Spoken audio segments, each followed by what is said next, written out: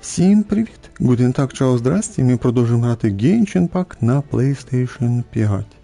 Нод-Край, Глава 4, 6 частина. Продовжуємо грати основний сюжет Нод-Краю.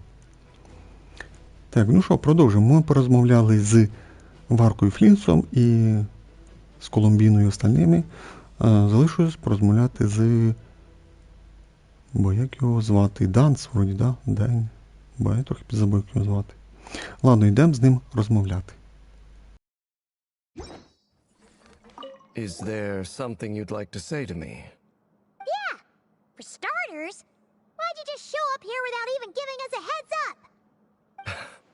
If you think back to our previous interactions, you may recall that that's hardly out of character for me. You do have a point there. Oh yeah! You'll need to find somewhere to stay the night too, right? Want to tag along with us? You never know. We might get a group discount.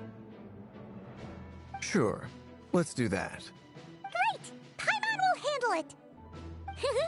And in return, we can get Dainslift to be our very own personal bodyguard. If that's what you had in mind, you should have said so sooner. I'd be happy to help. Ну, це дивно, що так Пайман сказала, що тілохранителем. Ну, не знаю. Ми тут всіх, як то кажучи, всім допомагаємо, всіх рятуємо. А тут таке Пайман сказала тілохранителем. Тут могло другий текст можна було поставити, не знаю, разом ми типа справимося, чи там разом типа всім наваляємо. Ну, якісь похожі слова можна було сказати. Тут, не знаю, юмор, мав бути, чи не знаю. Oh, okay then. Paimon was only kidding, but good to know. Anyway, since we're all here together, we might as well watch each other's backs. That's just what friends do, right? Indeed. Thank you.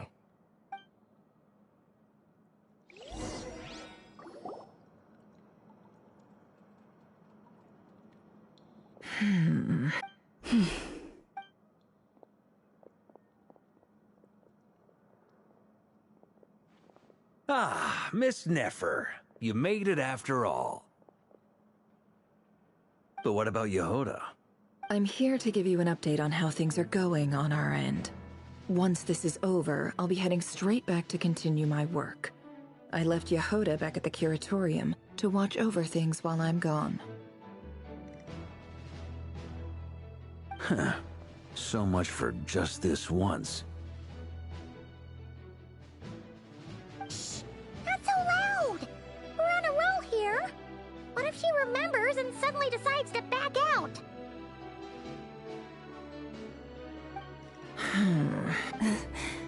Did you say something, Mr. Varka? Huh? I didn't say anything. Right, Flints? Must have been a frog. They get so noisy around here at nighttime. It's like they're putting on a concert in the background. Anyway, before we begin, there's a few introductions to make. Let me start by saying that it's an honor to be speaking before so many distinguished colleagues and collaborators. First up, we have Miss Lauma.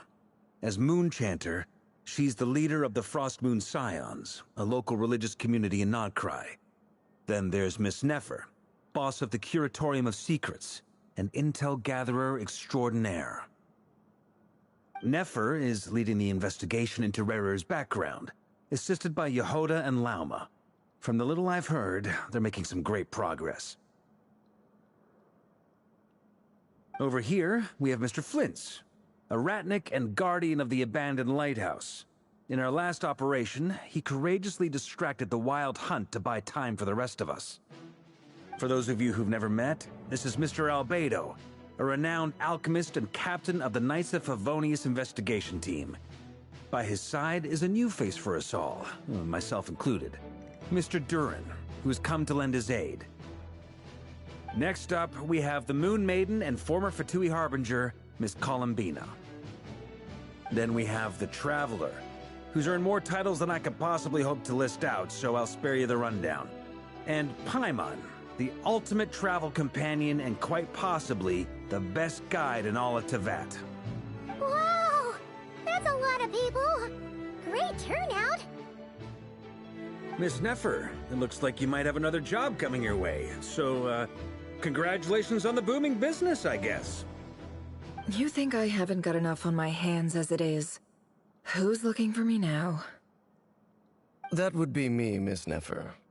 I have a commission for you. And you are? Who I am doesn't matter right now. What does matter is that I'd like you to gather more intelligence about the Recher of Solnari. Well, it's not as if we never take on anonymous commissions. But in your case, I'll have to decline. I'm gonna take a wild guess and say your job's probably more hassle than it's worth. Something about you seems like bad news.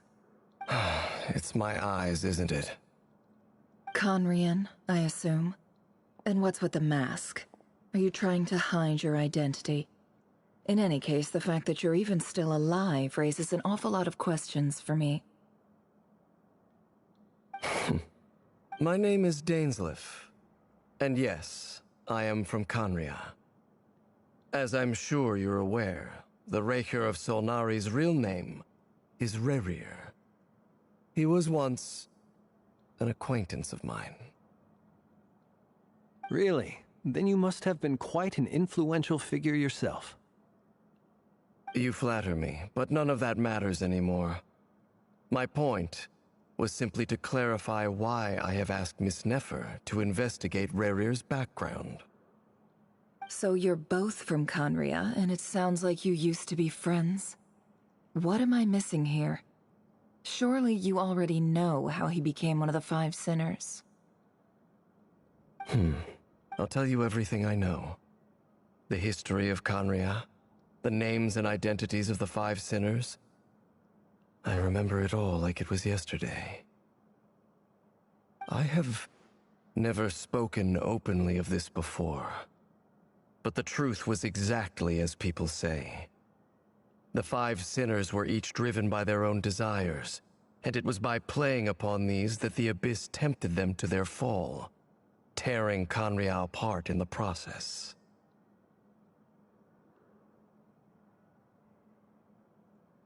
The visionary, Vedifenir, who wished to foretell the future. The wise, Haroptatir, who sought limitless knowledge. Gold, Rheindotter, who desired to create life. The foul, Surtologi, who pursued supreme strength. And last, but not least, Recher of Solnari, Rerir, Ravager of the Moon.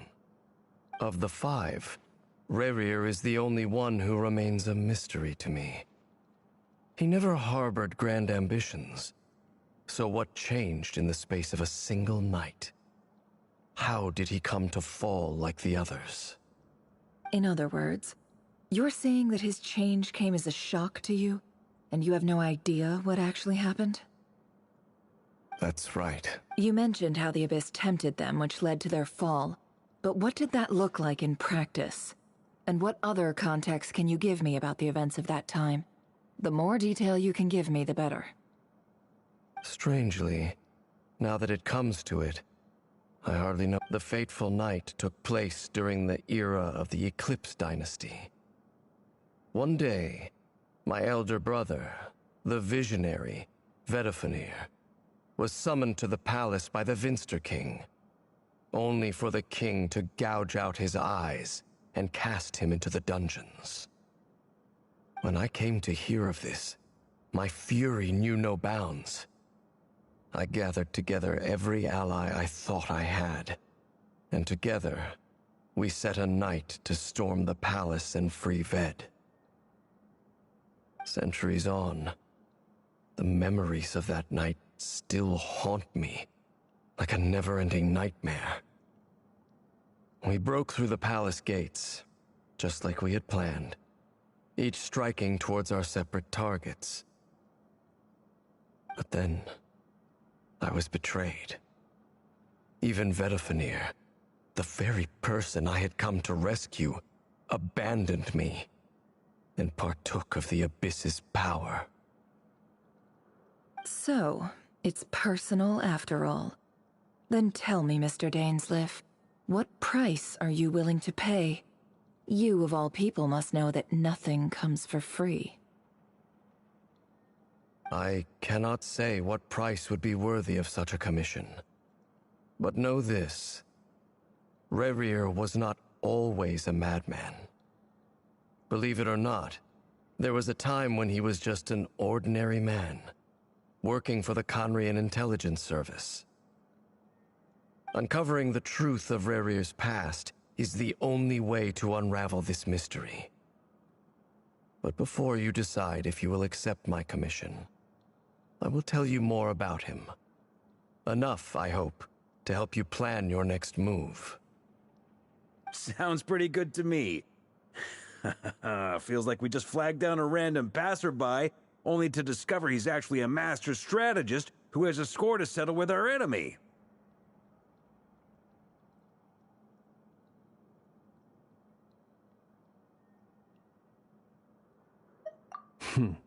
Can I borrow your halo? It could be useful in the lighthouse. Hey, enough with the wisecracks! Besides, isn't that lamp of yours bright enough already? Relax. It was meant to be a compliment. If that was a little over the top for your liking, I'll make sure to tone it down next time. I'll give your proposal some serious thought, Mr. Dainsleif. Let's speak in private once the meeting is over. Before that, there's a few things I'd like to share.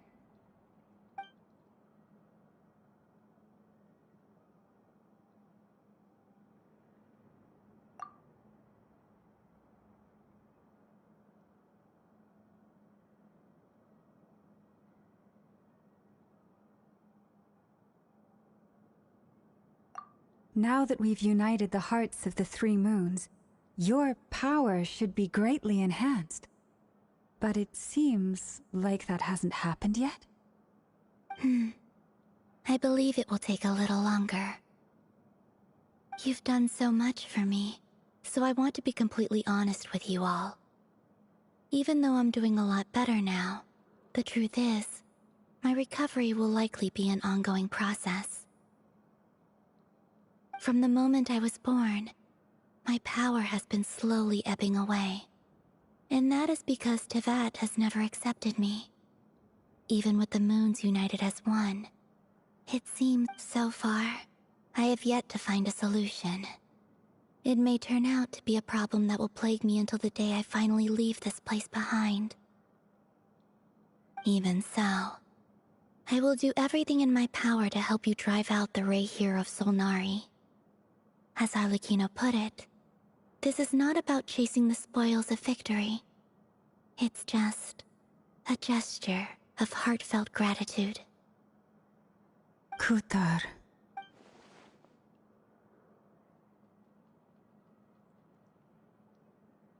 Defeating the Rerir of Solnari will be no easy task. While my strength slowly recovers, we'll also need to gather more intel. Naturally. We should take all the help we can get if we hope to defeat him.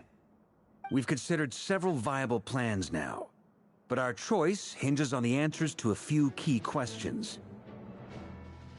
Is it even possible to kill Rerir? What experiences shaped the person or monster he became? And what's he really after? Given Albedo's expertise in alchemy, I think we should leave him to try and answer the first of these questions. Understood. As for the other two, I'm afraid we'll have to count on you again, Miss Nefer. Believe me when I say it's not my wish to burden you. But right now, relying on your skills is our only option. So you're placing all your hopes on me, huh? We can't thank you enough for agreeing to help us. Honestly, I can hardly believe how lucky we are. You sure have a talent for changing your tune, Miss Moonchanter. Timid like Yehoda one moment, then Flintz's insincere flattery the next. Ladies, please. I must object to your portrayal of me. That's all. Feel free to keep bickering. Just pretend I'm not here. I almost don't want to leave this room. I'm curious to see how this plays out. I have faith in you, Miss Nefer. Something tells me you'll stand by us until the very end. Oh? And what makes you so sure of that? What if I suddenly decide that my compensation is insufficient? This isn't about the money. I can sense that you've got a deep-seated distaste for Rerir. And knowing you, that alone is motive enough. Look at them getting along so well. Like two peas in a pod. And I'm the one they accuse of insincere flattery.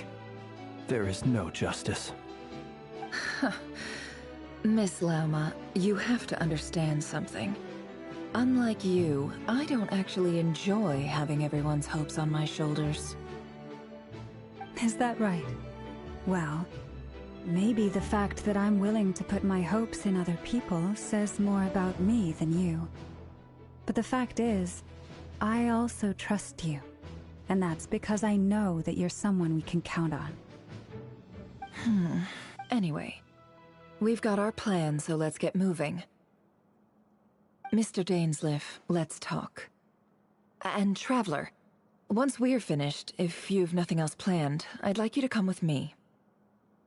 This whole experience is teaching me a lot.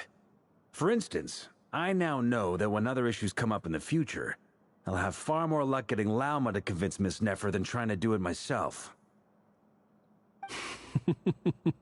Hate to say it, friend, but that's one of the funniest things I've heard in a while.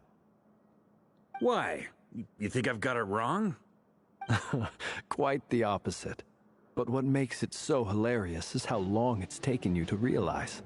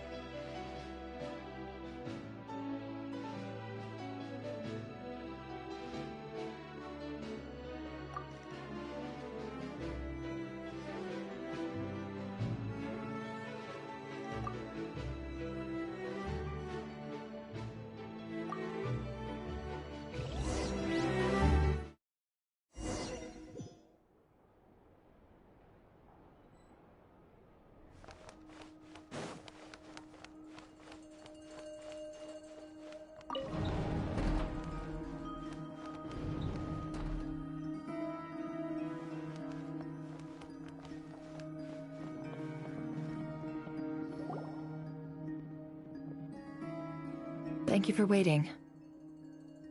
It's okay. We actually used the time to help Dainsleif get a room at the hotel. That's very considerate of you.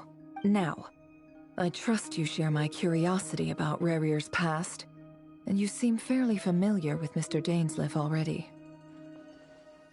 We spoke at some length after the meeting. He was the one who suggested I should invite you to join this operation. He feels confident that these secrets will be safe with you. Dane has a lot of faith in us, that's for sure. Likewise. I appreciate that you got right on board without interrogating me about why I invited you. It shows that you trust me to explain everything in due course.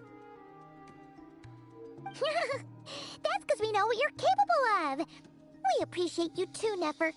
You might have been forced to help in the beginning, but this time, it was your choice. That's one way to put it.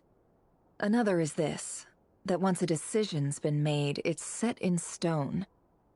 Alright, so here's how it is. I'm going to access Rerir's thoughts again using my confidential method. Now, I'm sure you've seen things like this before on your travels, so you're surely well aware of how dangerous it can be. The reason I've gathered you all here is to ensure my safety during the proceedings. I plan for us to enter the fragment of his consciousness together, and once inside, I will focus on searching for information. Think of this as a diving expedition into someone's brain.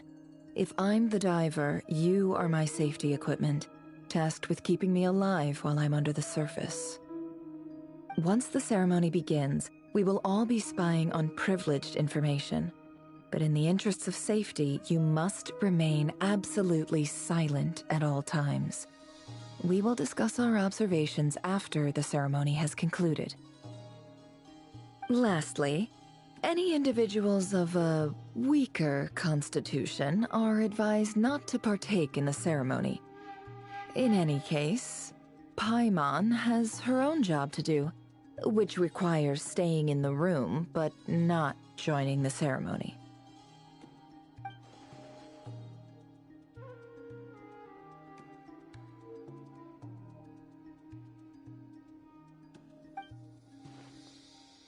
Well, good luck, everyone!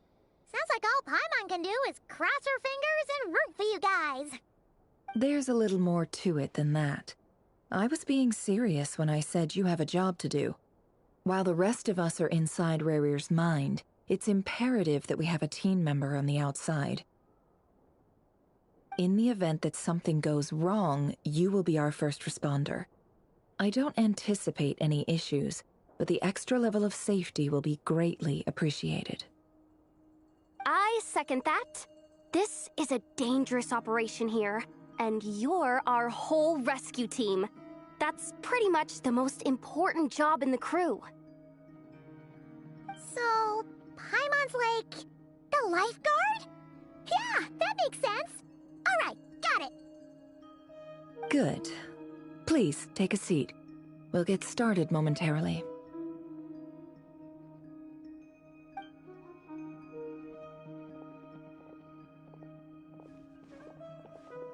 So, did Mr. Dainsleif tell you anything else?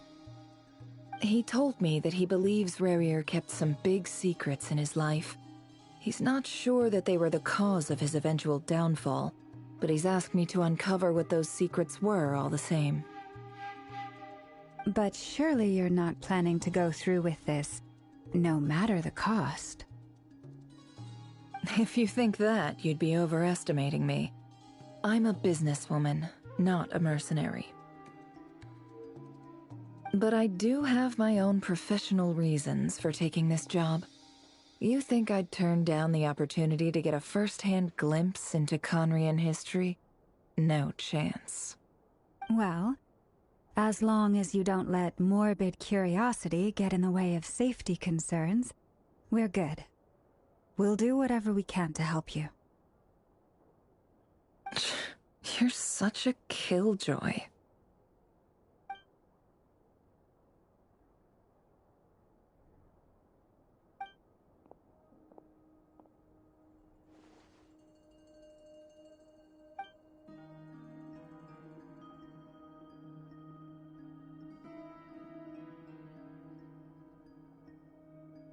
All right, I'm good to go.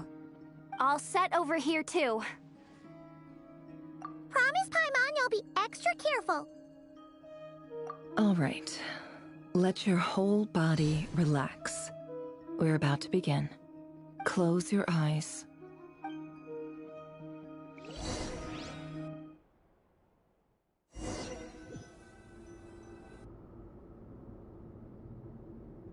Phew. Could this be his office? Pretty standard setup. Bookshelves, paperwork, files.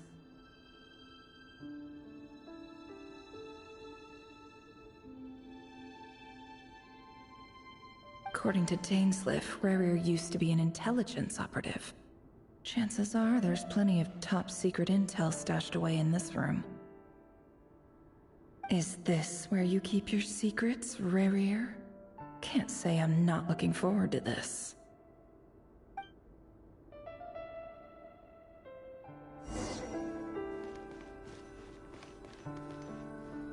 He looks looks even gloomier than last time. I wonder what's changed.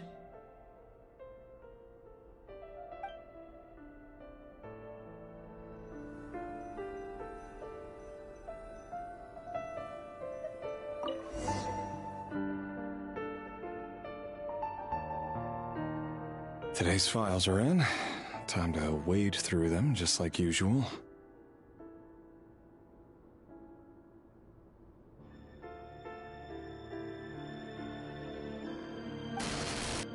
Male, 51. Occupation, cook. Confirmed Crimson Moon descendant. Has maintained frequent contact with other descendants over the past year. Poses a threat to the dynasty. Neutralized on...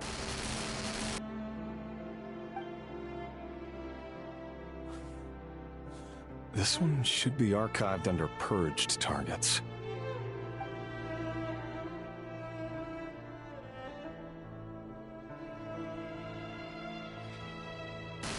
Female, 23. Occupation, office clerk. Confirmed Crimson Moon descendant. Has maintained frequent contact with other descendants over the past year. Poses a threat to the dynasty. Neutralized on...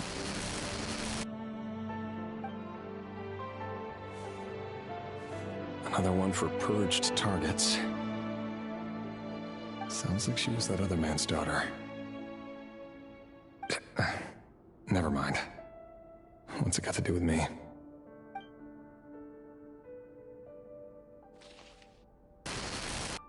Male, 40. Occupation, teacher. Confirmed Crimson Moon descendant. Has been observed making contact with other descendants during the past year. Poses a threat to the dynasty. Neutralized on...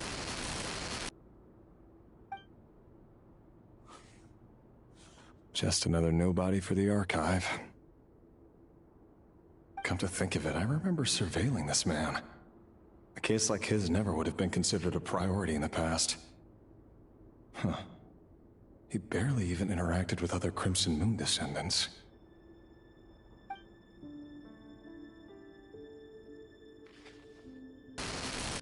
Female, 16. Occupation, none. Orphan and confirmed Crimson Moon descendant. Has been observed making contact with other descendants during the past year. Poses a threat to the dynasty. Neutralized on... Filed. I have no recollection of this girl. None whatsoever. She doesn't seem to be anyone important, but then again, how many of them really are?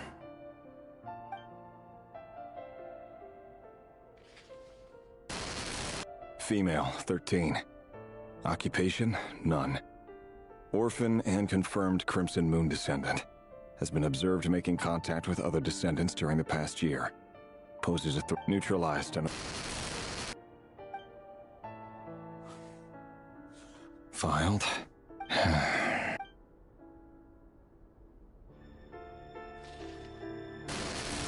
Male, 11. Occupation, none. Orphan and confirmed Crimson Moon descendant. Has not been observed making any contact with other descendants during the past year. Poses a threat to the dynasty. Neutralized on...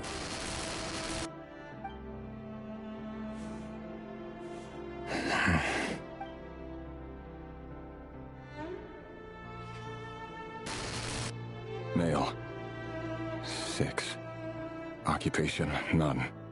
Orphan and confirmed Crimson Moon descendant.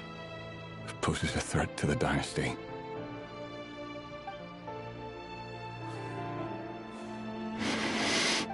It's funny, isn't it? Your job is becoming both harder and easier at the same time, depending on how you look at it.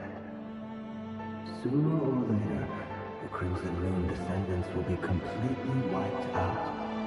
But as their numbers dwindle, they become harder and harder to track down. That's not how it is.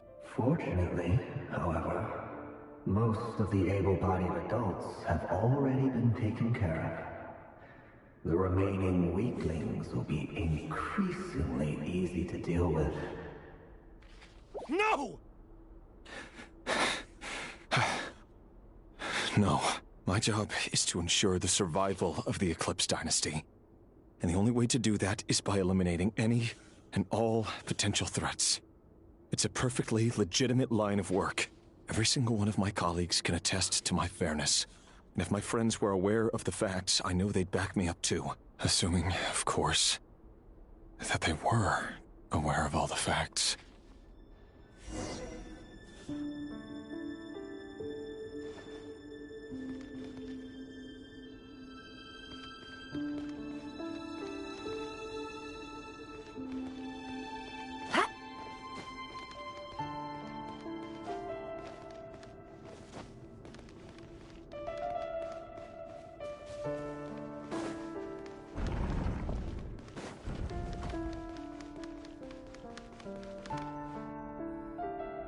Mr. Vedifalnir, it's been quite some time since we last met.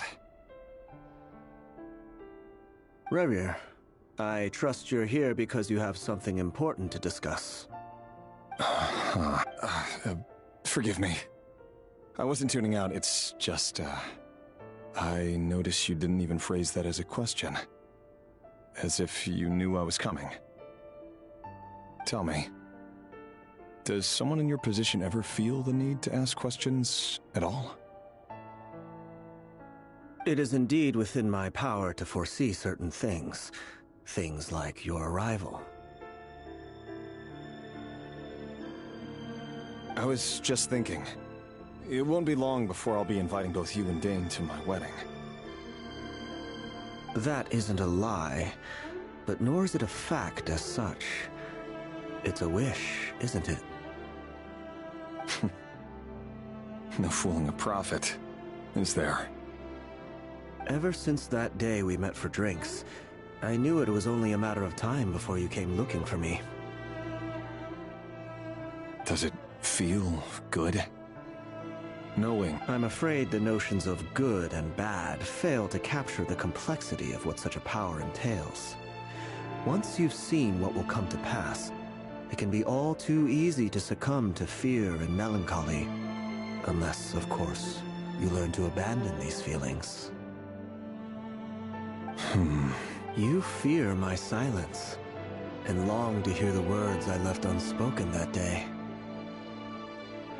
That's right. You must have noticed my reluctance to broach the subject. And the reason is simple. Because the truth could never have lived up to your hopes. For both our sakes, such words are better left unsaid. The burden of prophecy was never meant for your shoulders. So who exactly do you deem worthy to hear your prophecies? None but our exalted king? Or rather, our king as he once was. You're closer to his majesty than I am. You must know better than anyone how much he's changed. You say that as though it is to my benefit. Yet precisely because of that, I dare not speak rashly. A king can turn out to be the most virtuous of rulers, or a tyrant more terrible than the most vicious of dragons. You are so wise and far-sighted, yet still you would have me live in fear of the unknown? You make a fair point. Especially given my silence alone was all it took to send you spiraling downwards. Very well then. Let me offer you some advice. And I say this not as a prophet or a visionary, but simply as the brother of your friend. For many reasons, there is very little chance of your marriage ending in happiness. If happiness is what you seek, you should find another fiancé.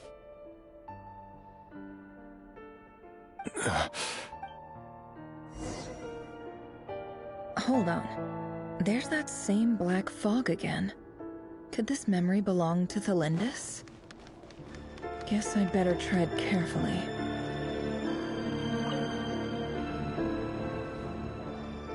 Wait. Hear me out. This time we finally got a clear look at his face. and learned his true identity.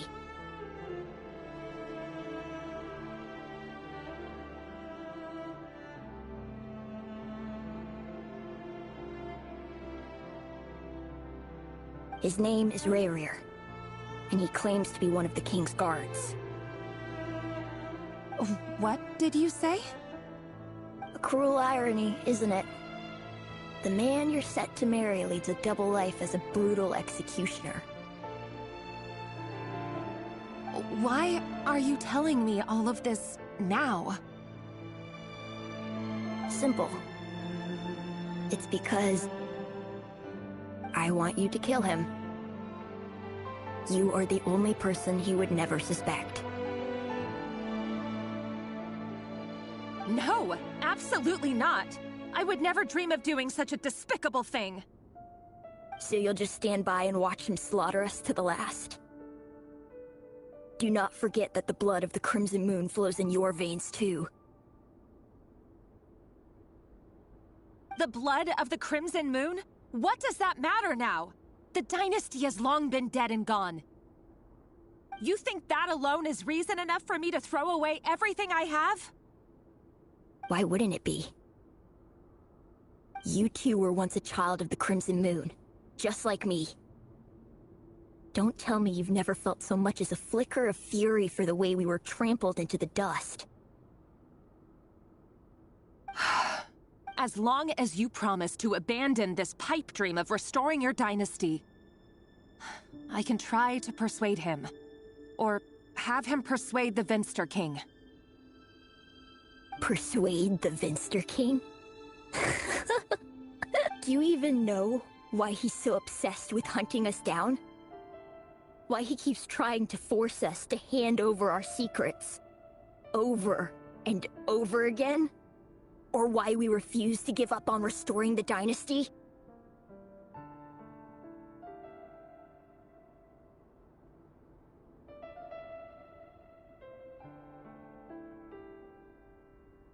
The Vinster King.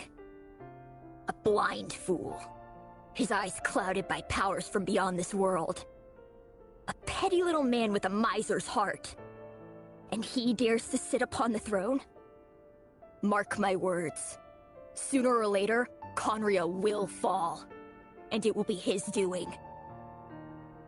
If you can't bring yourself to do it, so be it. Just you watch. It won't be long before calamity descends upon us all.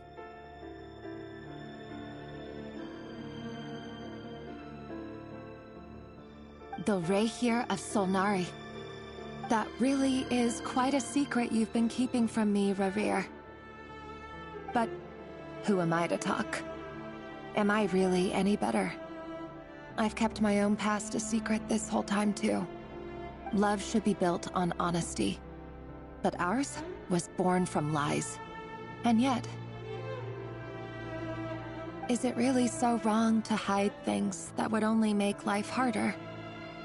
If we don't cover up the parts that no one else should see, how can we go on pretending to be normal?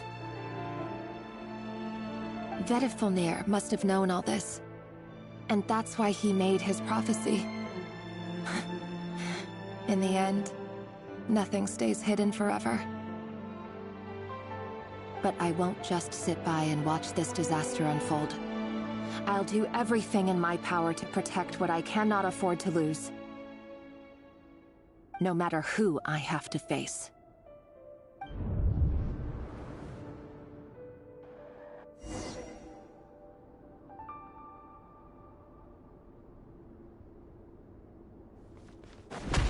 Huh? Was that Rayrir who just walked past the window? Doesn't it give you the chills that he still takes the same road to work every day? As if nothing ever happened. Those people at the deli. Enough already. They're clearly pretty taken by their own disguises, so just smile and play along. Pull the rug from under beasts like that, and you'll risk having your throat torn out. Deli? Oh. They're talking about those people from the opposition. Right. I'd almost forgotten they used to run a deli.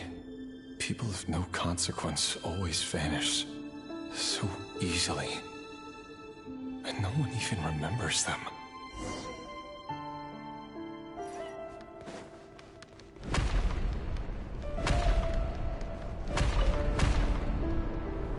But surely you can see he's not the man he pretends to be.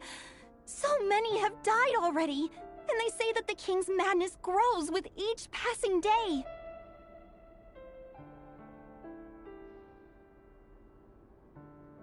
We're not going to survive this, are we? But why does it have to be this way?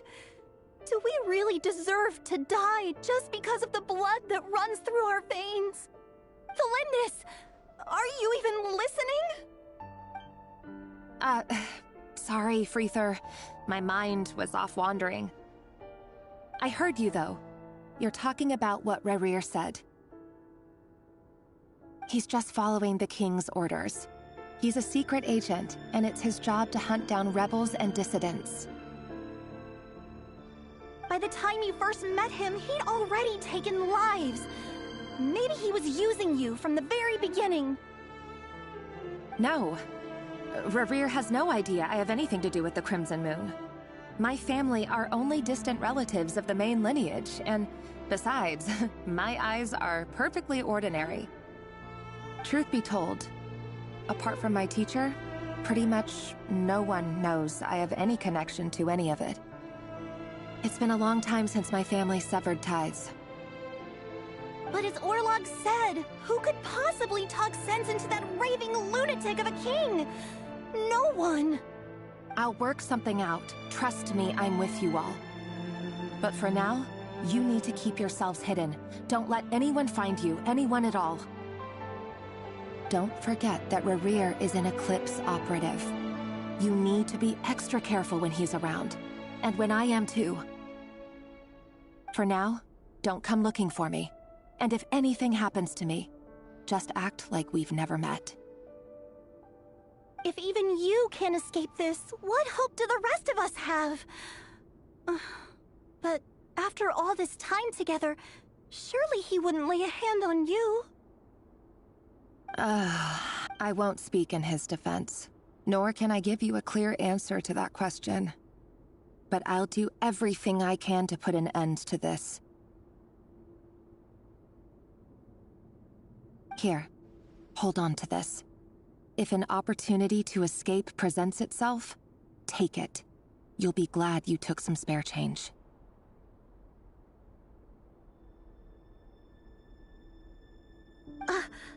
You call that change? But what about you? I've got a job, and there's still money coming in. But you can't go anywhere right now. Please think about yourself for once.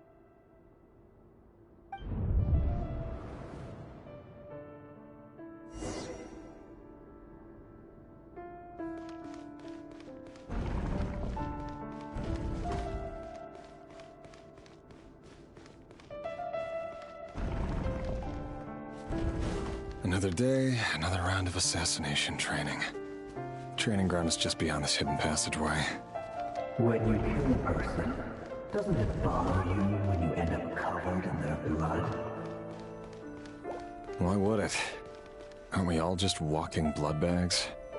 But not everyone is accustomed to hunting down others like prey.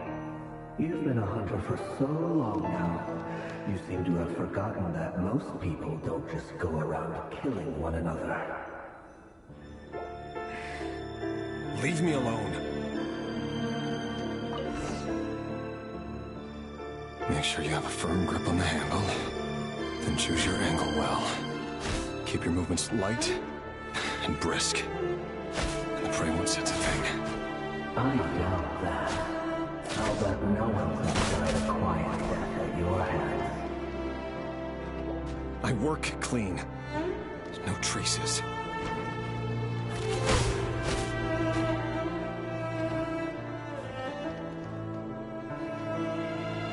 That doesn't make it open and above board, though. The king just happens to be now.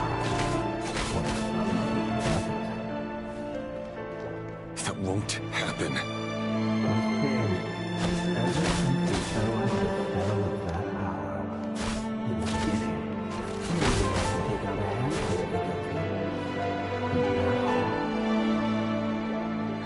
crimes I've dealt with have always been guilty, and I've carried out my work flawlessly.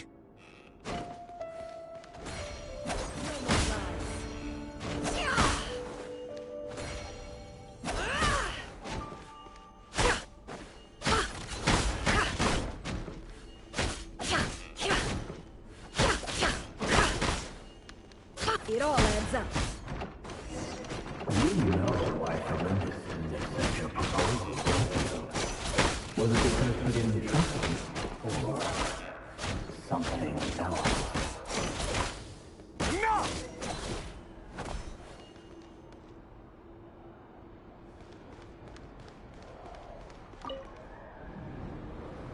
Delindis, do you still remember Orlog? Orlog. The boy who was pretending to sell flowers. You spoke for quite a while, didn't you? Yes, we did. What about him? He was arrested 2 days ago. Chances are he's already dead. I just don't get it! After everything he's done, why do you still stand by him? Or does it mean nothing to you that people keep dying? No, that's not... Just hear me out. I need to go now, Delindis. They're looking for us. You take care too. If you ever need a place to hide, come find us.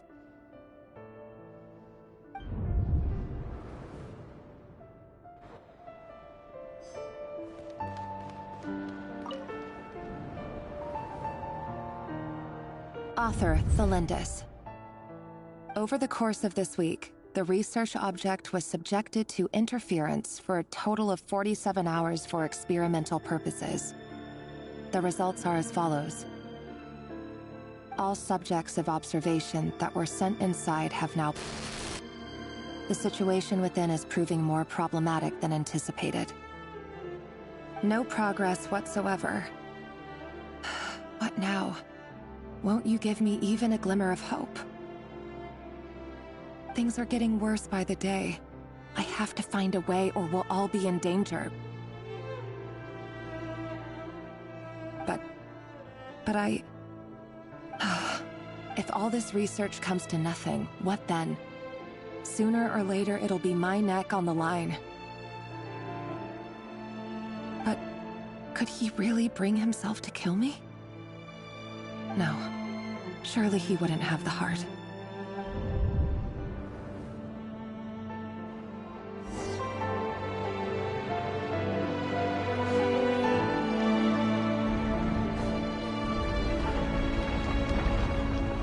Why won't you just let us go? We don't even know each other. All we want is to live ordinary, peaceful lives. You want...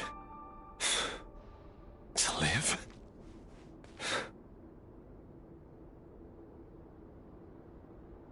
Yes. I just want to go on living. Is that really such an unforgivable crime?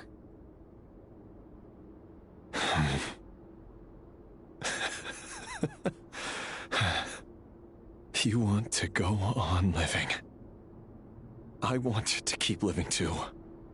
To keep living forever. That's why I have no choice but to continue on the path I'm on. If only some savior would suddenly swoop down and change the way the world is. Too bad that's not going to happen. Imagine that. If there really were such a person, you and I wouldn't be standing here like this, would we?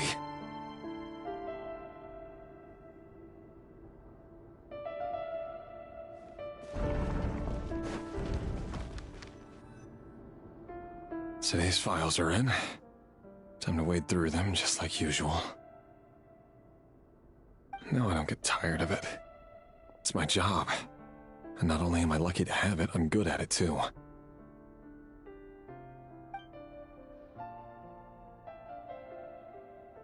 Huh. Wait. That's...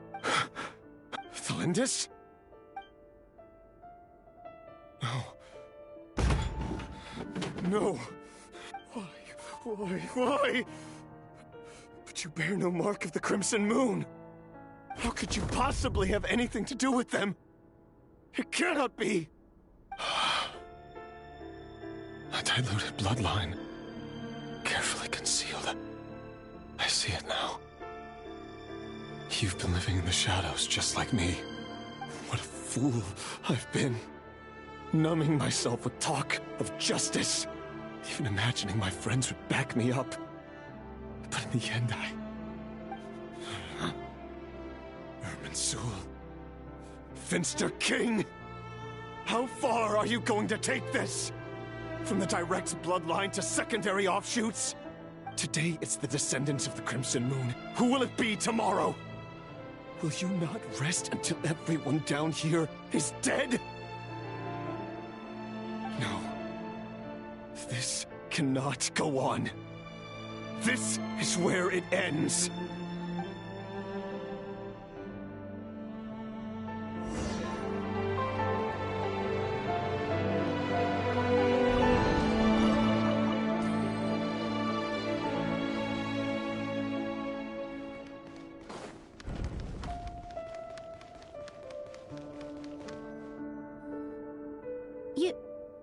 You're really letting me go? I am. As long as you can guarantee that no one will find you. Don't worry, I'll be extra careful. No one will know I was here. But... what about you? If you let me go, you won't be able to complete your mission, will you? Good point. In that case... No, please! I just want to see the outside world again. Go on living? Yes. I know you're a man of your word. So please, just let me go. If I let you leave, what will become of me? Just kidding. Go, now. But remember, don't let anyone know you were caught. We'll be seeing each other again very soon if you do.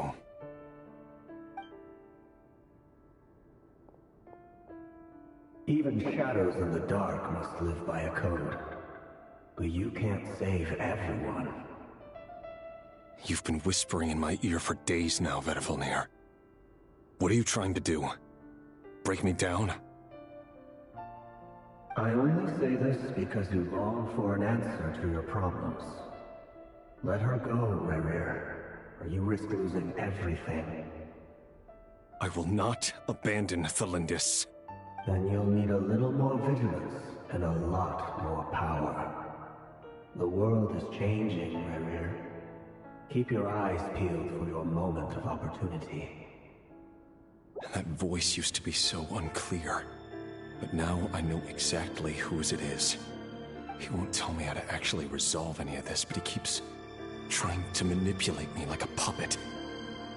What's his game here? Tell me then. What will this moment of opportunity look like? And...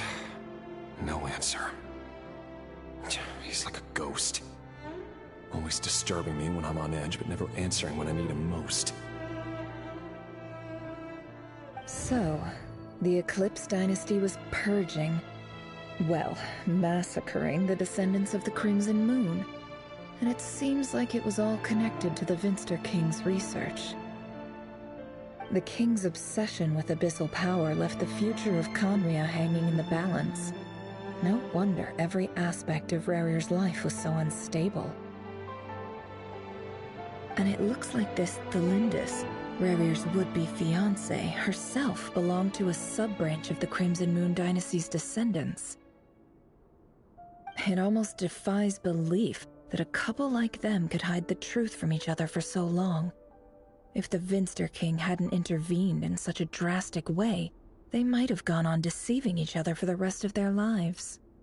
And why does Vedifalnir, Dainslif's older brother, keep talking in Rerir's head? This guy kept more secrets than I ever imagined.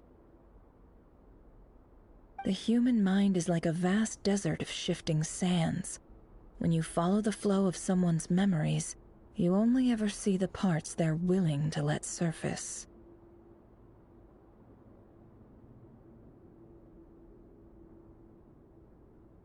Time for something a bit more creative. We've been inside Rerir's mind this whole time, building up a picture of his psyche. There's already enough clues on the board to start reading between the lines and mapping out the rest. Now, we can finally begin to put the pieces together. Sure, it'll only be a reconstruction, part simulation, part reasoning, but it's usually pretty accurate. Once we've built up a cognitive profile, we just need to cross-check the logic behind his actions. And then we'll be able to take a sneak peek at whatever it is that Rerir has really been hiding.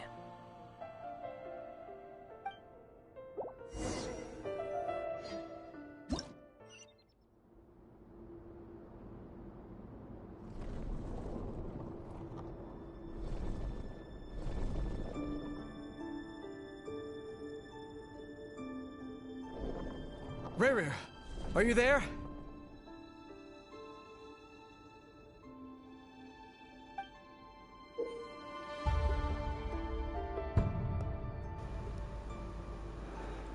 Так, перемещение, фигура, сходу, точки действия. Когда точки действия закончатся, вы вернетесь в последние точки сохранения. Когда фигура помещается на клетку с этой меткой, вы получаете соответствующее количество очков действия. А сама клетка становится новой точкой сохранения. Боже, нам дають якусь міні-гру сюжетну. Ну мені вже з дизайну не подобається. Так, ну це настроєчка написано, це ми маємо скільки зробити ходів, я так розумію. Ага, раз.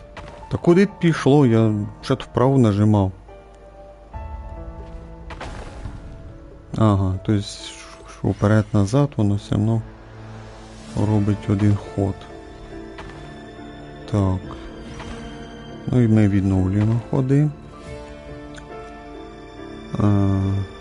А мені ж там не хватить. А, ні, вроді хватить. Ну да, мені хватає. Hey, Rerir! Come out, it's urgent. Що за стіль тупий, можна сказати? Мені не подобається. Ну, типа, ми тільки що дивились воспоминання, було все нормально, а тут вже пішли якісь фігурки. І для чого це? Мені це не подобається. Що за реальний прикол тупий? Ні, ну може комусь це сподобалось, я говорю за себе. От мені це не подобається. Для чого це треба було представляти? Далі би дивились просто сюжет, як там, не знаю, чи схватив би він свою там жонушку, скажімо так, в неї складне ім'я, цей Рері. В нього то легке ім'я Рері. В неї якийсь там то... Бачите, не запам'ятав. Ну, така вона гарненька. І в неї секрети, що вона там дуже-дуже дальня, ця Алої Луни, получається, а король стріляє всіх оцих, хто зв'язаний, там десь там тітка, там дядько, так далі. Тобто, любих сородичів, хто зв'язаний з Алої Ночі, всіх, я так розумію, вбивають, що виходить. А він цю дівчинку відпустив.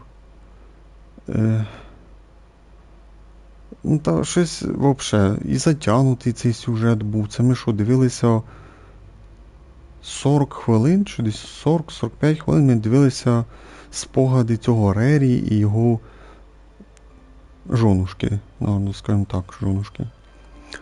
Ну, вони ще не розписались, виходить, мали жениться, виходить, але вже якби руку серце предложив, але ще не женились, виходить.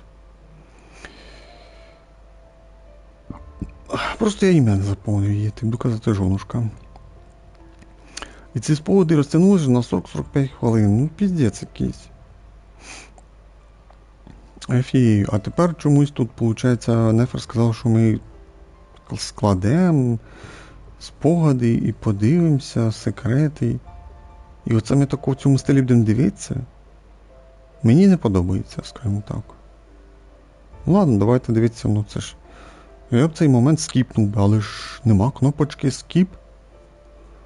От в чому проблема. Ладно, читаємо далі. Dane? What's wrong? Quick, come with me. I'll explain everything once we've met up with the others. Okay. I'll come. But the Lindis is still over at the Universitas. I'll need to leave her a note. All right then, but make it quick. I've never seen Dane so worked up before. Whatever this is, it must be big trouble.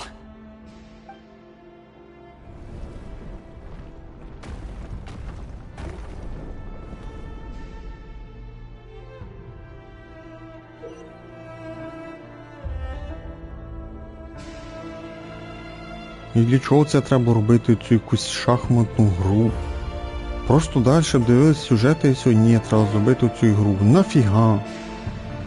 Используйте клетки перемещения, отмеченные стрелками, что двигаться фигур статичного направления, расходы, очки действия. Окей. Так, ну йдемо вперед. Дали нам 5 ходів. Давай сюди. Ну тут ми поїхали. Давай сюди. Ба, я зараз програю. Ну да, я програв. Ну давай прямо. 1, 2. Ну куди поїхав? Камеру. Ба, ще камеру не можна крутити. Я тільки можу двигати і таку вліво, вправо. Ну я зараз програю.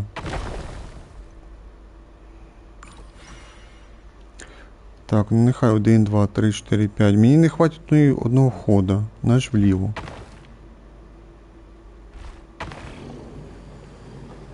Тоді вертатися мені треба. Вернулись. Тоді 3 хода робимо. Так. І в мене якраз 2 хода. Є чекпоінт.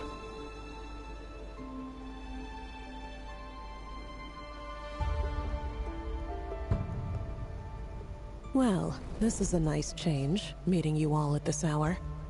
When men and women of ambition can speak face to face in broad daylight, I say that's a big step forward for our dear Conria. Ба, каже, мені не подобається, як це вони вирішили показати оцей іменно прямо зараз цей момент. Дайн прибіг до нього, як оце він там на початку казав, що посадили брата в тюрму, мали рятувати. І в цьому стилі вирішили це показати. Мені це не подобається, як вони це вирішили показати. Ну да, це прям супер примітивно і дуже просто, можна сказати, що не треба малювати ще локації, тюрму, як вони там будуть бігти, рятувати, тікати, але він казав, там щось його предали. І от типу цю заворушку можна не малювати, можна тако показати в цьому стилі, і це скільки можна все це спростити. Мені це не подобається. Все. Don't be ridiculous. We do not fear the day. Why would we seek refuge in the night? You might ask your blade that same question. I'm told it prefers the cover of darkness. The word on the street is that Sertologi only strikes when he has an unfair advantage. But that is patently false. I see you're missing an arm and a leg. Surely only a fair fight could explain that. If this is your way of offering me replacement limbs, believe me, I'll take them. Oh, we can certainly discuss that. With bioalchemy, anything is possible. Assuming I have your full support in my research. Lunatic. Robtatir, what brings you here? Why, Dainsliff, of course. He invited me. Please, cast aside your apprehensions, Miss Rhindaughter. Whatever the rumors may say, I am but a humble servant of the king, and I can assure you he affords me no greater convenience than he does you. Well, the Universitas Magistrorum won't stop fawning over you, so at least some of the rumors must be true. You're clearly doing well for yourself, so drop the humble servant act. It endears you to no one. You're president of the Universitas Magistrorum, the chief royal mage known as the Wise by royal appointment, and by far the most favored among the 4 pillars of Conria. Vice President Veit doesn't even try to hide his envy when he sees you. My success is the product of hard work and good luck. It's as simple as that. Were the king not such an extremist, I hardly think I would have received a senior post at my age.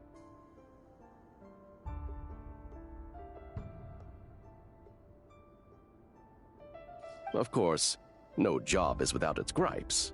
Serving a king like ours can be a challenging task, as I'm sure you can imagine. And as for Efterveit, in missing out on the presidency, he's dodged a mountain of stress. Like everything else in life, it comes with pros and cons. You're all here. I apologize for the short notice, but it was an emergency.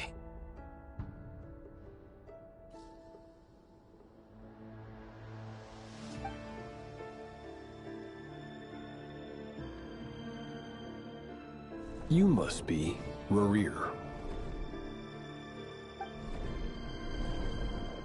Mr. Sertologi. Yes, I handled your case file during your sentencing. Nothing personal, of course. I'm pleasantly surprised that you remember me. You're clearly a person of substance if you've been invited here. But Dainsleif, you'd better have a very good reason for convening this little gathering. It's my brother, Vedalfenir. After he spoke at the court this morning, the king was so infuriated by his words that he had him blinded in both eyes and thrown in prison. Vedalfenir in prison? Strange. I thought the king trusted him and Horoptatyr more than anyone else in the world. Does this mean the king's circle of trust just got even smaller? It has nothing to do with trust. It's about what the king wants, which is as clear as day to anyone paying attention. I simply appease him, because it's in the best interests of the Universitas Magistrorum. And also because you're slimy. Vedalfenir, perhaps less so. But still, a visionless visionary? It rather inclines me to think that qualifications are not what get you ahead in Conria.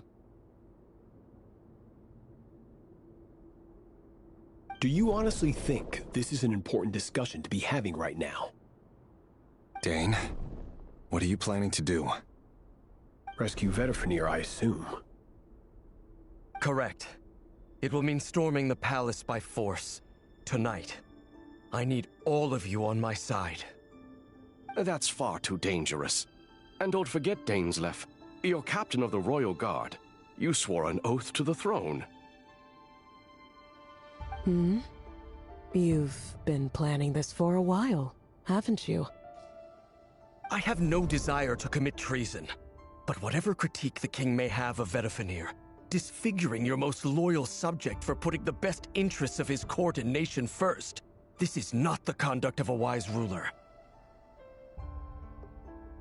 My blade will force the king to see the error of his ways. So, Vedalfenir's prophecy enraged the king. I'm sure it wasn't what he wanted to hear, but if he won't take counsel even from the visionary, that is deeply troubling news. The extent of His Majesty's madness is now all too clear. The question is, how does a man like me get out of this situation unscathed? You have noble ambitions, Dane, but I'm afraid they don't do much for a guy like me. I'm not interested in saving the world. All I want is a letter of pardon. A letter of pardon? For whom? Thelindis? The chances of the Vinster King issuing a pardon for anyone connected to the Crimson Moon seem vanishingly slim.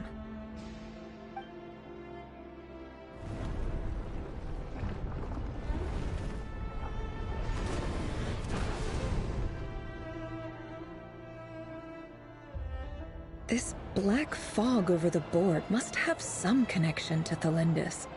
But why is it taking this form? Does it have something to do with Revir's past? Another mystery I'll need to unravel.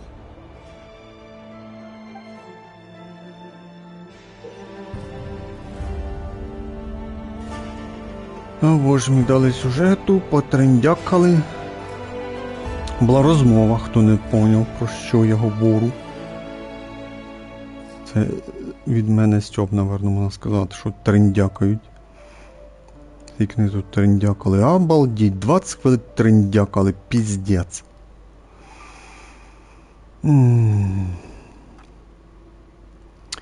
Оце тут було 5 фігур. Якась жінка була.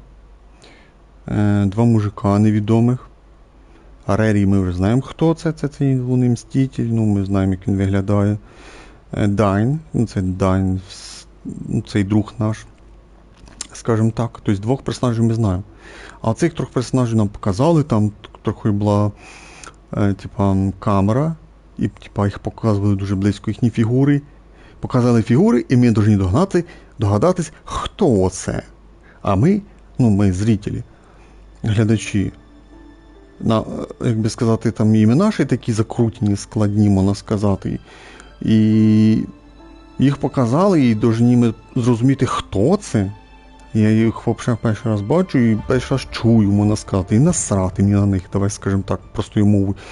Так, я зрозумів, що вони придворні, близькі до короля темного. І як по розмові можна поняти, що він трохи дахом поїхав, цей темний король.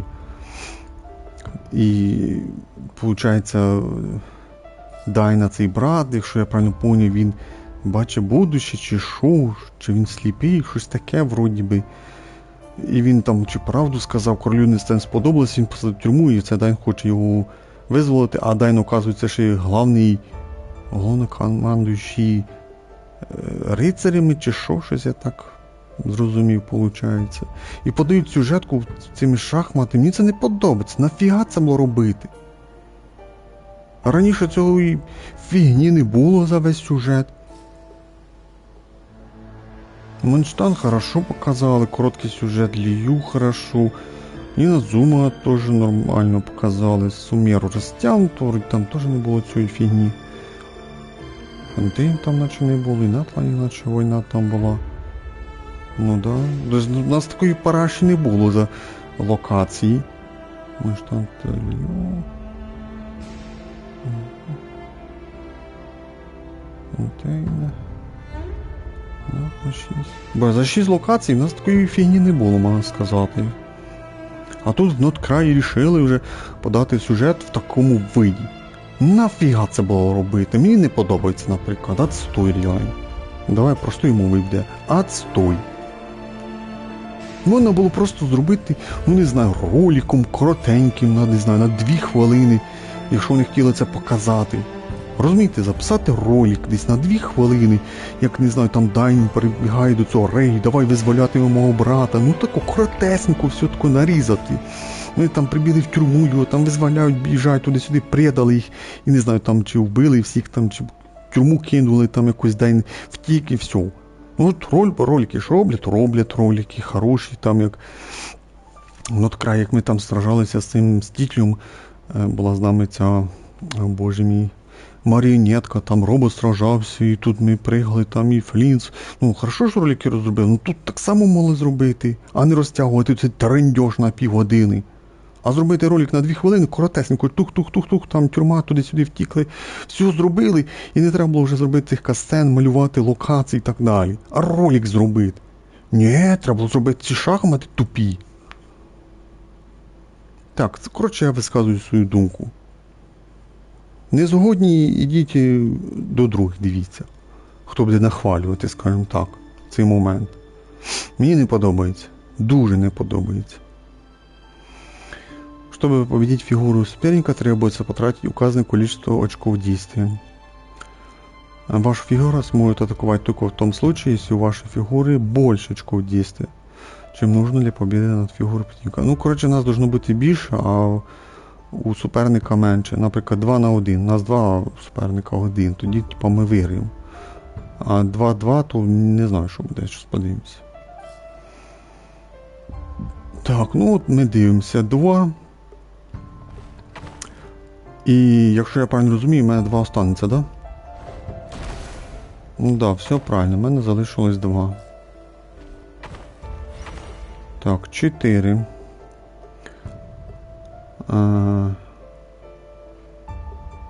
Так, ну треба ті фігури. Ну вони ж за мною не підуть, я так розумію, чи підуть? Так, просто цікаво, скажімо так. Ну піздець якийсь, нафіга це мені гра? То ми ходимо з точки А в точку Б, в точку В, в точку Д, в точку Г і так далі. І в нас одні тільки розмови, трендьош, уже під кінець фіналу дають нам побитись на 1 хвилину або на 30 секунд.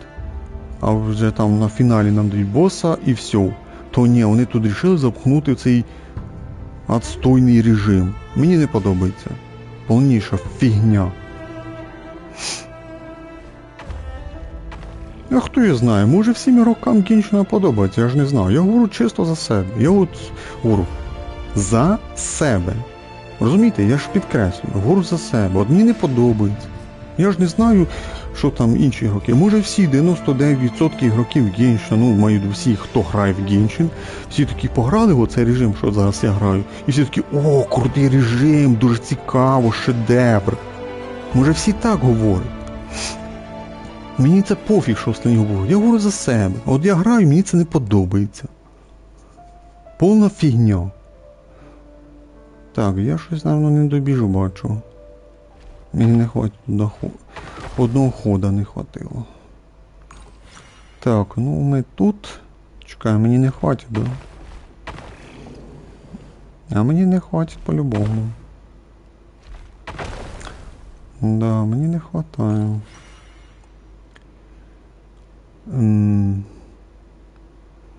Тобто наліво я не піду. Тобто беремо 6.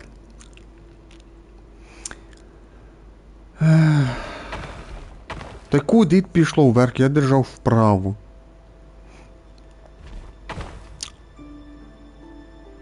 Ну да, типа. Піздець. Ще й не можна камеру розвернути. Розумієте, я не можу повернути камеру. Вон до у нас внизу керування геймпадом. Передвиження фігури, переміщення камери, ось правий стік, бачите, все, вверх, вниз. Так, а L2, R2. Ну це, бачите, збільшити, зменшити у нас. Все. Ну все, більше нема тут у нас варіантів. Ну давай, програв. Так, ну наприклад ми не будемо на ту фігуру йти, ми йдемо якоби, наверно, вперед.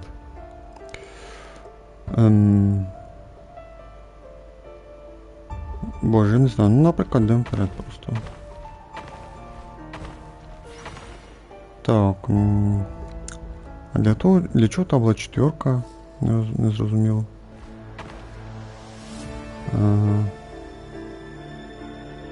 Не зрозуміло. Так, вроді хватає.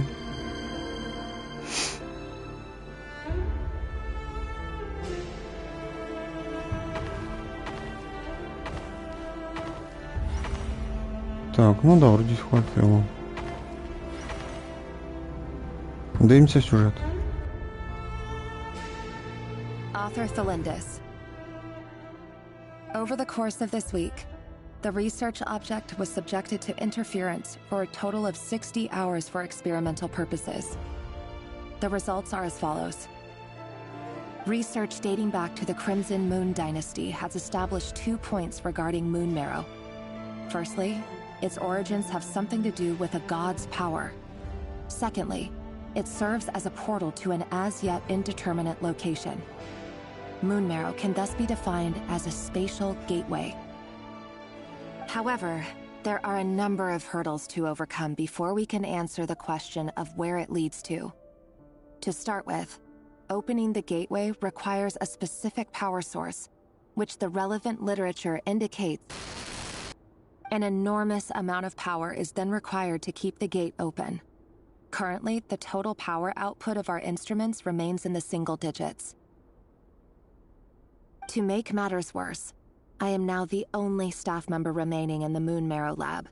The Universitas Magistrorum recently decided to move most of its personnel into abyssal energy research, which has stymied all Crimson Moon-related projects. This is not a wise move. I have always maintained that placing all our hopes in a single source of power is risky, especially one as poorly understood as this. As well as making ourselves overly reliant on a single resource, we are neglecting other promising technologies. I apologize if this comes across as disrespectful, but as a Moonmarrow researcher, I desperately want to see the world beyond the gateway. If we really made it there one day, what would we find? And how would we go about taming the unknown? My imagination is endlessly fueled by questions such as these.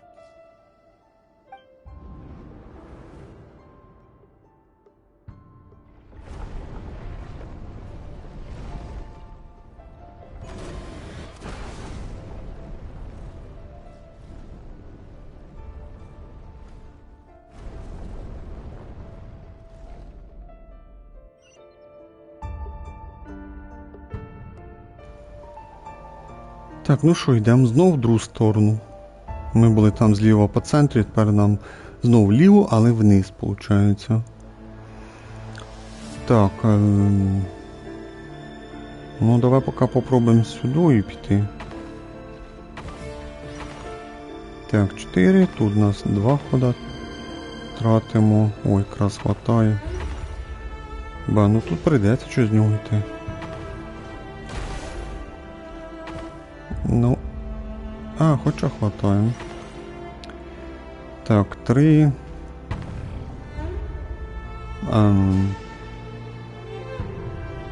Чекай, мені що не хватає.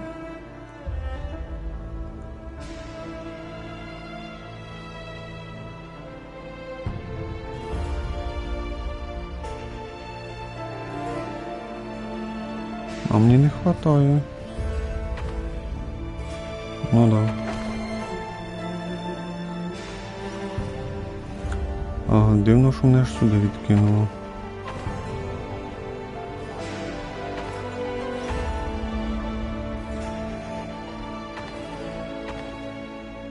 Ну, типа...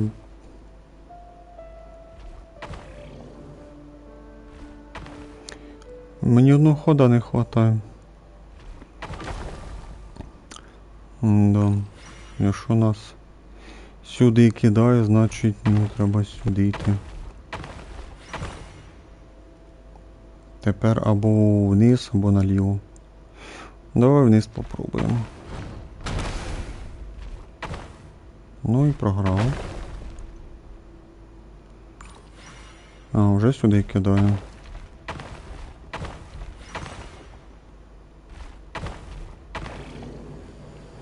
О, тепер хватає. Дивимося сюжет. This is for you. I heard you're gonna leave the city with your parents. Delindis, did you hear about what happened? I've heard nothing. Rerir got back very late last Friday, and he was acting a little unusual, but he slept pretty well, so I'm guessing whatever he did was a good deed. You never saw him, and I don't know what he did. And this conversation never happened. You understand? What if he finds out that you pried into his secrets? Don't be silly. I don't know what secrets he does or doesn't have. All I know is he's just a normal guy who happens to run some errands for the king. Are you scared of him? I don't know. The Rerir I know doesn't match the person you all describe. Logically, I should be scared of him. And yet, I don't want to lose him. But enough about that. You should get going, and be careful with the package I gave you. Keep it secret. Keep it safe. What's in it? A piece of the moon. All you need to know is that as long as you keep it safe, then in the future, everyone will be able to see a red moon. A red moon? You mean our moon? That's right. Our moon. Promise me you'll look after it. I promise, Tholindis. The Crimson Moon bloodline will never die out. Its light, the color of blood, will become like a fire that flows in our veins. No matter how long it takes.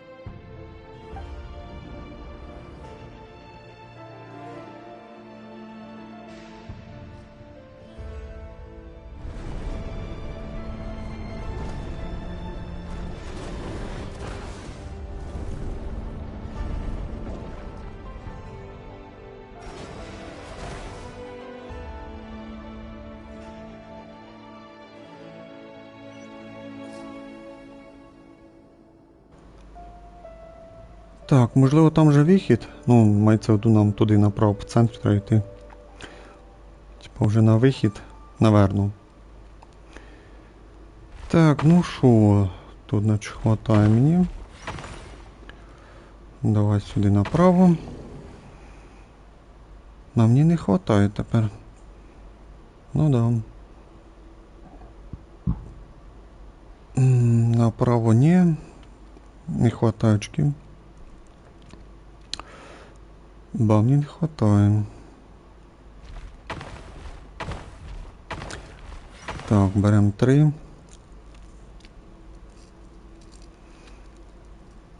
А я знову нікуди не дойду. Направо мені треба 5. Там 4 клітинки. До гори мені треба 4. Ну, маю душу, щоб на п'ятерку наступити, мені треба 4. Якби між мною і п'ятеркою там 3 клітинки, але ж наступити треба, що на 4 треба. Так само направо мені треба п'ятерка. Там 5, до гори 4. І все. Даже що до четверки мені треба там п'ятерка. 3, 4, ну да, то п'ятерка треба. Ну, коротше, я програв. Куди відкинеш? А відкидаєш сюди. Ладно, давай донизу. Давай сюди. Потім четверка.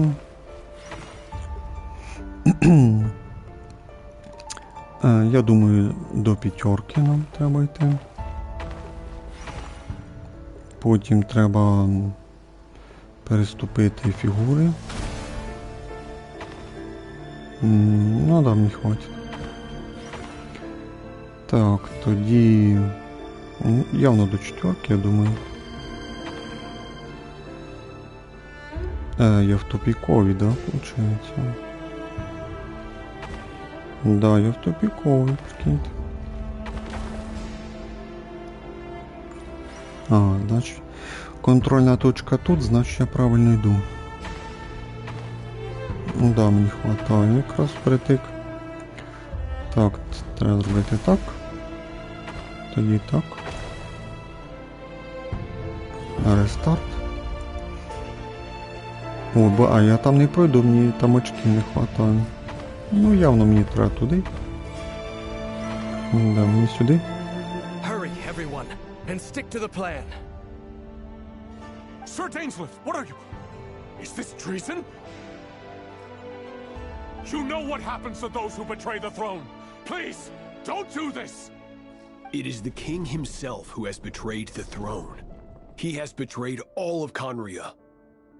If you have any love left for justice in your heart, you should join me.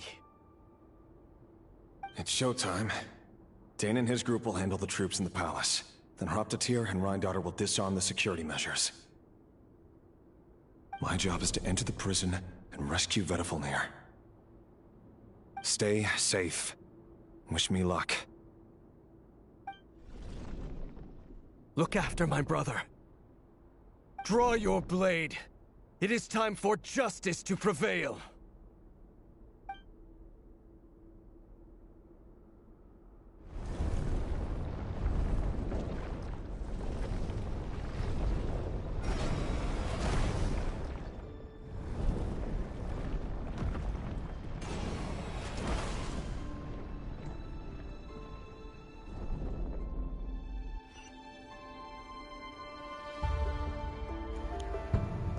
Так, і виходить нам що?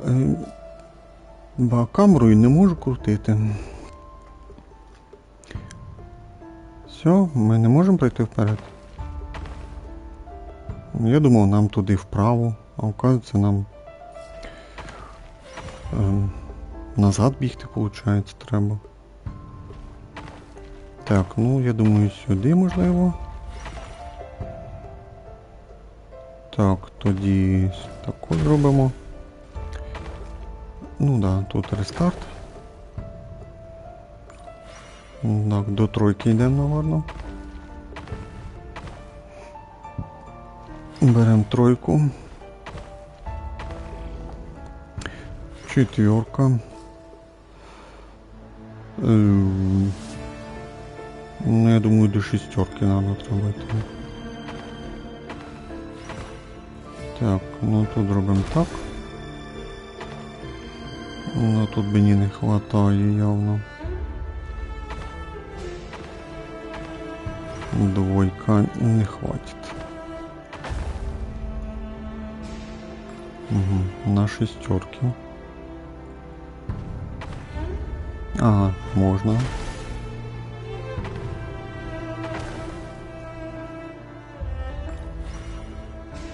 Так. Ну, наверное, четверка, я думаю, нам треба. Потім тройка. І сюжет. This place is filthy. And the smell is abominable. Clearly the king doesn't allow his prisoners a single shred of dignity. This is dire. Found you. Hello, Mr. Vedafilnir. Ah, it's you. Surprised? Oh, wait. I guess surprise isn't an emotion that prophets feel very often. I certainly felt some surprise in the moment when I was blinded. Surprise at the king's sheer ignorance. Surprise at just how unfairly this world responds to words of earnest remonstration.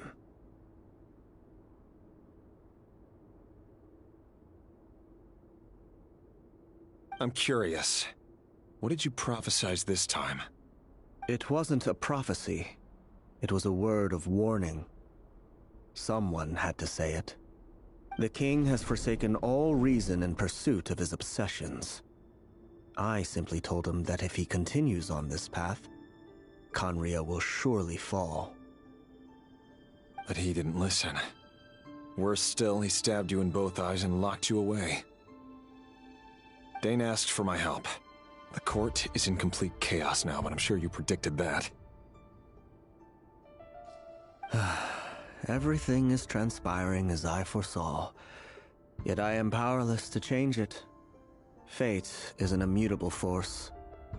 I do wonder whether giving a man the power to see the future does nothing more for him than slowly crush his spirit. Forgive my curtness, Vedafilnir, but the king did not suddenly turn on you today. His suspicions have been brewing for a long time. You can't have wisdom beyond the reach of your fellow man without attracting his fear and suspicion. There are things the king does not want to see. So, he doesn't want you having visions of them either. He blinded you because he thought this would make the visions stop. He wasn't entirely wrong. I did indeed lose my power to see the future. Right up until... Until what? Just now. I believe I saw something new. Well, tonight could go a lot of different ways. 5 of us banded together to storm the palace, also we could rescue you. This will go down as the most tumultuous day in Conrian history. I sense hatred in you, but also hope. A desperate hope that with the tyrant deposed, that will be the end of the story. But this is not the end. It is the beginning of a new chapter in a whole new story. There are many men of honor and courage in this world, Rerir. But you are not one of them. You're not here for justice, are you? You're here for yourself. Is that a dagger? Interesting. Why not the polearm? It was always your weapon of choice. With your abilities, I don't doubt that you were able to recover some of your sight. But I also doubt that you want to make an enemy of me right now. Of course not. We're on the same side, aren't we? We could be. But I need you to be honest with me, Vedafilnir. At this point, you're my only hope for the future. You mean your future? With your beloved, Felindis? Yes. And I know there are bigger things at stake here. A dynasty, a nation, maybe the entire world. But forgive me, I care first and foremost about myself. I can't abandon the one I love to save myself. I just can't do it. But you see a broader picture of the future than I. You see the solutions to the biggest problems of our age. So tell me, what is my solution? What's the answer? In matters of fate, answers are either right or wrong. What will be and what will not. Maybe you are willing to pay a certain price in the pursuit of happiness, but unfortunately, fate does not negotiate. That is the cruelest thing about fate. It is unmoved by your sacrifices. That can't be true. I know it's your voice that I keep hearing in my head, urging me to see how the world is changing, to seek more power, so I can protect the things I love. You show me disaster, but you won't show me how to avoid it? Why? Why are you doing all this? My voice. In your head.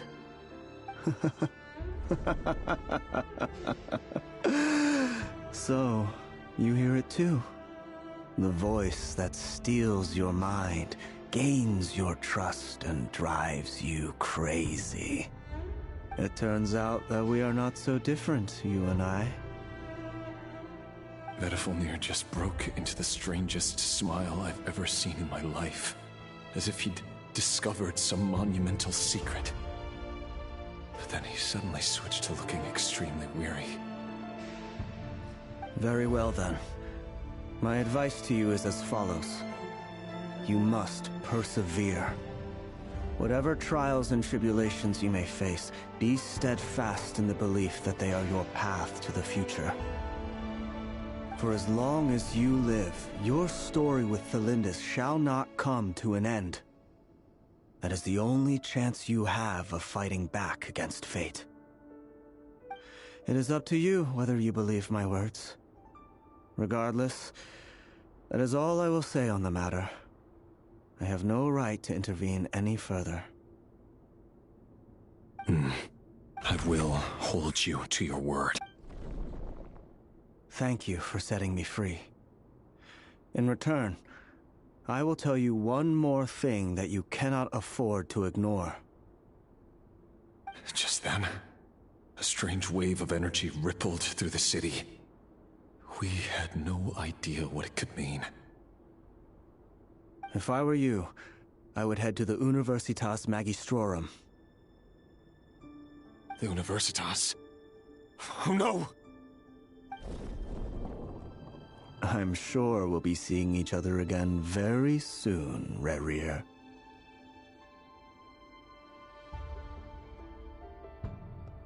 Whatever Vedifalnir said, I didn't catch it. I didn't even help him out of the prison. There was no time to lose.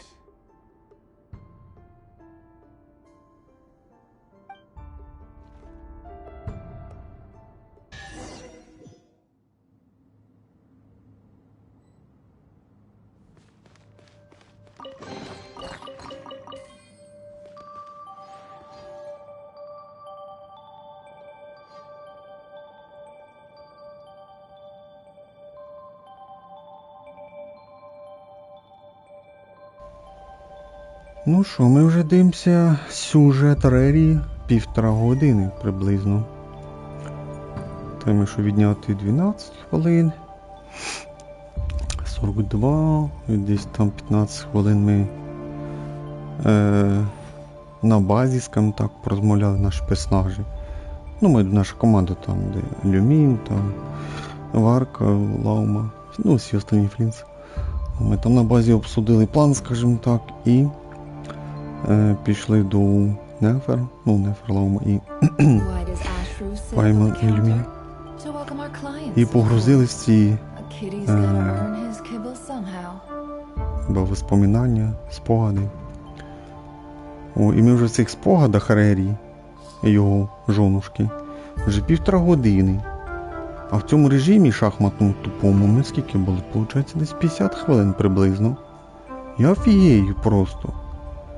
А цих 50 хвилин можна було перетворити на 5 хвилин.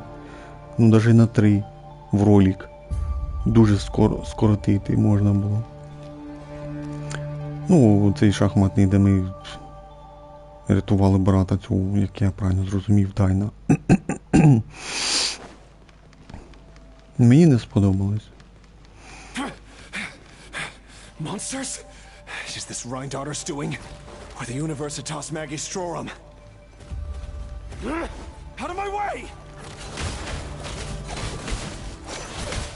Gotcha.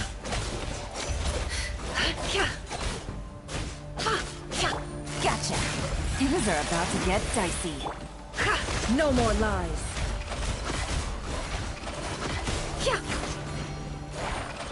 Can't hide the truth. А для чого це сраження? Ми просто могли побігти трохи. Да, тут заряжніші атаки не працюють. Бачу, не померла. The Universitas. That reminds me of a rumor I once heard. Так, далі у нас сюжет вже буде такого нормального персонажами, да? Ну, слава Богу. Не, реально, сраження було безтолкове, для чого, можна сказати. Ну ладно, дивимося далі. Так, будемо надіятися, що вже треба закінчувати ці спогади про Реї і про його життя. Давайте ще чуть-чуть, хвилин 5-10, і виходимо, і в суті догадуємося. Я б дуже розчарований, що ще нас тут затягнеться. Бо прикиньте, ще півгодини, і треба, щоб 4-та глава закінчувалась, розумієте? 4-та глава, щоб закінчувалась. Бо це вже виходить, що ми будемо грати 2,5 години і ще 15 хвилин з прошлої частини. Це вже буде до 3 годин дотягувати. Так що давайте, максимум 15 хвилин десь, за 5-10 хвилин, і треба закінчувати вже ці спогади. І вже, ну не знаю, вертатися на базу, сказати цю інформацію, і далі ми вже кудись маємо відвигатися і наступати, скажімо так, 5-та глава. Ладно, читаємо далі. Allegedly, the king installed secret mechanisms in the palace and around the city. No one knows where they are or what kind of power they hold. But if they were ever going to activate, it would probably be on a night like tonight. Help! Help! Hold on! Don't let them anywhere near you! Save me! I can't! Ah! That sounded like an explosion. So, the rumor is true? The king really went through with it. What other means does the king have at his disposal? They must run on power from the abyss. Я так розумію, це ж що в нас Канріах, оце виходить, щось цей Канріах дуже погано виглядає. Ну, бо як Дайн сказав, це Дайн і Рері жили в цій країні Канріах. І Канріах щось виглядає жахливо, реально. І нам особо горда не показали. Нам лише показали, що ми були в домі, виходить, вічно ходили. Розмовляли, як він там письма підписував, там хрестики ставив на цих бумажках, кого, скажімо так, страчувати, виходить. І все. Тобто ми будто би грали за праву руку цього короля темного, але він ніде почти не ходив, тільки вдома був, виходить. Тобто якось не показали нам города Канріах, не показали якусь, який був цей Канріах, скажімо так, країна ця, скажімо так. А показали таку міні-шишечку у цього Рері. І я дуже розчарований, як нам це показують ці спогади, можна сказати. Зато дуже сильно розтягнули, зато дуже дофіга цього трендьожа зробили. Я дуже недовольний, як оце зараз нам сюжет подають. Але наголошую, це моя думка. І маю повне право на неї. Ви можете бути з нею не згодні і говорити, що шедевр сюжет тут, а я не згоден. Сюжет ніфіга тут геть і не пахне шедевром. Ладно, читаємо далі.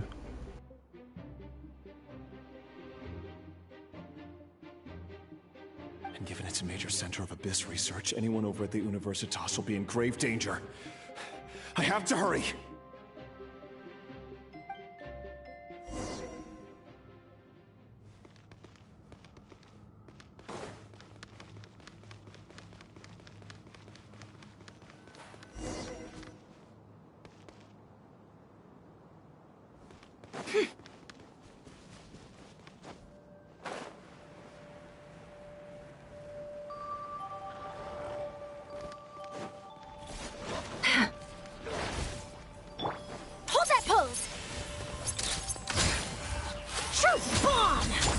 Denied. All hail.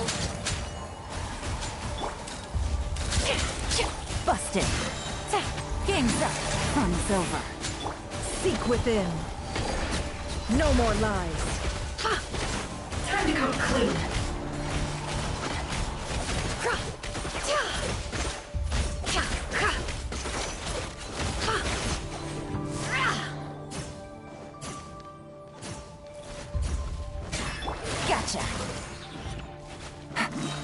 Things are about to get dicey. Can't hide the truth. Let's see what you're made of. The deception ends here. Say cheese! Hard-hitting exclusive! We're awake with no touching. Blaze over. Quietly now. Take it easy. Game's up. Fun's over. Extinguished. Yeah!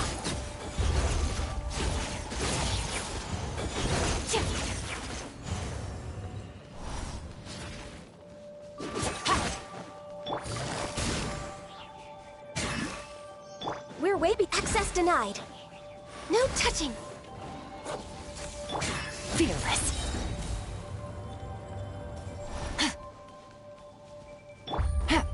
Gotcha.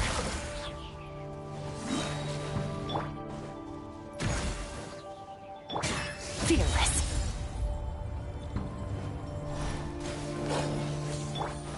Quietly now. Things are about to get dicey. The mystery unravels. Let's see what you're made of. Into the void. Hold that pose!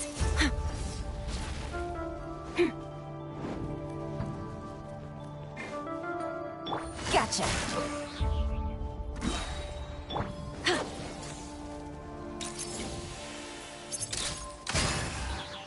Breaking news!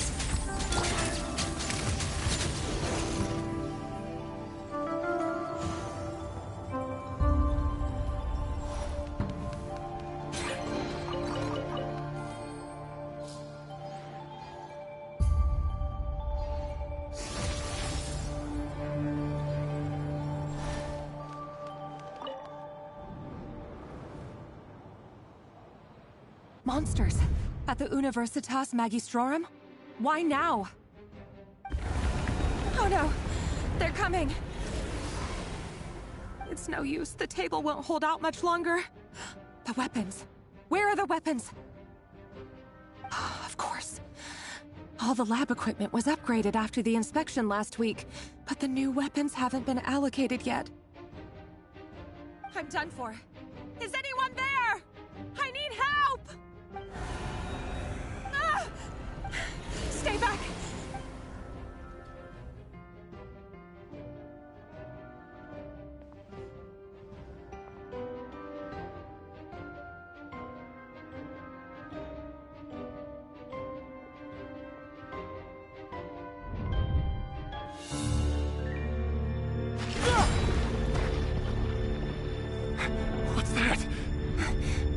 Rear.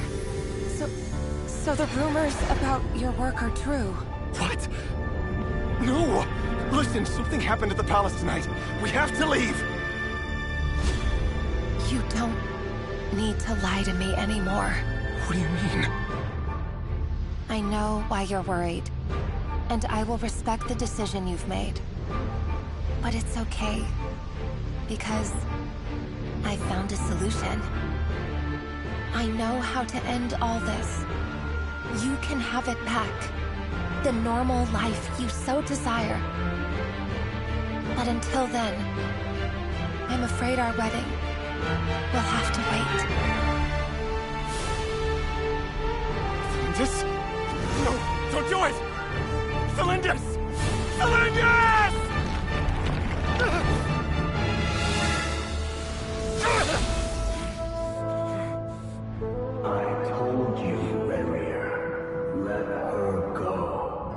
You will find someone better.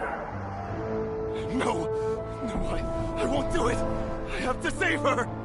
By what means exactly? A lowly pawn. You lack the power and the strength of will. Do you know a way? Tell me! Come to the palace. Join us.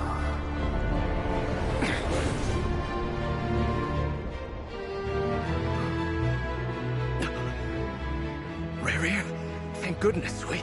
Step forth and take your share. You made it. Not you too.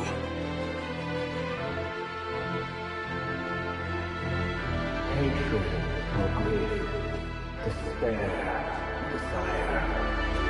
We all have our own.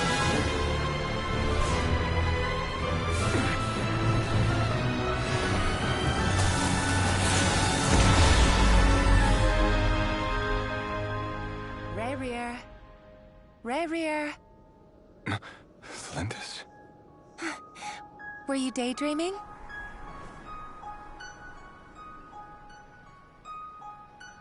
You still remember, Rear?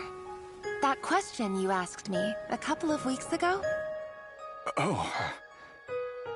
You mean the proposal? Yeah. I'm wondering, where do you think would be a good place to discuss it? Maybe in the garden? Or were you thinking a fancy restaurant? It's your choice.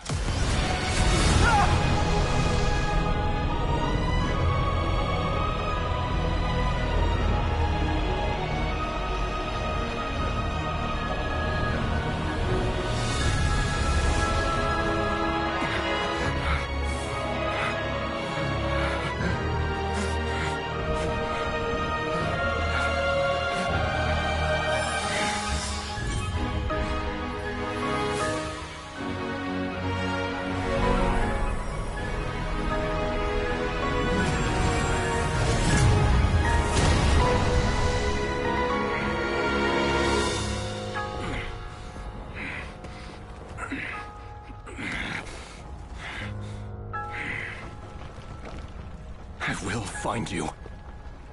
And then, you can give me your answer.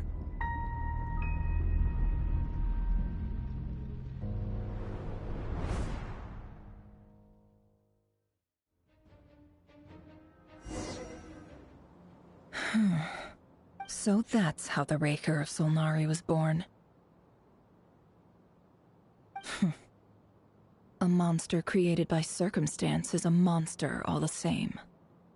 Viewing other people's thoughts for too long can get uncomfortable.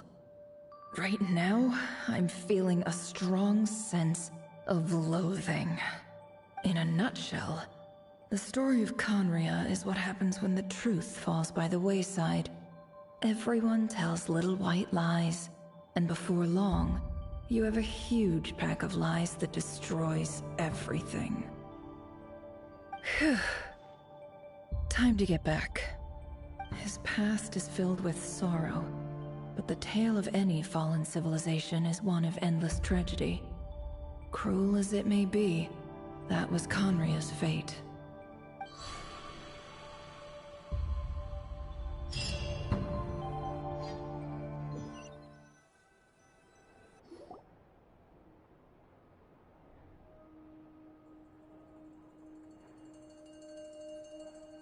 Everyone, I'm back. Can I get a standing ovation?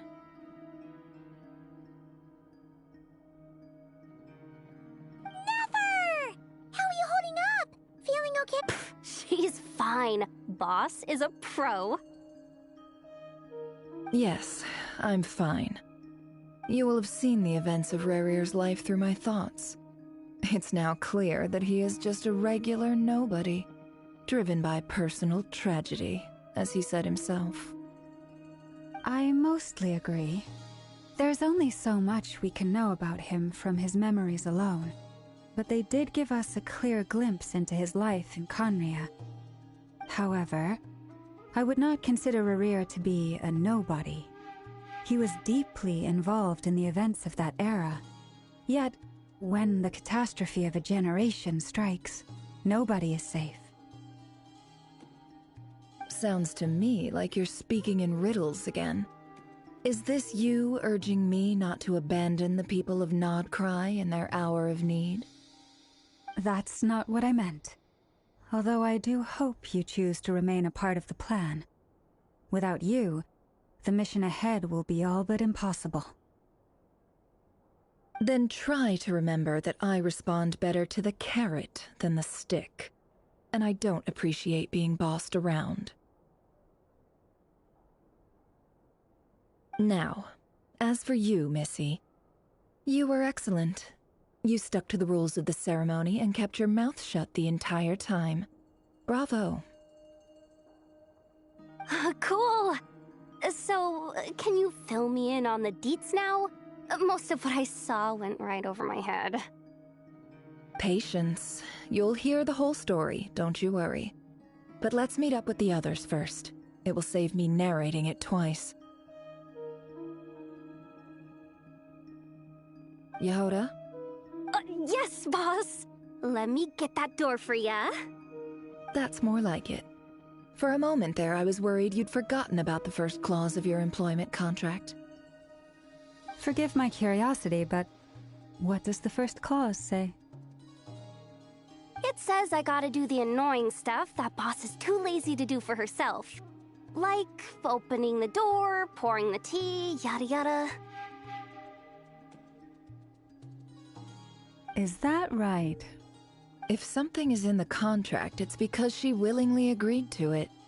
Rest assured that the Curatorium abides by the very strictest of labor policies. You don't seriously think I'm cruel enough to treat her like my slave? In any case, I've hardly shied away from my share of the work today. Hope I don't catch Flintz and Varka lounging about in their chairs, enjoying a leisurely cup of tea. There's nothing I dislike more than other people enjoying themselves while I'm hard at work.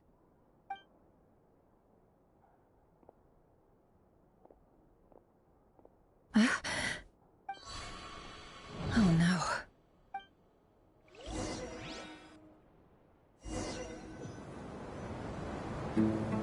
Sorry to disturb you, but we seem to have run into some trouble. Evidently so.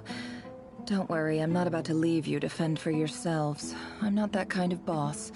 And it would go against the Curatorium's labor policy. I'm sorry. I'm sorry, типа я вибачаюсь, а чому привели Нефер? Вона там геть цього ім'я не сказала. I'm sorry, я вибачаюсь. Дивно. Помилка чи що? What did you hear me say? I wasn't talking about labor policy. Wait. How long have I been standing here? Not long. You just appeared by the door a moment ago.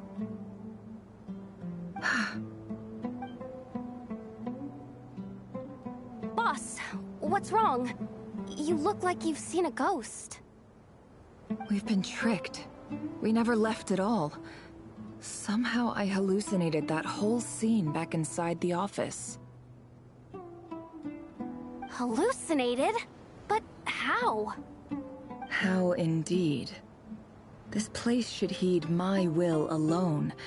All thoughts and actions that occur in here are just a result of pawns moving across the chessboard in a carefully calculated manner. And nobody has access to this chess set but me. So you control everything in here? More or less. But yes, it's a special technique of mine. Has anything like this ever happened before? Да, наша Люмін інколи доставляє слова. Уже в цій розмові другий раз стало. Ну, такою можна завжди робити, що вона так завжди, щоб розмова йде там на 10 хвилин, вона там, скажімо так, хоч по чуть-чуть та вставляє такі слова. Я ж не кажу, щоб вона говорила постійно. Це от Нефер і Глава говорить, а вона там ставила, да, там зробимо там то і сю.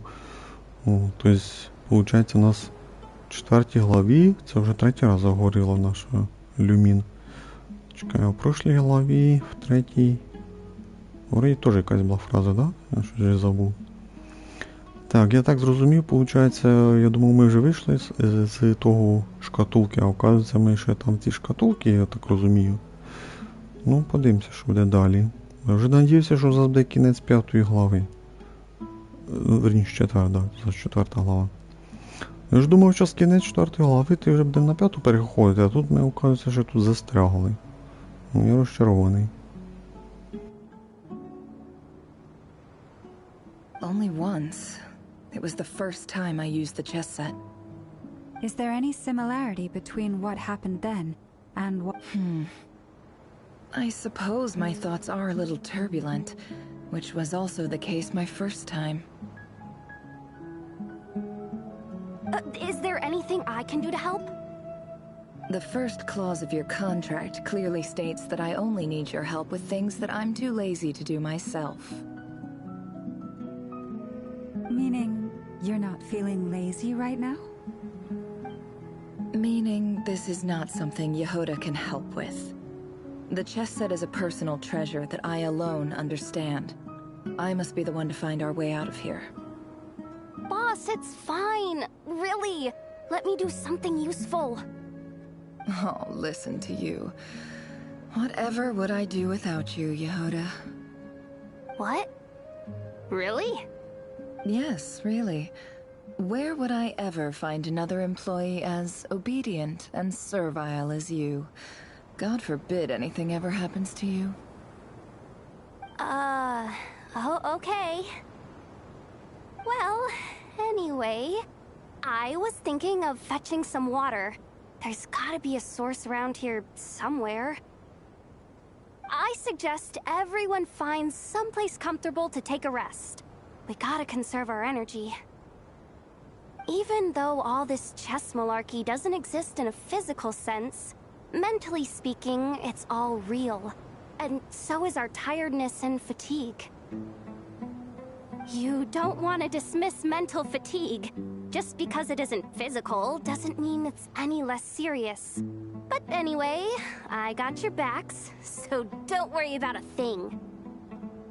Don't I have the best employees? Jealous much?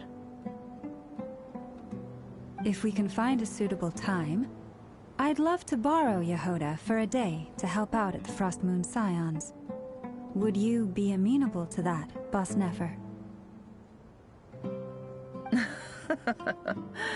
Oh, Lama. Have I ever told you just how pretty you are? Beauty runs from the tips of your antlers to the depths of your imagination. Time to rally, everyone. Follow me. As we continue our journey, the same rules will apply. That means stay focused and no talking no matter what we encounter. And don't disturb the chess pieces. You have my word that I will get us all out of here.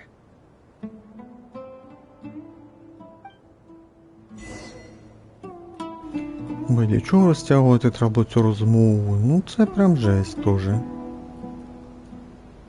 Ну, я маю в виду, ми появились тут, і цей трендьош наскільки розтягнувся? На 10 хвилин, на 15? Десь на 10, я думаю. Ну я так десь приблизно. Я не засікав, але приблизно. Вроді би було 2.02, вроді би. А вже 19. Це ж 17 хвилин ми тут трендякали. Хто не розуміє, були розмови оці сюжетні. Ну я стібуюсь над героєм, я говорю, трендякали. Язиками чесали. От для чого? Для чого треба розтягувати цю розмову так довго? Що в нас там доступно? Та вроді би ми... Ну якби ігра каже, що ми вроді би в Нод-Краї. Ні, ну хоча по факту по сюжету ми в Нод-Краю, але прямо зараз я б сказав би, що ми Сумеру. Сумеру, але ми знаходимося... Щось дуже це похоже на ту на деревню. Та хоч трендякати, Нефер. От коли я щось говорю, починають як трендякати. От коли мовчу, то вони мовчуть. Ну, персонажі маю в виду. Так, це ми в Сумеру, з лівої сторони, там де ми вперше заходимо по сюжету, вроді би та деревня. Ну, пустині, скажімо так. Я не пам'ятаю, як вона називається. Я можу тут подивитися? Вроді можу подивитися. Де це? Вроді ось отут, деревня Ару. Це вроді ми тут по сюжету приходимо, якщо не ошибаюсь. Це ми йдемо по сюжету сюди, а потім сюди. О, і мені кажеться, дуже похоже на те, що ми зараз тут десь приблизно. О, боже мій, піздець. Ну ладно, ми на місці, давайте дивіться сюжет. Покажу ця частина четверта. Ну, четвертий том, да? Так. Ну, четверта глава, виходить. Покажу четверта глава. Ну, ми, якби за четвертого граємо, їх було всього 4. Ну, верніше, почти 4 пройшли. То поки що четверта сама хуже, сама скучна, сама нудна. Для мене, уточнюю. Ладно, дивимося сюжет. This place looks familiar. That's not a good sign. There's someone up ahead. Time for a... I wasn't expecting visitors at this hour. Wait, is that? Oh, it's him. There you are. Sinue's been looking for you all day. I think he has some news for you. Oh yeah? What were you doing just now, Uncle Retinue? Hiding away some more loose change? I know I saw some Mora. What do you mean loose change? Oh, come on, I'm too old for this. Just pretend you saw nothing.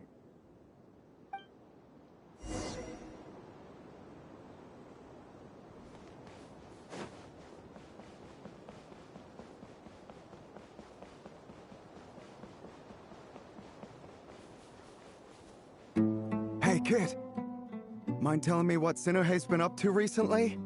I'm trying to get in his good books and I need a way in. Get in his good books? Why? What do you want with my dad, Uncle Apepi? I've written a new song. I was hoping to showcase it at the next festival, but I'll need his approval. A new song, huh? I'd love to stay and listen, but unfortunately, Uncle Retinue says my dad's looking for me. Well, There's plenty of time, and I'm not going anywhere. See that pile of stones? I'll be sitting there warming up my vocal cords. Come find me when you're done.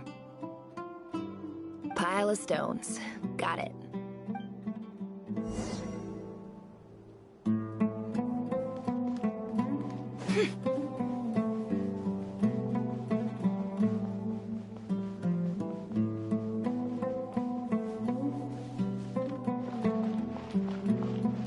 Hi, Dad.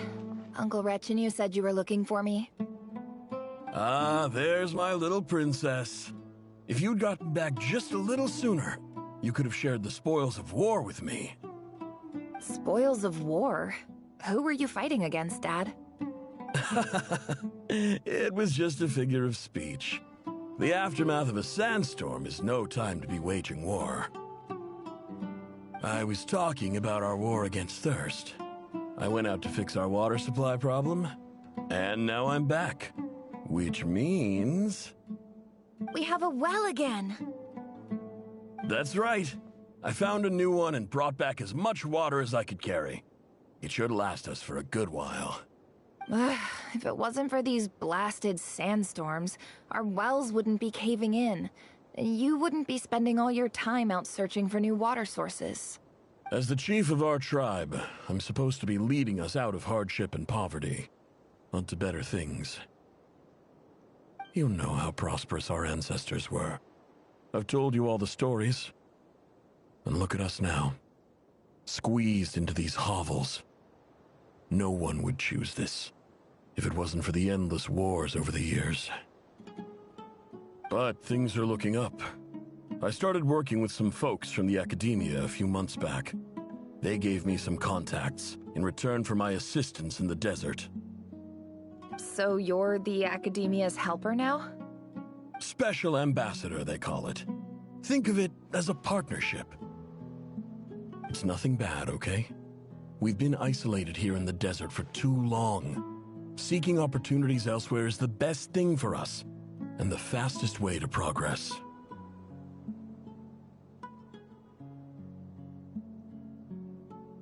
So, do you get anything good out of being a special ambassador? Of course. My luck's improving all the time. One day, I swear I'm gonna lead us out of this place. We'll find somewhere new. Somewhere better.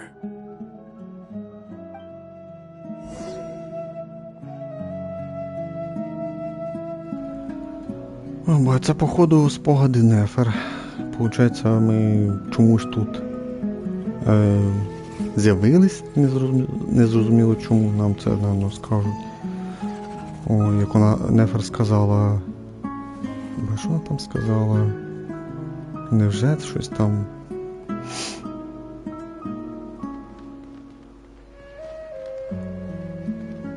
І ми прийшли, виходить, якогось дядька там зустріли, вони дивились на неї, і ще нам показували, що від першого лиця, бо ми граємо від першого лиця. Це, коли ти граєш від першого лиця, можна ж приховати і персонажа, ну, тобто дизайн персонажа, самого персонажа можна приховати, бо це ж від першого лиця, і самого персонажа, як то кажуть, можна геть не показувати. І саме головне, можна ж не малювати саму Нефер, маленьку дівчинку, скажімо так. Тобто вони не малювали, бо там був кадр, коли ми були в дядька, там показували тако зверху, за досками, чи що там було, ну, коротше, доска, чи щось таке. І там не було видно, хто стояв. Ну, типу, мало бути стояти Нефер, маленька дівчинка, наверно, у дитинстві. І оцей дядько, тільки там було видно. А останні моменти, ось, коли ми на батька дивилися, ну, Нефер на свого батька, то було тільки від першого лиця. Тобто вони зекономили і не прийшлось малювати маленьку дитину Нефер. О, я думаю, так далі і піде по ходу. Тобто ми чомусь тут з'явилися в спогадах, Нефер виходить. Ну ладно, біжимо далі. Ну ладно, оце вже краще зроблено, чому то, що ті шахмати сраніки мені не сподобались. Дріальні. Так, ну що, дивимося далі сюжет.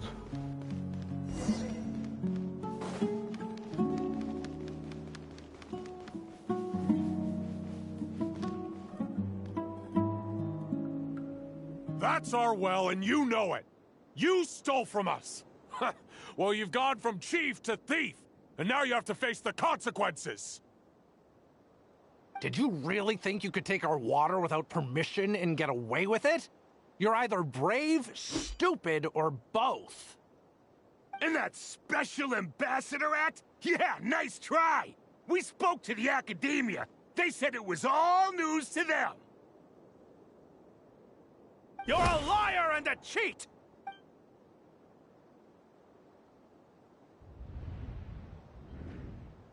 I heard Yehuda gasp, but I don't blame her.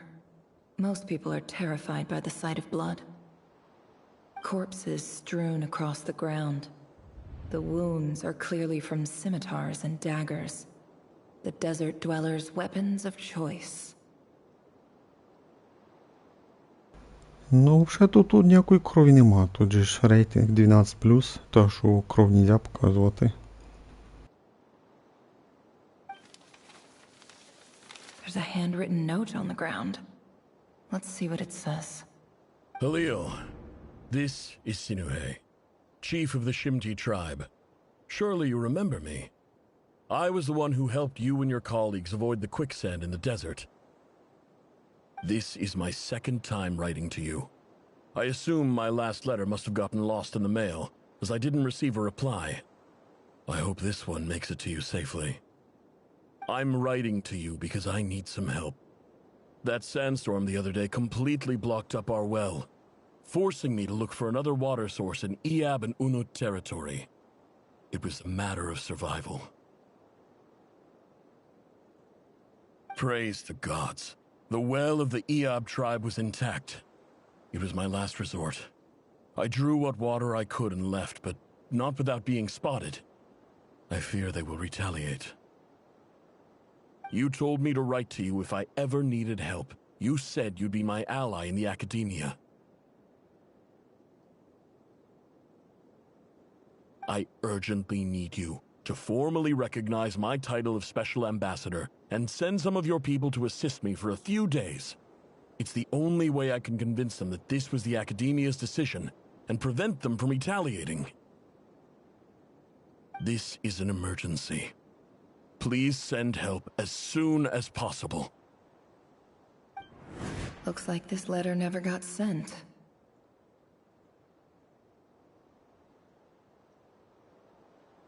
The writer died a grisly death, and the letter was trampled into the ground. It's badly defaced. Some parts are barely legible. What a ridiculous lie the surviving Shimti tell. Their whole village was butchered over a sip of water.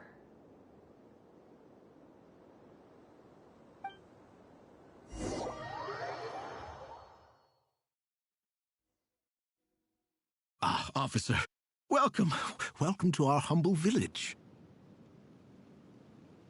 I thought you would at least have the courtesy to provide some respectable libations. This is the finest wine Aru village has to offer. I promise.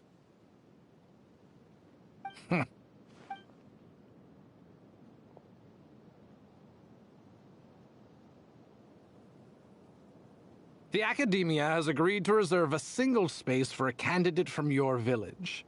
But I remain skeptical of this entire endeavor. I highly doubt anyone in this desert possesses serious academic potential. Please, have faith. If not in us, then in our god. The child we found shows great promise. I beg you, take her away from this place. Give her a chance. Don't let her talent go to waste. I don't recognize her. New arrival?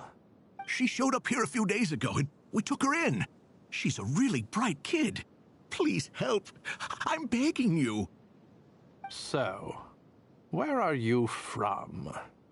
Nowhere special. What about the rest of your family? How many of you are there? Just the one. Correct. So, no brothers, no sisters, no mother or father? Ну, там по-англійськи він сказав ні батька, ні матері.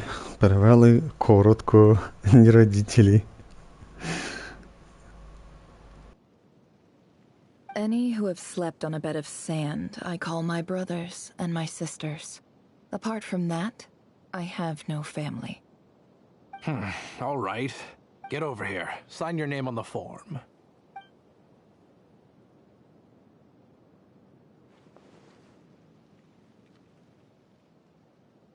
Never?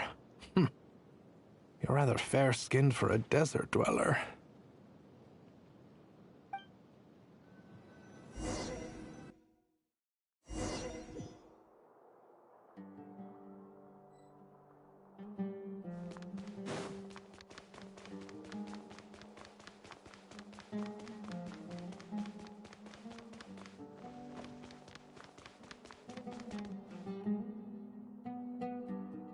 Nefer, this term's assignments have been issued already. Please read through the materials thoroughly, conduct your own additional research, and then write an essay on the topic. Yes, Professor, I'm aware. I just had a couple more questions I wanted to get your perspective on. Oh? Please, ask away. Well, I saw the other students' problem sheets, and I couldn't help but notice that my assignment is much easier than theirs. Do you really think I'm a weak student? A weak student? Goodness, no. Quite the opposite. You have a sharp mind. Almost too sharp. I think what you're saying is, a weak student wouldn't have noticed the discrepancy. And if they did, they certainly wouldn't complain about the lighter workload. You see, sharp as they come. You see things the way they are. And I'm sure you know why they're like that. Because of where I come from. Because I'm different. I'm sorry, Nefer. I don't like it any more than you do. It's just... Anyway, you said you had a couple of questions. What's the other one? I wanted to check. If someone sent me a letter to the academia, where do I go to collect it? Ah, your family wrote to you. Well, as long as they put your name on the envelope, someone should hand it right to you. Not exactly. It's not even a recent letter. I was just curious where the mail would end up if no one collects it. The House of Dana, I expect. I know there's a box for unclaimed mail somewhere in there, probably sitting on a shelf. Whatever you're looking for, that'd be the place to start. Okay, got it. Thank you, Professor. Oh, don't mention it. Honestly, I feel like I failed you. I'm supposed to be your teacher, but I haven't taught you anything. Hey, don't say that.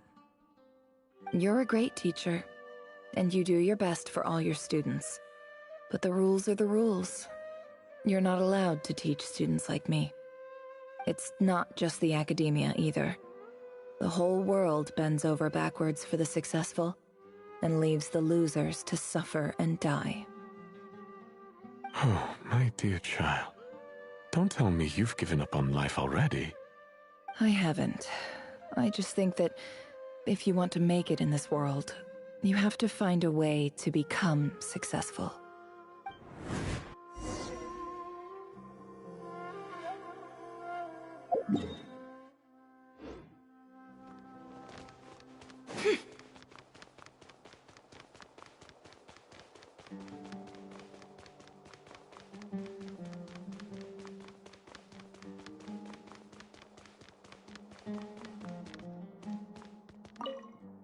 This must be it. A big cardboard box full of unclaimed mail. And probably some letters that ended up here by mistake, too. Let's take a look.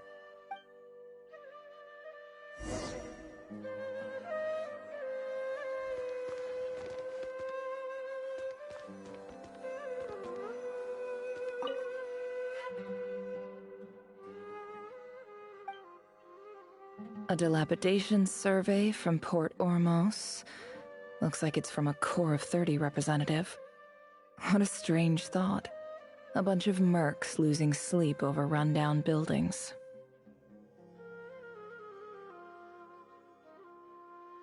This one was never even opened. I guess the recipient didn't care what the Core of 30 had to say about anything.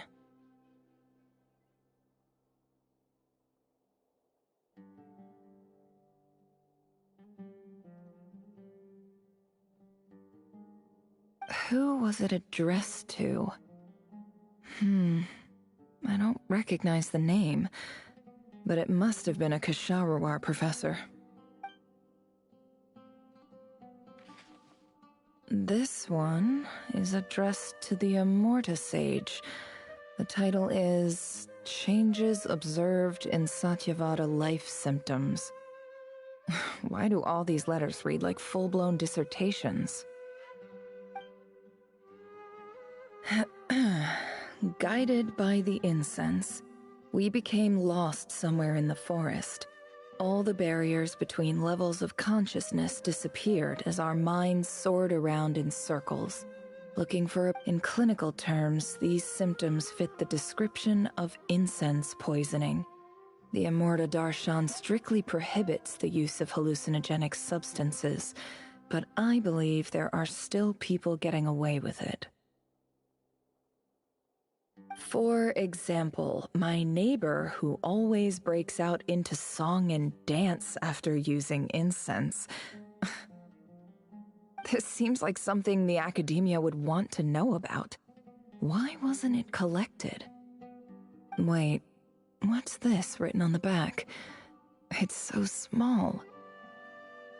The note says, "The sender authored this letter while under the influence of mushrooms.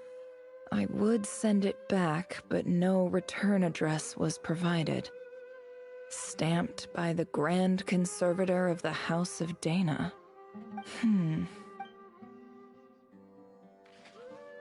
This next one is addressed to Grand Sage Azar. A few words of protest regarding recent changes in Sumeru's educational policy. In recent years, the academia has taken on a small number of students from the desert region, as per the policy to this effect.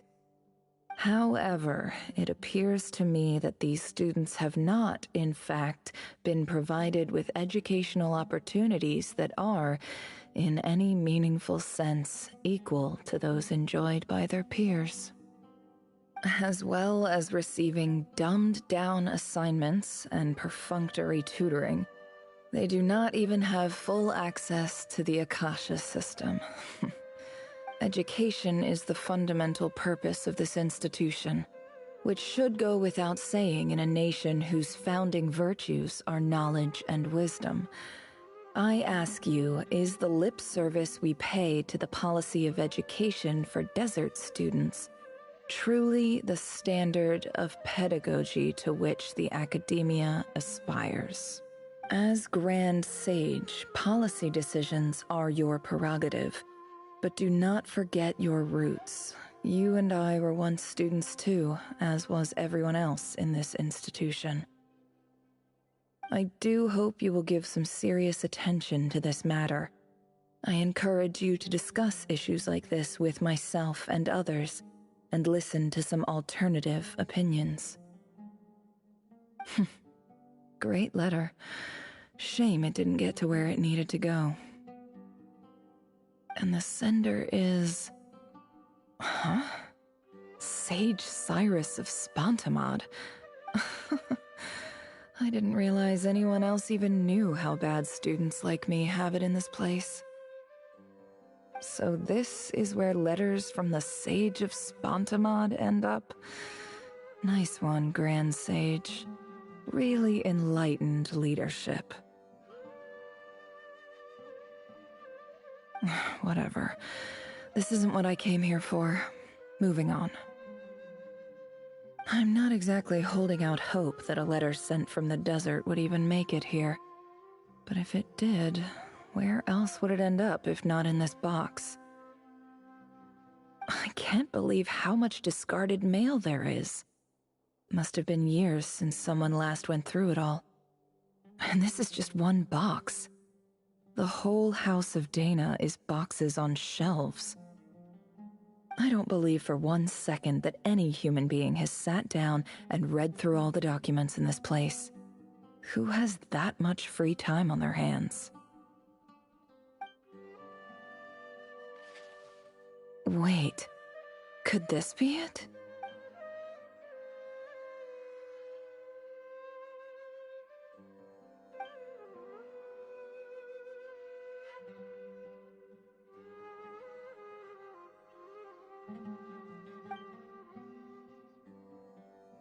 Greetings, Halil.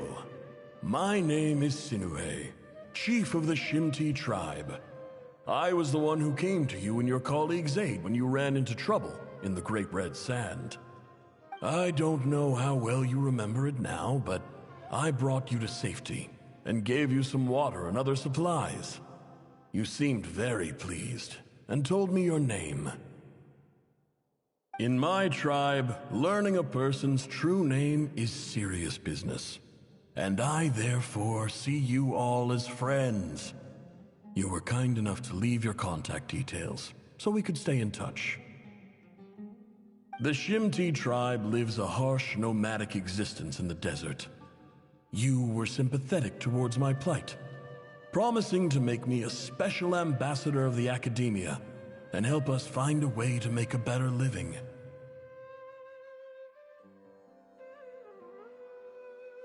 This brings me to my reason for writing. Our tribe has fallen on particularly hard times, and I would like to ask for your assistance. There was a terrible sandstorm a few days ago, which blocked up the well in our land. To ensure my people's survival, I had no choice but to venture into Iyab and Unut territory in search of an alternate water source. The Iyab and Unut are descended from the Thamudians. While we trace our ancestry to Tulatala, we worship the Lord of Flowers and have had relatively good relations with our fellow tribes up until now. I found a well belonging to the Iyab tribe. They declined to help us, but I really had no other option. So I took some water to keep me and my tribe alive.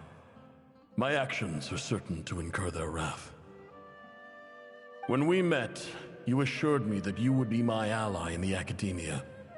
I would like to take you up on that offer, because I really need your help. I wonder if you could send an Academia representative to meet with me.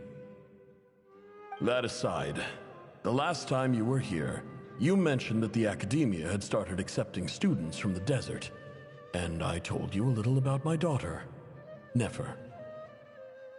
We have next to no resources here in the desert, and my power and influence are limited. Would you consider enrolling my daughter at the Academia? She is a smart girl. I know she won't disappoint you. From the outset, the Academia never took you seriously. Those things they promised were just empty words. I doubt they even remember the name Sinuhe. And you were so emphatic that your luck had finally changed for the better. You swore you'd lead us to a better place one day. You spoke with such conviction, like you were the most powerful chief in the whole desert. You liar. You lied about everything. You promised the world and delivered on none of it. And who fell for it? Just me, by the looks of it. Despite your best efforts.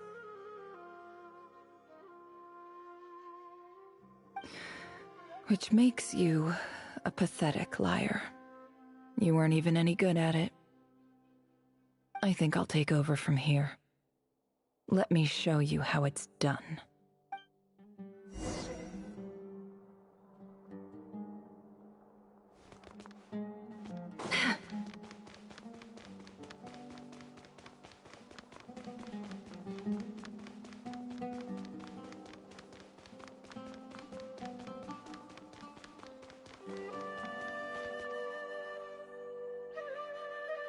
I just came to say goodbye.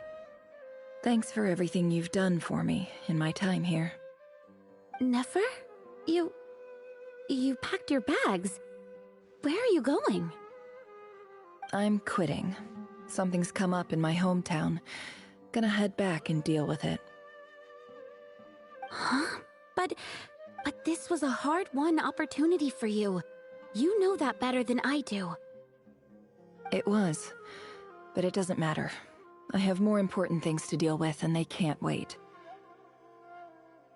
Oh, and I didn't want to overfill my bags, so I left some incense on your desk.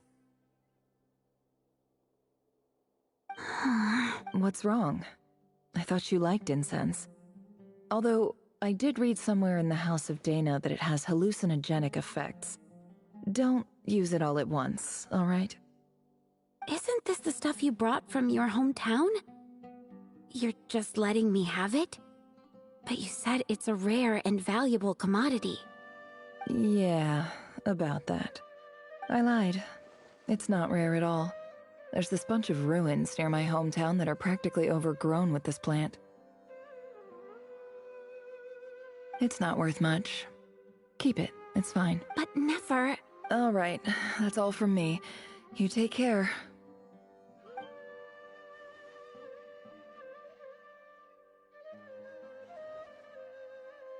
Don't forget me, okay?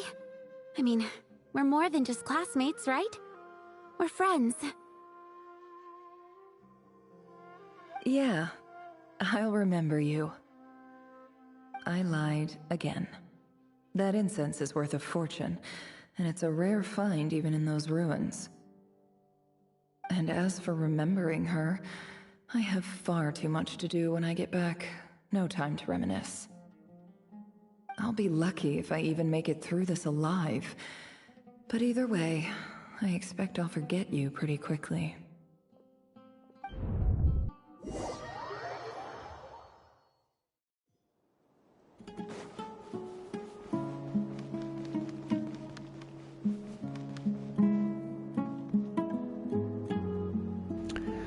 Боже, ну ця розмова затягнулася з її цим вчителем, потім пішли письма шукати, коробки.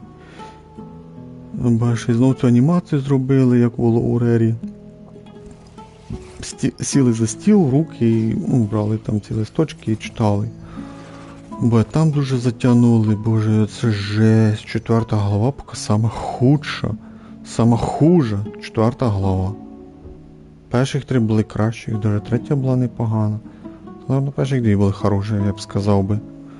Поки що сама скучна і сама нудна 4-та глава. Мені взагалі вона не подобається.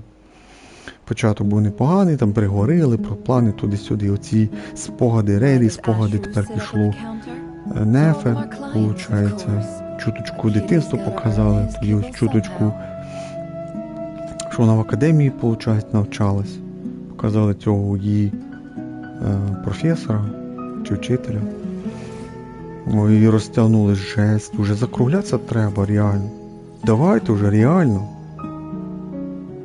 Хойверси. Я дуже надіюсь, що зараз буде кінець 4-ї глави. Це прям дуже треба, щоб вже був кінець. Я надіюсь, що ми зараз прийдемо, Нефер скаже, о, я вже знайшла там вихід, ми виходимо і кінець 4-ї глави. Я буду дуже розчарований, що ж тут ще не кінець. Ну, вже похоже, що должен бути скоро кінець.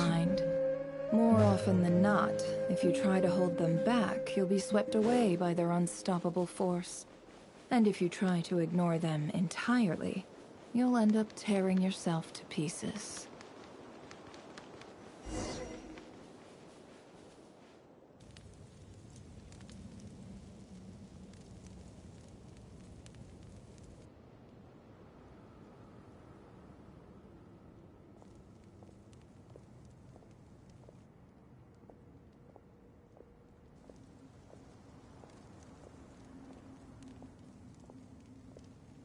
It's a pleasure to meet you, Mr. Arif. So, what does the Academia want?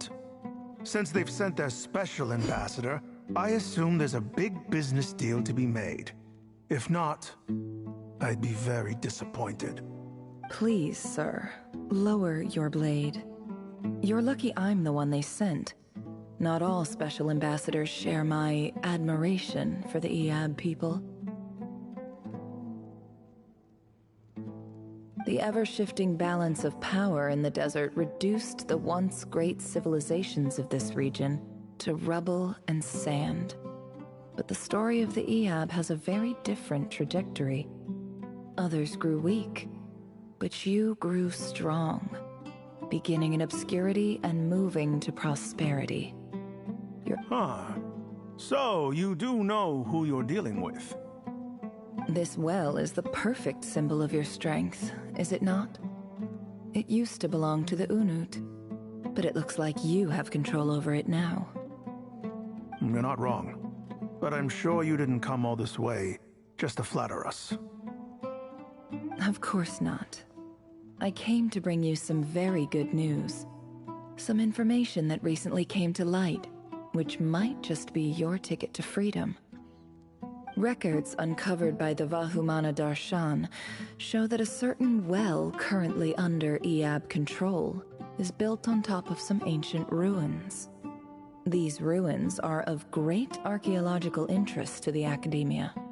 I checked the map carefully on my way over here, and I'm confident that this is the well in question. The Academia is offering 50 million mora in return for excavation rights. 50 million? No, wait.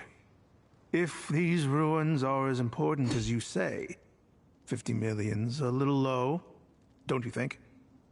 Don't get greedy, Eab. We know far more than you think. We know that you seized this well by force. Wasn't that the first step in your rise to power? To drive away the Unut and steal their water supply? So what if it was?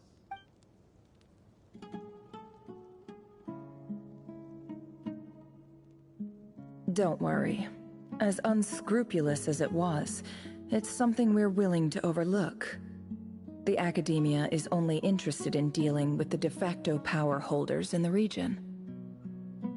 I hope I am making myself clear. And I hope your words are the truth. If I find out the Academia is trying to play me, I'll hunt down every one of your people and make you watch as I cut their heads off one by one. I assure you, Chief, that would not be in your long-term interests. You don't want to make an enemy of the Academia. You see how I'm dressed, don't you? I appreciate that you've never been to the rainforest, but surely even you recognize an ambassador's attire when you see it. And what does a barbarian like you have to lose anyway? You really think the Sumeru Academia would bother to come all this way just to lie to you? We have more. All right, I take your point. The Academia is the highest authority in the land. I'm sure you're trustworthy people. In that case, we have a deal. We will sell you the excavation rights. I'd like to thank you, Ambassador. This is good news indeed. Excellent news. In fact, it calls for a celebration. Would you do us the honor of staying a while and enjoying some Eab hospitality? Gladly. I am partial to wine myself, and I trust you are as well. So let's indulge in a few drinks together, in celebration of this momentous occasion.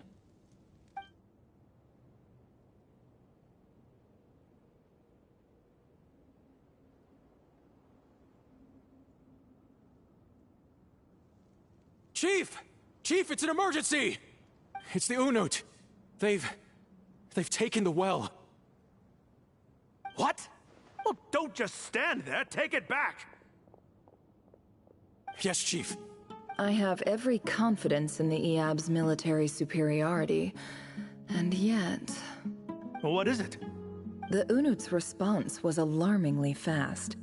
The day after we reach a deal, they seize the well. This can't be a coincidence. Perhaps there is a traitor in your midst.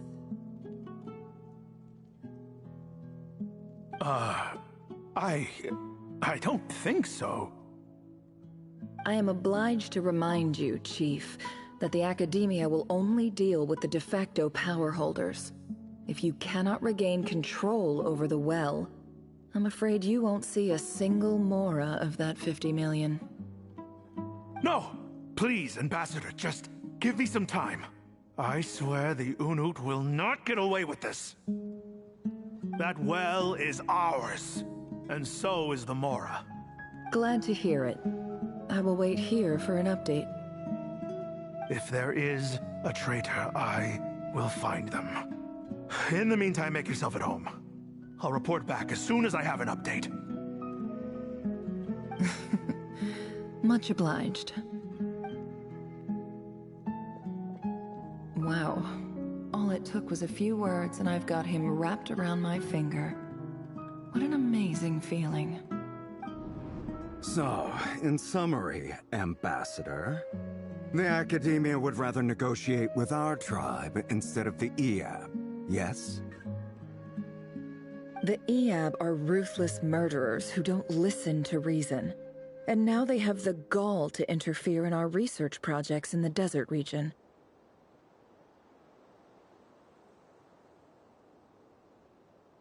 So let me ask you, Chief. If you were the Academia, what would you do? Kill them all, of course. Precisely. The Academia does not tolerate those who stand in our way.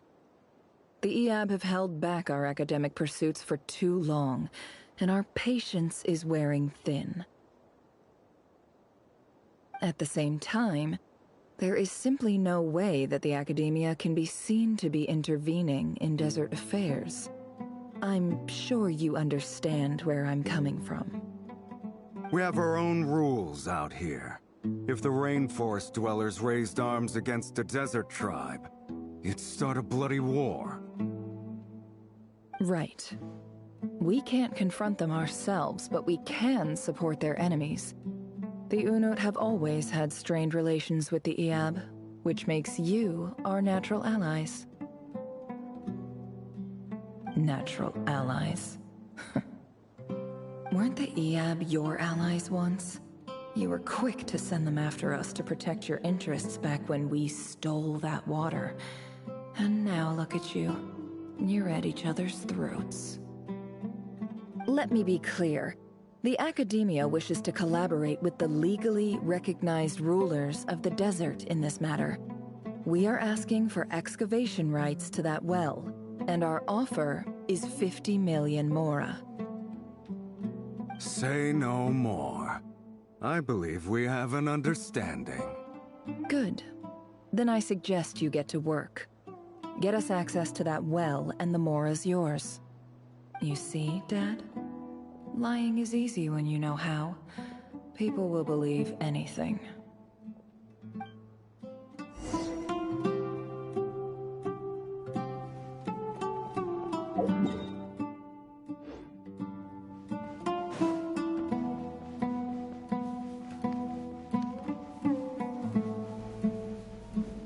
Де це вже кінець? Я вже задовбався чекати. Я вже і так поняв, що там нам показують за сюжет цей нефер. Скільки вже тут ми дивимося? Вже годину дивимося сюжет нефер. Ще й піхнув цей сюжет в основний сюжет Нод-Краю.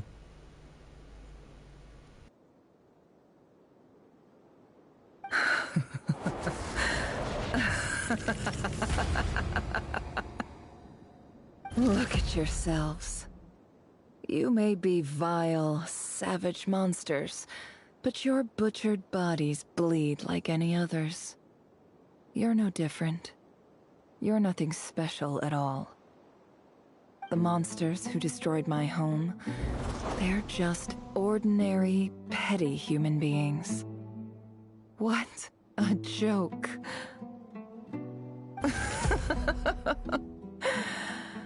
I think we're even now. Maybe I've even done the desert a favor. It's a better place without all these people around.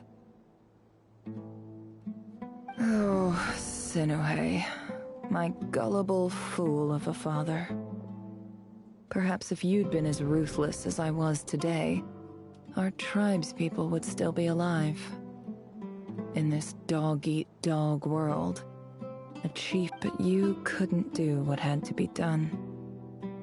So I did it for you.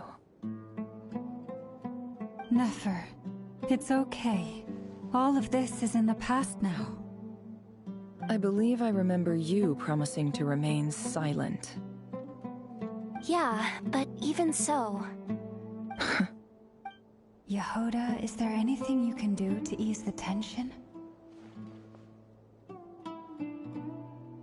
Alright, time for a sharp turn onto a completely different topic. So, anyway, that's enough of that. When are we getting out of this place? Feels like we've been walking forever. I'm getting pretty tired. Oh, Alma, you tired? Yes. If we can find somewhere to sit down, I could certainly... It's not far now. There should be a temple just up ahead. Yes. Really? A temple? That's where this story ends? I guess that's how things go in the desert. Desert dwellers can never escape their destiny. Or so everyone says. I never wanted to believe it, but looking back now, I'm as desert as they come. You mentioned a temple. What's waiting for us there? My biggest trade secret of all. Ah. Then I'm guessing it's where you got your power from. The power to peer into other people's minds. I didn't know you were clued up on any other religions. I'm no expert in the history of Sumeru, but since you come from the desert, I would imagine it has something to do with King Deshret. Sounds impressive. Ah, I know who you mean. General Mahamatra Sino. The spirit of Hermanubis dwells within him. Боже, як повільно, дуже повільно сюжет розвивається. І прям тягнуть цю різину, піздець, як скучно, нудно. Боже мій, за цю годину останню, що ми зараз дивимося, мене вже прям сон кидало, що прям піздець. Я чуть не відключився від такої скучного сюжета, нудного. Це прям піздець. Офігеть. Я вже вхляв від цього сюжету. Як ви терпите цей сюжет? Я не розумію. Ще й нахвалюєте сюжет. Не знаю, я свою думку говорю. Скучний, нудний. 4 глава поки що сама хуже. Сама скучна, сама нудна. Та ще й сильно розтягнута. Ще й дуже так повільно йде. Повільно дуже. Я ж не можу. Як мене це задрало вже? О боже мій, вже це должен бути кінець. 3 години. Розумієте, 3 години. Ще 5 хвилин буде рівно 3 години, як ми дивимося 4 главу. Ви на приколі чи що? Реально. Я ж не можу. Піздець просто. Цим сюжетом.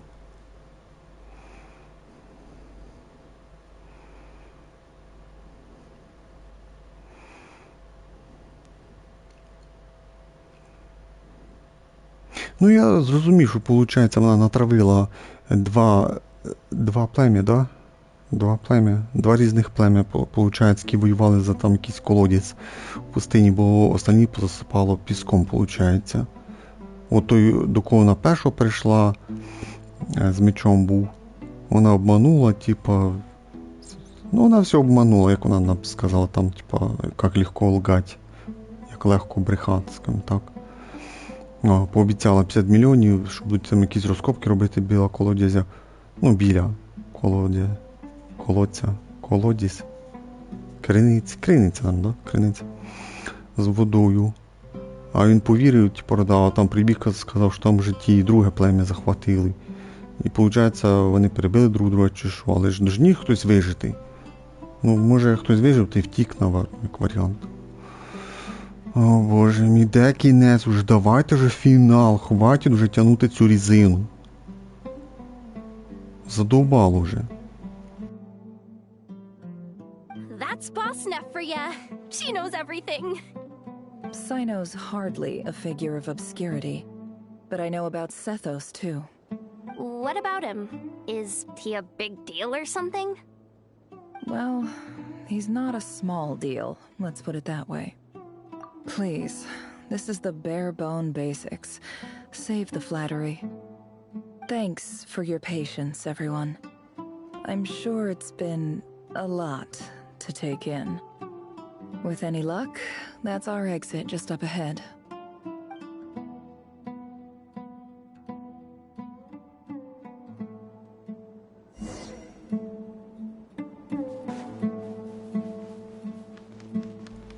А це ще не кінець. Ми починають кудись маємо там бігти чи що. Давайте вже фінал, реально, хватить вже тягнути. Я балдію, як фанати терплять цей сюжет розтягнутий. Ми на місці, да? Так, якийсь там храм йде.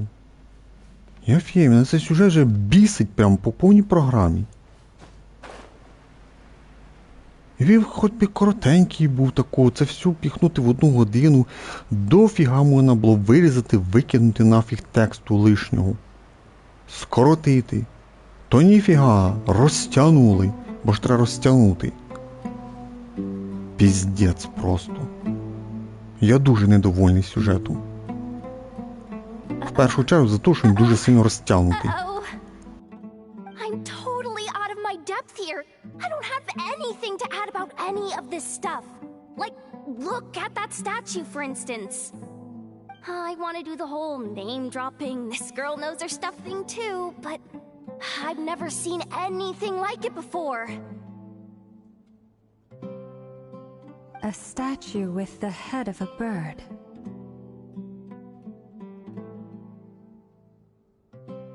That's Thoth, the Ibis King, one of the 7 pillars of King Deshret.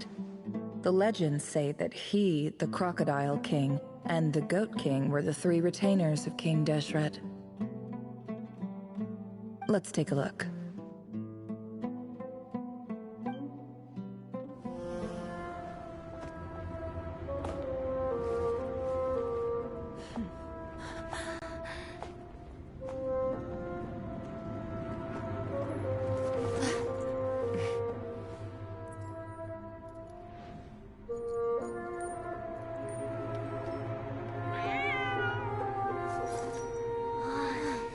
It's just Ashru. So, all is well?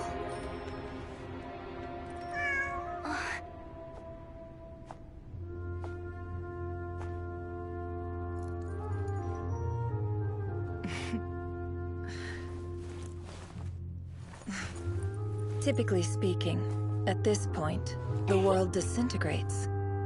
Then we find ourselves back in the outside world. Besides, these are my memories. There's nothing to fear.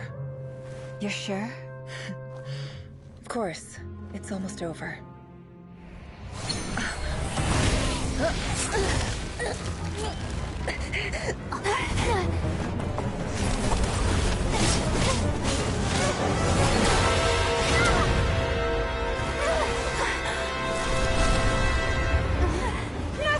Hold on!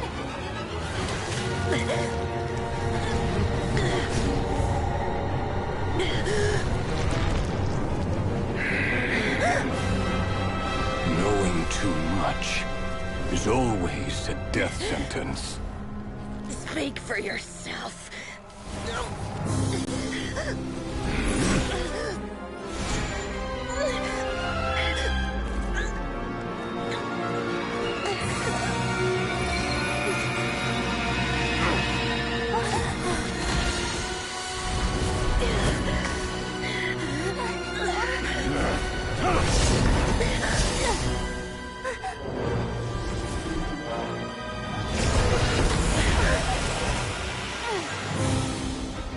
How repulsive.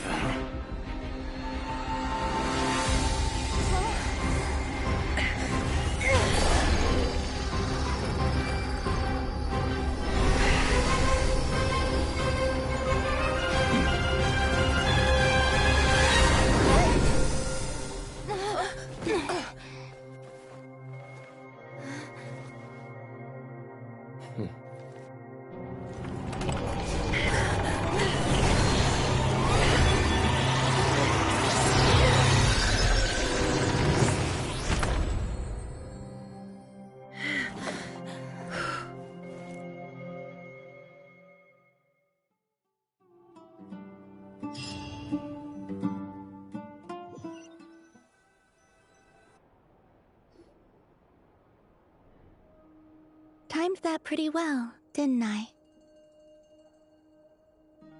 It's okay. I'm just glad no one was hurt. Paimon noticed you doing something too, Dainsleif. Were you helping get them out? Of course. When I asked Nefer to conduct this investigation, I was not naive to the dangers involved. I had a duty to ensure your safety. Good to know your sense of justice is still intact after all these years. I take that to mean that you saw the truth. That comes as a great relief. I certainly did. And thanks to your help, I also managed to trap Rerir inside the chess set. Whoa, really? How'd you manage that? Well, to be honest, I sensed that something was wrong long before we made it to the temple. By using this fragment to probe into Rerir's past, well, the monster formerly known as Rerir, it seems I alerted him. I was tracking him, then he caught on and started tracking me too. Can't say I'm surprised. But how did he track you through your thoughts alone? That shouldn't be possible. Rerir was a secret agent who reported directly to the Vinster King. He is an expert at finding a trail and hunting down his pursuers. No wonder. He infiltrated the chess set, read my thoughts, and built a new virtual chess set inside of it. That's why we weren't able to leave at first. Speaking of your chess set, it's quite a remarkable item. Would I be right in thinking you have some connection to King Deshret? You overestimate me. I only have a connection with one of his underlings, the Ibis King. You all saw how this came to be. A long time ago, the Iab massacred my tribe, the Shimti, in our home village. A few years later, I enrolled in the academia, where some new information came to light. The Unut and the Iab fought a bitter battle over the rights to a well, all for the sake of a non-existent 50 million mora. The Iab ultimately won that confrontation, but their victory came at the cost of almost every warrior in the tribe. The final blow to the Iab came at the victory feast, when an Unut assassin beheaded their chief right before my eyes. The remaining Iab fled and have been scattered to the winds ever since. Having gotten my revenge, I returned to my hometown, where to my surprise, the nearby temple was still standing. There it was, seemingly immune to the relentless hostility of the desert, while my tribal home lay in ruins. As I stood there gazing at the temple, I noticed a cat just outside. This cat, as it turned out, was home to the spirit of the Ibis King. He led me to a gate deep inside the temple, and there he made a deal with me. This chess set is my gift from the Ibis King. The chessboard within is made to the same specifications as the one in the mausoleum of King Deshret, and represents his power of piercing analysis. With this chessboard in its container, I gained a certain ability to perceive hidden secrets. Now, you could conclude that the Ibis King simply wanted to give the people of this world the power to seek the truth, but I don't believe that's the full story. Every god plays favorites. Their hearts are as fickle as any human's, full of secrets, perversions, egotistical tendencies. But precious few gods are willing to admit this. It is the same with all powerful forces, including fate itself. Their gaze falls preferentially upon a select few.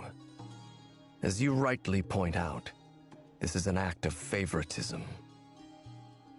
If you're alluding to the Abyss, then yes, I agree. Gather the others. It's time to share everything I've learned.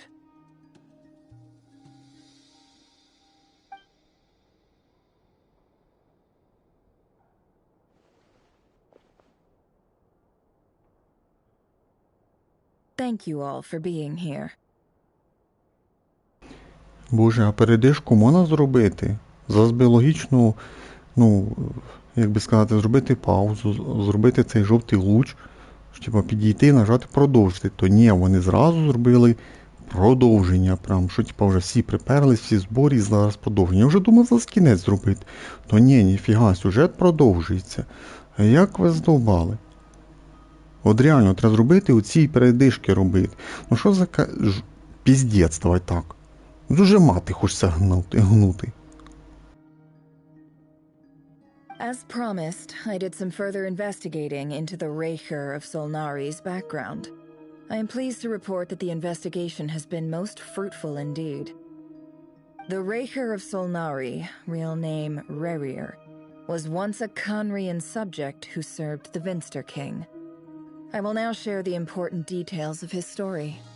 Please say...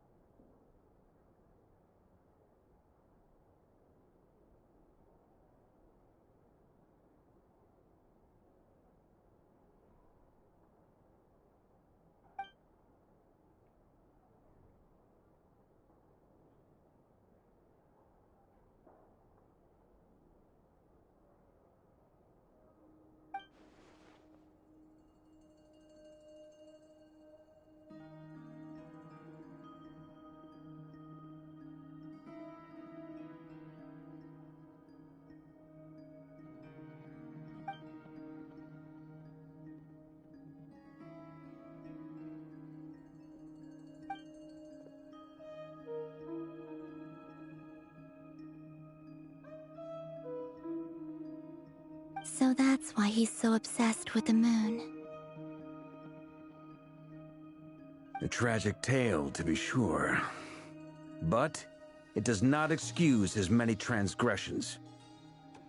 No matter how much Rerir suffered in the past, the fact remains that he is what we know today as the Wild Hunt, wreaking havoc upon innocent lives in Nod-Crai. He becomes more dangerous with each passing day. If left unchecked, it is simply a matter of time before all of Tevat suffers the consequences. This is a threat that the Knights of Favonius cannot ignore. A question for Miss Columbina. Forgive me if this is presumptuous, but have you ever seen the spatial gateway that appeared in Rerir's memory? Never. But I have heard stories of something called the Moon Gate, and this seems to fit the description. Miss Lama, any thoughts on this? In the lore of the Frost Moon Scions, the moon is believed to hold many secrets. Some sources speak of ancient knowledge, others of a gateway to the unknown. The term Moongate is one I have heard before, but as is the case with all of our legends, there are no records of any first-hand witnesses. We cannot know whether it truly exists. Then back to Miss Columbina. As a moon goddess yourself, do you have some idea of where the Moongate leads to? Not at this stage, sorry. I do hold the power of the Frost Moon, and my strength is recovering well. I can sense that the gate would open at my command, but...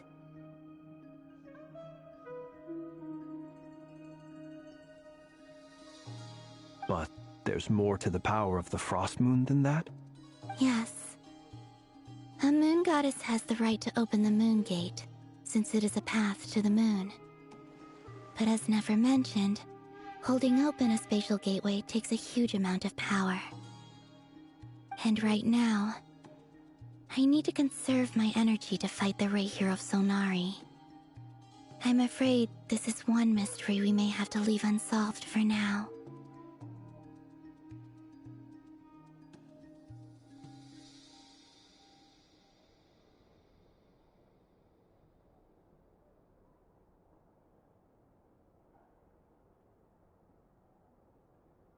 I agree. Better to save your strength. But if you'll humor me for a moment, I have a bold conjecture of my own regarding the world beyond the gateway. I highly suspect that neither Tholindis nor Rerir made it through unscathed. The evidence pointing to this is the fact that the Rehir of Solnari exists in the form of countless fragments. With the abyssal power he wields, no ordinary foe can touch him, let alone tear him to shreds. And yet, the Wild Hunt proliferates wherever his scattered fragments lie, drawing hordes of monsters to many different locations across the land.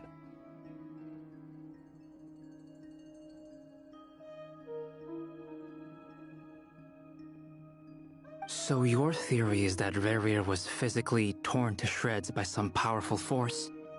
Hence, why the Wild Hunt is a distributed phenomenon. Makes sense to me. Explains why the Wild Hunt is so pervasive, and why he's been trying to piece himself back together. He was whole to begin with, and he wants to be whole again. Without the power of the Abyss on his side, he almost certainly would have perished the moment he was torn apart. But the Abyss, much like a curse, has kept him alive. I could not agree more. The power of the Abyss is most surely a curse. It is a compelling explanation, and one that accords with my present understanding of Abyss creatures. Whether the life form in question is primitive or advanced, if a curse has extended its lifespan unnaturally, it will continue to survive in spite of everything. This raises some interesting questions. I will run some experiments and see if there is any validity to my suspicions. That being said, regardless of whether my research bears fruit, I would like to thank Miss Nefer for conducting such a thorough investigation. Already, it has greatly enriched my understanding of the entity we face. My pleasure, Mr. Albedo. I too hope that the information I have shared today proves useful as we look to formulate the next stage of our plan. Hey! What is it, Dainsleif? You look really upset! It's just... when I think of the man I once knew as Rerir, I struggle to understand why things... The two of you used to be friends, didn't you? I don't know if these words will bring any comfort, but my heart goes out to you. Mine too. We could never know all the hows and whys of the way things are. The moon and stars are full of untold secrets and lies, and the skies are host to many more mysteries than these alone. Yet, none of that can begin to compare with the complexity of human life. Those are the first comforting words I've heard in a long time.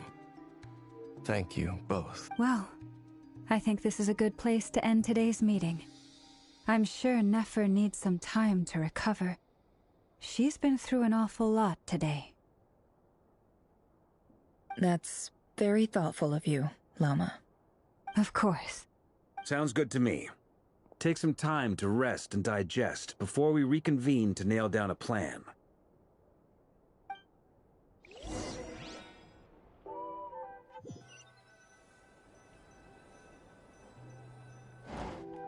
Hey, is this a bad time? Hope I didn't kill the conversation.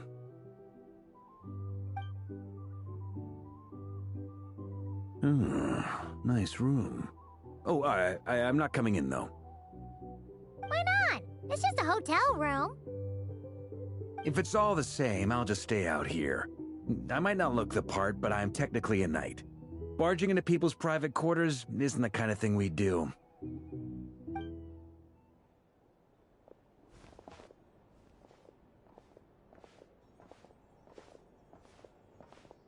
Anyway, Nefer went back to the curatorium to get some rest. But before she left, she shared some things with me that I thought you should be aware of. Firstly, although she managed to trap the Rehir of Solnari inside her chest set, there's no guarantee that the power of the Ibis King is any match for one of the 5 sinners. Their powers are beyond our comprehension. It's only a matter of time before he finds a way to break out. We have to come up with a plan and take care of him before that happens. Honestly, Paimon figured that might be the case. So, how long have we got? Well, I asked her that same question. She talked for a long time, but for the most part, it seemed like she was trying to convince me how precious her chess set is, and what a long and storied history it has.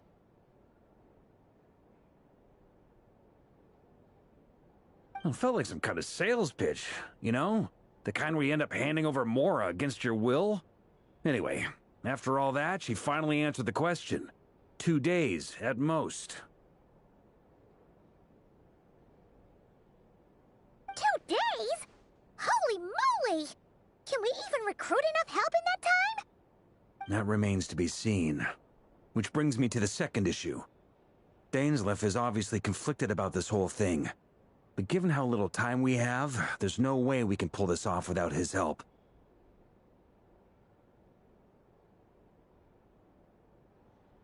You have some history with him, right?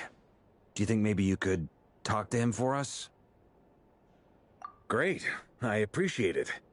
All right, on to item 3. So, Albedo, Durin, and I put our heads together and came up with a plan. Can't promise it's gonna work yet, but at least it's a start. We figured we'd bounce the idea off you first. We'll explore it further once everyone's recovered. Oh, Paimon's dying to hear this. All right, so here's what we're thinking.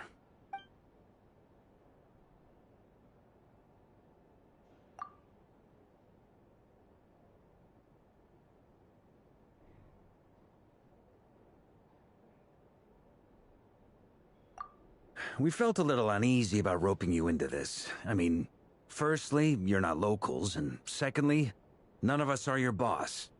You're well within your rights to refuse if you so choose. Roping us in? Why would you even say that? We know the stakes here. It's all of us against the Rayher of Solnari, or none of us stand a chance. I choose my words very intentionally, I'll have you know. I like to think there's an art to striking a down-to-earth tone even when the stakes are through the roof. Sir Varka, I have a few thoughts about this plan. I'm all ears. I think we can be more flexible with how the roles are allocated. In my view, the most sensible lineup would be like this.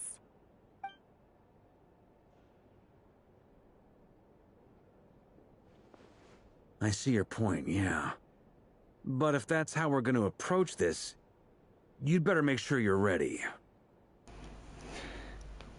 Приємно, коли наша Альвін хоч трішки інколи починає розмовляти. Реально приємно. Ні, ну тут прям хорошо ставили, що вона прям, що там, 2 речення, да, виходить? Ну, приблизно такі 2 речення він там сказав. Тільки треба частіше.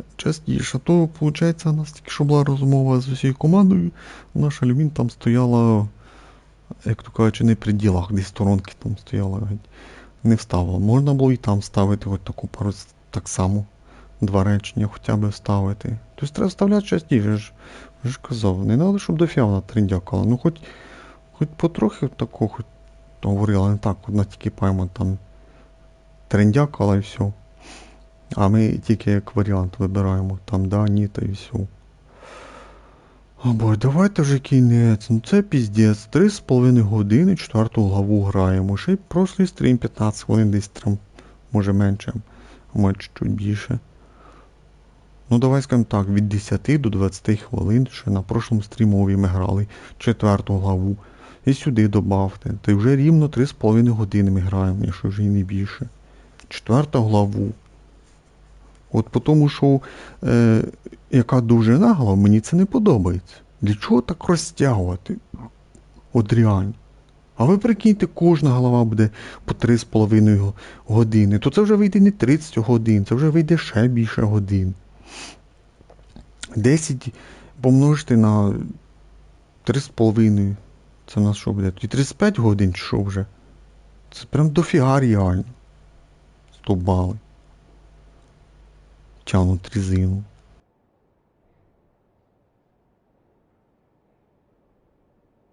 To be clear, I don't doubt your abilities. Far from it. I just want to make sure. Are you really willing to take all this on? I want to do everything within my power. The Reikir of Solnari is a truly fearsome opponent, and if I do my part, it'll greatly reduce the risk for everyone else involved. Ні, ну це прям рекорди. Дивіться, скільки тексту написали. Та ще й озвучили, а не так, як раніше, в дужках, типа наші думки. Не, ну прям молодці, отут похвала. Похвала. Наша Люмін вміє розмовляти. Well, that tracks with what I've heard. Jean's mentioned in her letters that you're so diligent it's almost abnormal. As in, most people weigh up the risks and rewards in situations like this. But you seem to just march towards danger without a moment's hesitation. Of course, everyone appreciates a fearless pioneer. But all that aside, I'm the Grand Master of the Knights of Favonius, and you're our honorary knight. I want to make sure your courage doesn't come at the expense of your safety. Thank you, Sir Varka. I should be the one thanking you. It means a lot to have you on board. I'll give some serious thought to your suggestions.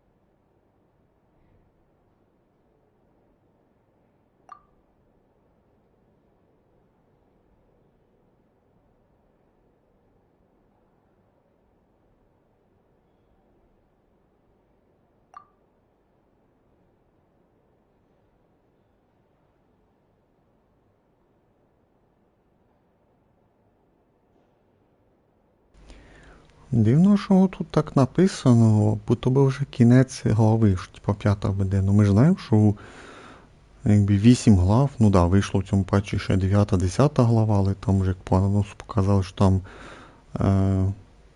сюжет буде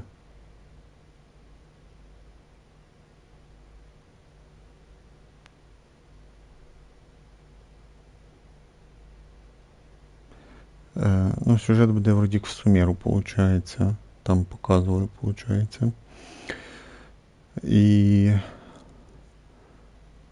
І ми знаємо, що 8 глав. Ну, 8 глав, типу, Нод-Край. А тут так написали, бо то би вже 5 буде фінал точно. А це лише кінець 4 глави. Тобто з нас що впереді 4 глави, розумієте? Зараз буде вже 5 починатися глава. Я вже на це дуже надіюсь.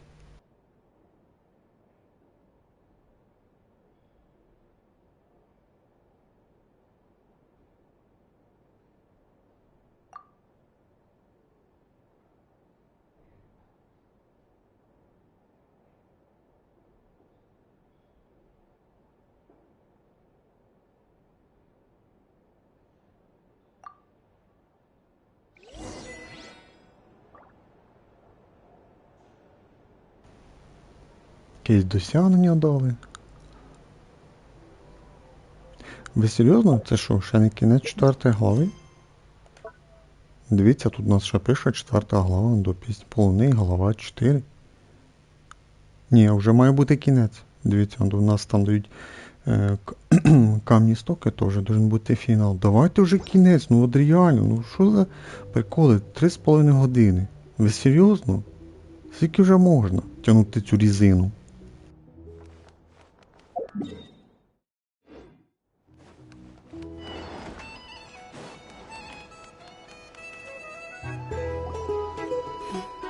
This is a thorough plan, but I do have one last question before we take action. How can we be sure that our enemy won't leave the designated area?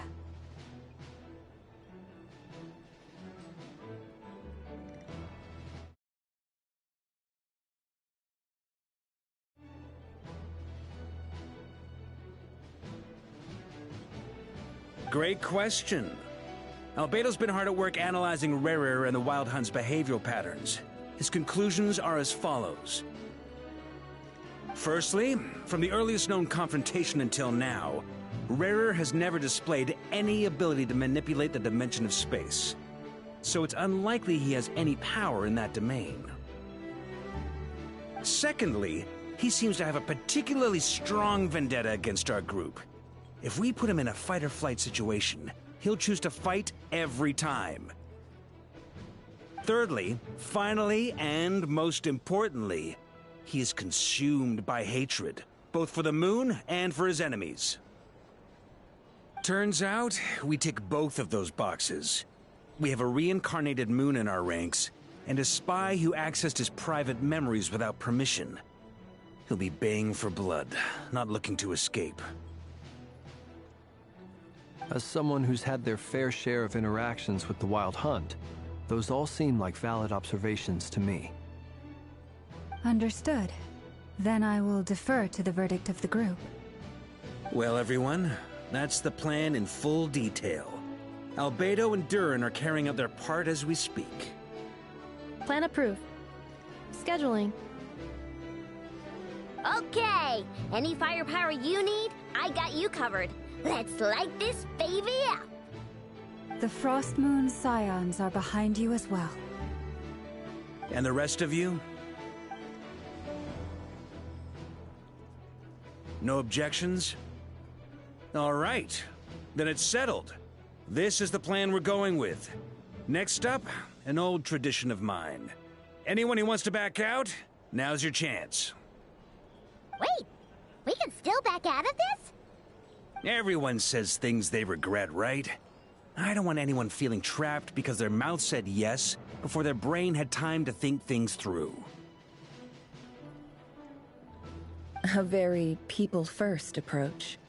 I hear that's common practice in the Knights of Favonius. Heh.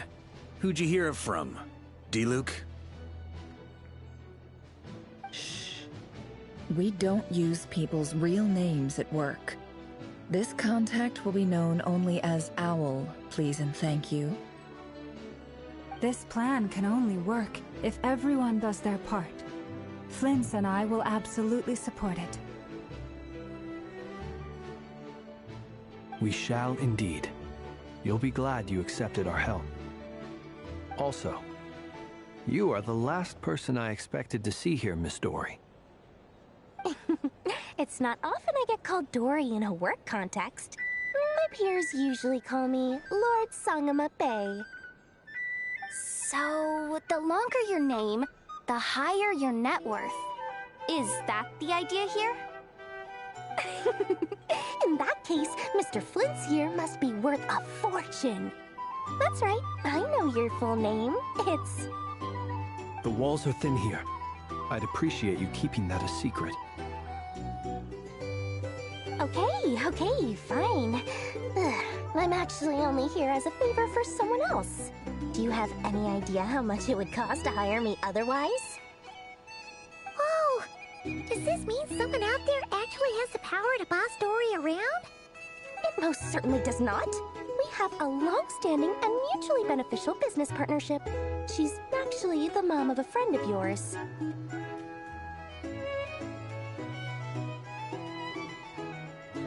Said mom supplied me with a great little trinket, but now that lady's ruined everything. If I don't start building a little goodwill now, my whole business in Nod-Krai is gonna go down the drain!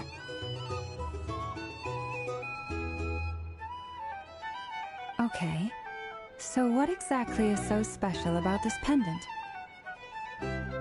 It's a lucky charm that a great mage made for me. We have a business relationship, and she was worried that something bad might happen to me. So, she wanted me to have something that can store power to protect myself with.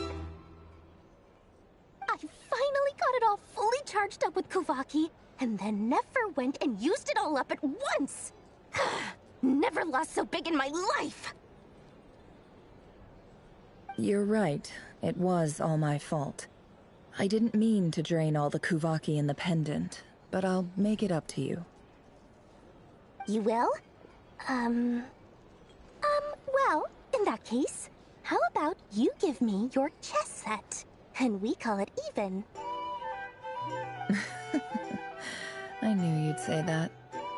Well, it's yours if you want it. In fact, take it now, and I'll even throw in a free Raker of Solnari. Deal? You're putting me in a difficult position here.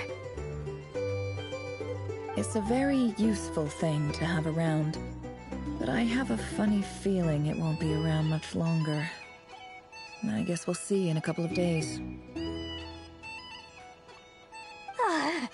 Looks like bankruptcy for me. Hey, don't be so pessimistic. See this through and you never know. You might find a new business opportunity on the other side.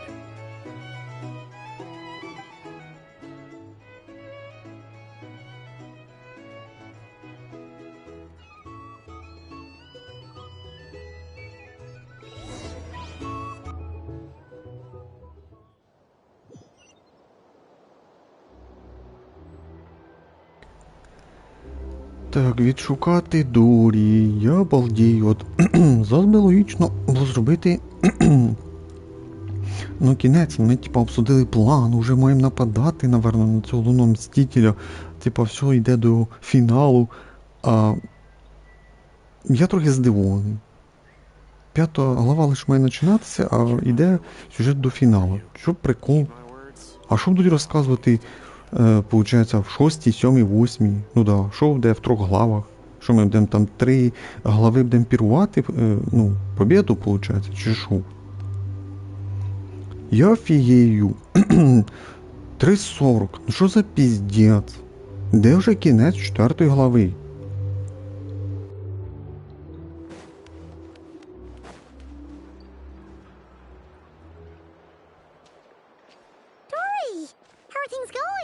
Feeling ready?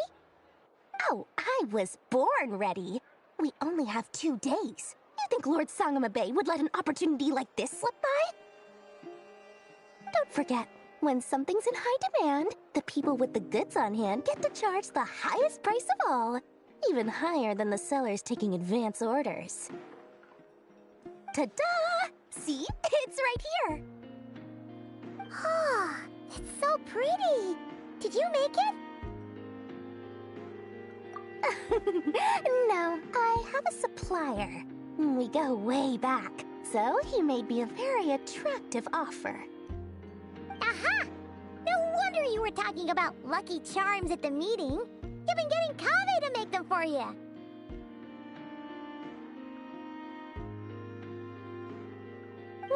That's not the full story. It actually started a while back as a project between me and the Dendro Archon. Mage Alice once warned me that this world won't stay safe forever. There may come a day when everyone faces a great crisis. I passed this on to the Dendro Archon, and she secretly brought together a research team made up of Sumeru's top scholars to invent a technology that could keep people safe. I won't go into the details because it's all very complicated, but if you want to know more, you can ask the Dendro Archon about it sometime. Anyway, point being, it was the Dendro Archon who asked Kave to build this little contraption. As one of the top Kasharu War talents, he was the obvious choice. Took him long enough. He stressed over it for ages. Must have gone through at least a dozen designs before producing a final product. But that's Kave for you. Marak delivered it to me a couple of days ago, along with a letter from Kave. Could I ask why I'm sending this technology to you? What's your proposed use case? Has it been approved by the relevant authorities? So nosy. My fault for sending him the research permit to begin with. Surely Nahida must have told him you were involved in this project. He was probably just nervous because you're always so secretive about your business.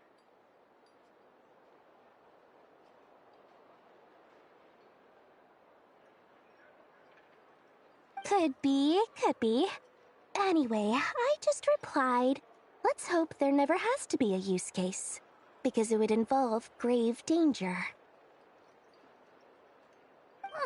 Fair enough. But it sounds like he was just being cautious. He probably felt responsible as the one who made it.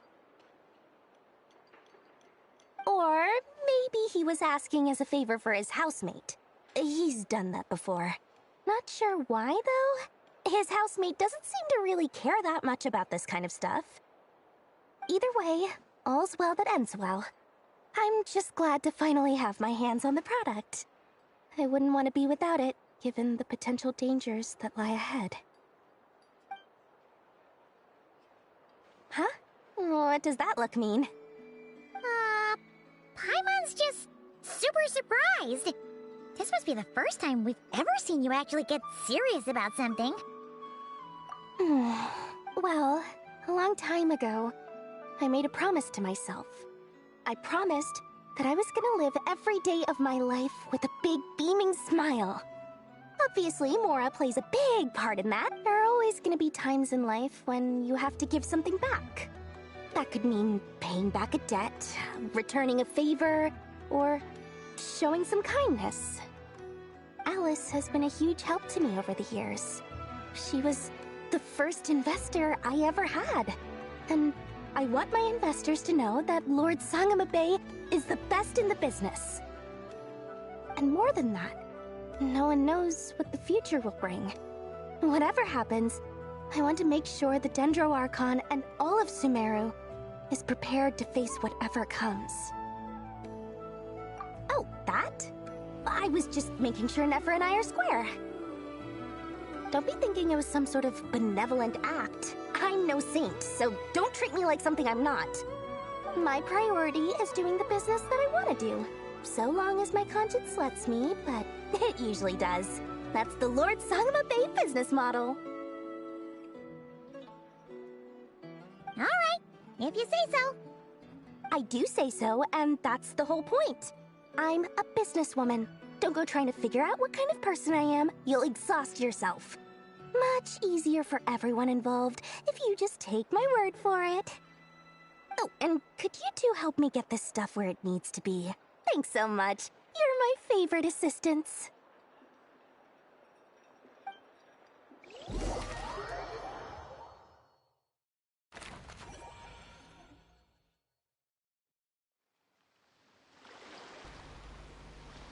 Я вже думав, мене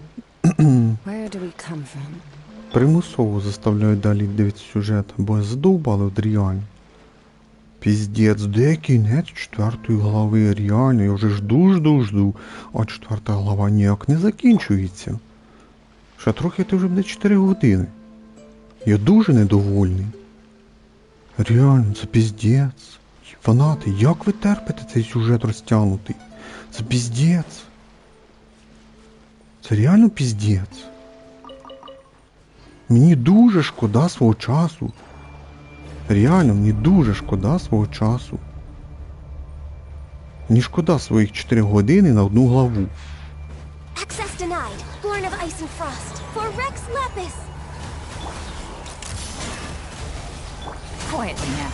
Here comes the catch.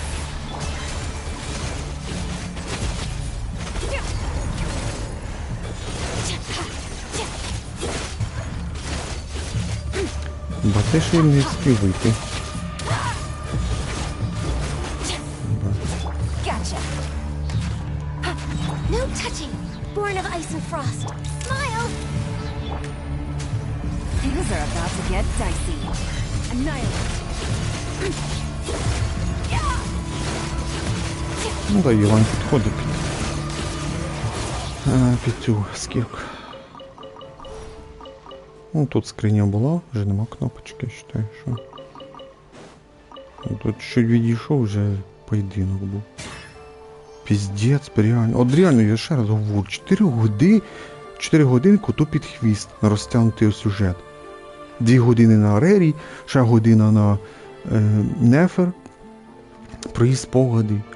Що у нас 2, 3, і ще 50 хвилин ось у нас знайде. Вже на розмови, скажімо так, команди, про стратегію, туди-сюди. І то конкретики так і не сказали, хто що робить. Там за кадром чорний екран сказали, що туди-сюди, і там Альбедо вже із Дуріну пішли там робити. Тобто всі свої плани знає, але нам це все не сказали. Я вже і так іду, вже чекаю, де там вже кінець 4. Розумієте, я вже хочу зараз дойти до того моменту, де вже на весь екран покажуть, що кінець 4-ї глави. Закінчити стрім і слідуючу частину почати вже Ну да, слідуючу частину, 7-му, ми почнемо, виходить, починаючи 5-ту главу грати. Тобто, слідуючий стрім хочу вже починати 5-ту главу грати. Тут 4-та глава не закінчується. А що ви скисли своєю 4-ю главою? Сама нудна.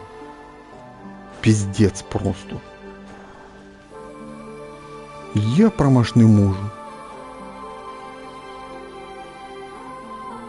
Там хто стоїть? Альбедо йдуть чи що? Давай, зараз ми порозмовляємо 5 хвилин з ними. І кінець 4-ї глави. Я на це дуже надіюсь.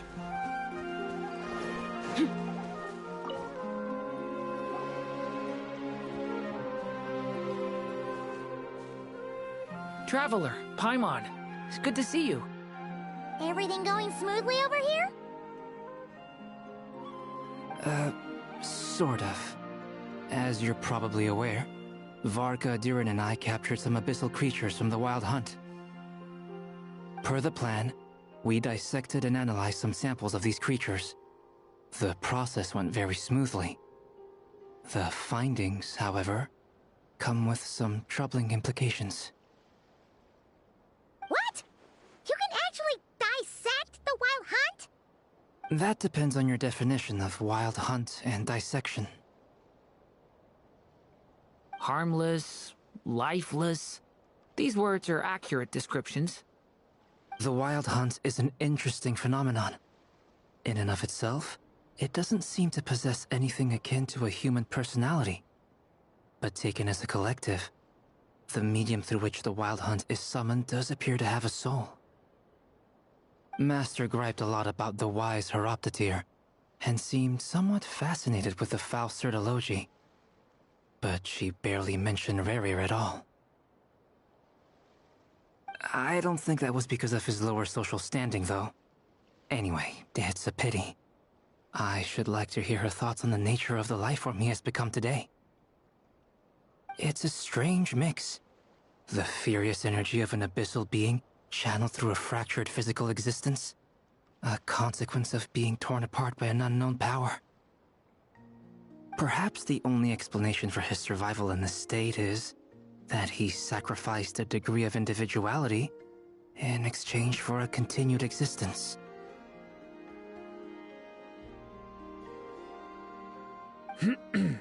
Oh, sorry. Once I get talking about interesting research, I have a tendency to go on indefinitely. Back to our research findings. Essentially, they confirm my hypothesis. Rerir's corpse is completely contaminated by the Abyss, and the effects are irreversible. You could think of this as Rerir in mutated form, but in my view, even that would be inaccurate. In reality, his whole being has been consumed by the Abyss. In other words, he is now nothing more than a manifestation of abyssal power. Unfortunately, at present, we have no means of completely eradicating abyssal power. Hence, we cannot fundamentally destroy the Reihir of Solnari either. Oh, that's terrible news! So, that's it? We can't defeat him? Not even if we get the power of the Three Moons? Miss Columbina's situation is a difficult one. She can never achieve wholeness when the world does not accept her presence. It's as if her creator banished her to a place she can never be accepted. It means she spends most of her energy just on her own survival. Given the circumstances, it's only natural to despair. But we must see this plan through to the end. Time to kick off the backup plan. Oh, Paimon almost forgot! This is for you. Dory asked us to bring it. Ah, how wonderful. Well, thank you for making the trip. Durin and I will be heading off shortly. I'm sorry I won't be there to protect you in person this time. Please be careful. All right then. Stay safe.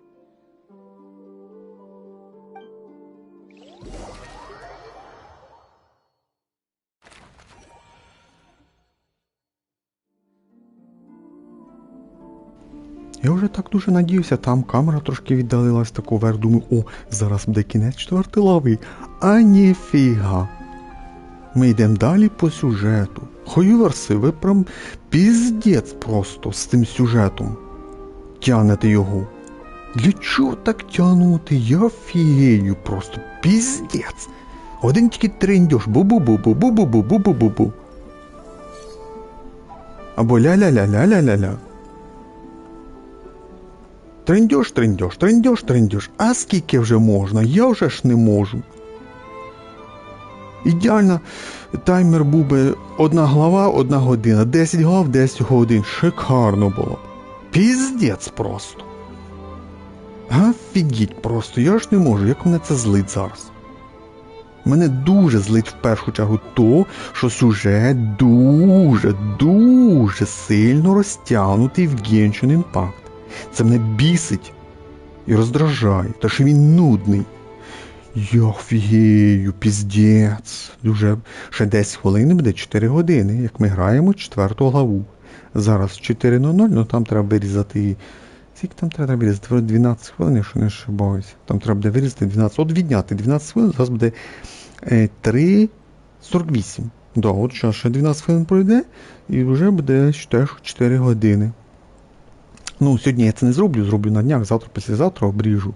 Там початок треба вирізати, я там свою думку висказував про гру, скажімо так. Там треба буде вирізати 12 хвилин. О, боже мій, піздець, просто піздець. Тут реально корисного сюжету за ці 4 години, ну година максимум корисного сюжету. Не більше. Скільки тут можна було вирізати, прям я ж не можу.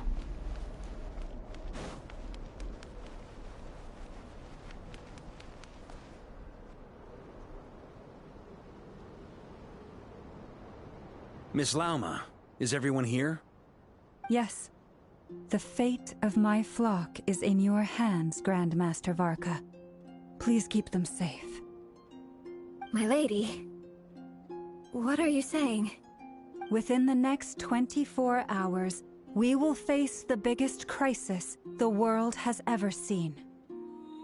This is not a burden that we deserve to bear, but I believe that we reap what we sow in this life. So I intend to act.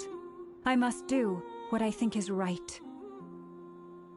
For me, that means fighting for the future of Nod-Kraj.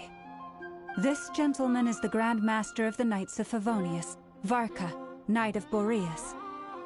In my absence, please follow his lead. І там трошки неправильно переклали, коли фразу говорила Лаума. Future, типа, я буду сражатись за будуще Нод-Краю. А там просто перевели за Нод-Краю. Треба було додати за будуще Нод-Краю. За майбутнє Нод-Краю. От деякі ошибки прям вискакують. Я англійську погано знаю, але деякі слова я знаю, як вони точно прикладаються. І там не вистачає це майбутнє, будуще, ну на майбутнє там. Чого вони його не додали? Hey, everyone. Guess I should introduce myself. Well, to start with, I know my way around a battlefield. Biggest strengths are honesty and hard-workingness. Anyway, point is, I don't intend to let Lauma down.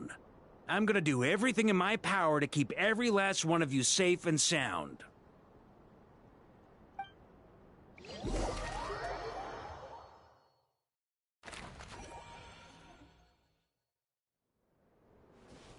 Merciless.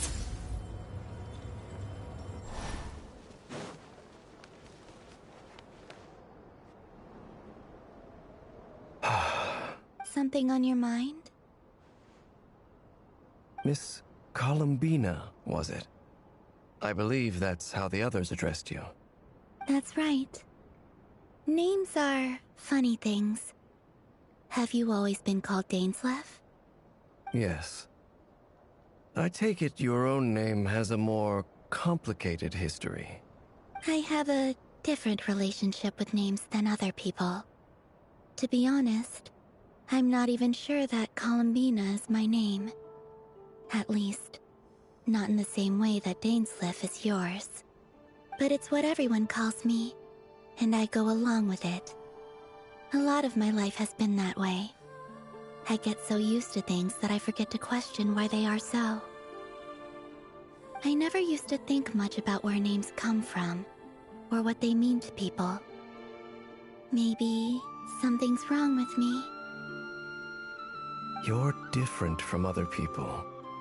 I sensed it the first time we met. You're more perceptive than most. I'm sure your long life and rich range of experience explains that.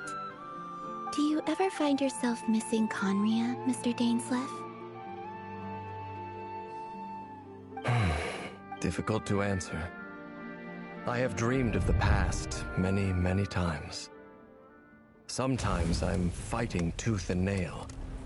Other times I'm lying on the ground, defeated. I don't recall any happy moments from that time. It has been too long. Is that because hatred survives longer than love and affection? That would not be for me to say. I make no excuses for the grudges I bear.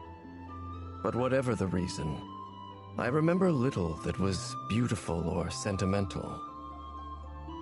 Thank you for your help with the Rerir situation. Without your efforts, I never could have learned the hidden truth of his story. You're welcome. I know he's your friend. Friend? He betrayed me.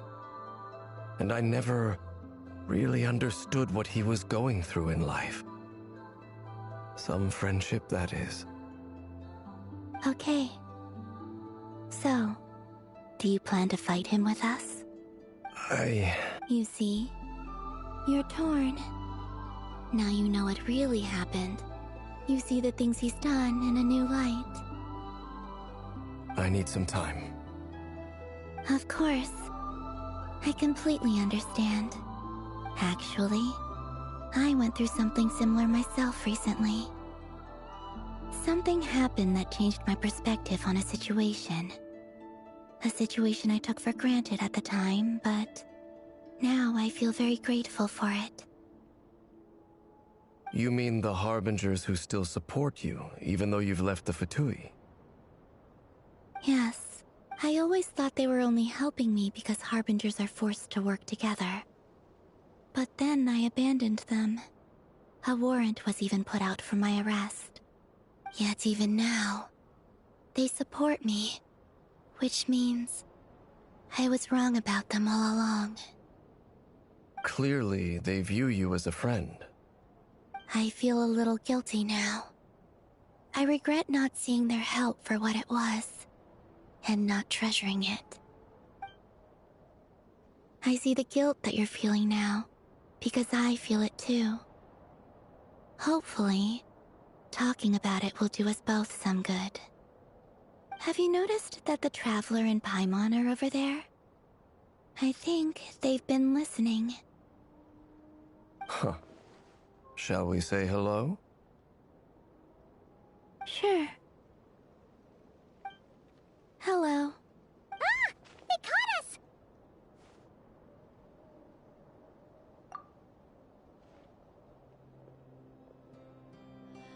I apologize for making you worry. No doubt you wish to know where I stand on the plan to take down the Rerir of Solnari. I'm afraid You will? Oh, thank you so much! Everyone will be so grateful to hear that! They needn't be. This was something that I was going to have to face up to eventually. That doesn't matter to them. They're grateful to you regardless. You can't control their gratitude, so just accept it. And then, have a think about whether you're willing to join us.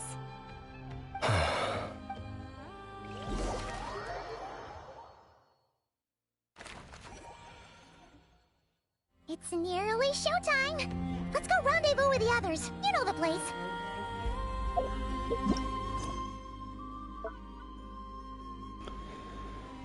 Боже мій, 4-та глава продовжається у нас. Ну, я ж не сліпий. Дуже написано, пісня полуни, глава 4. Щось дуже Мало дають нам награди за скільки ми часу тратимо. Раді одної глави. 30 камнів. Сміхотворня. Жалкі 30 камнів раді того, що тратиш 4 години. Ще 2 хвилини, то буде вже 4 години.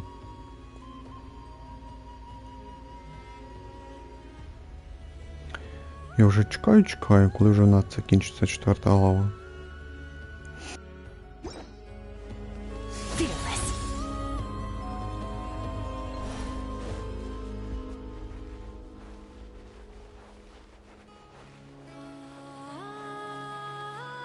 Merciless.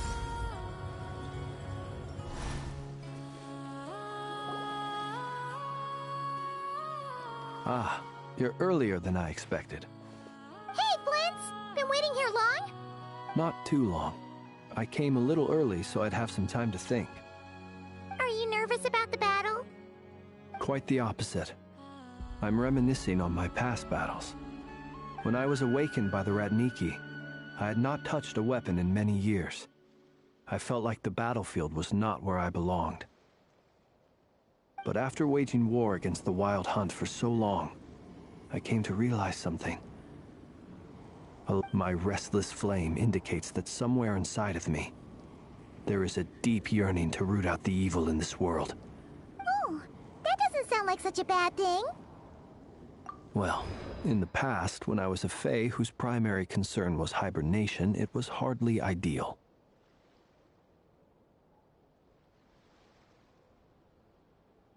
But it certainly serves me well here in the present.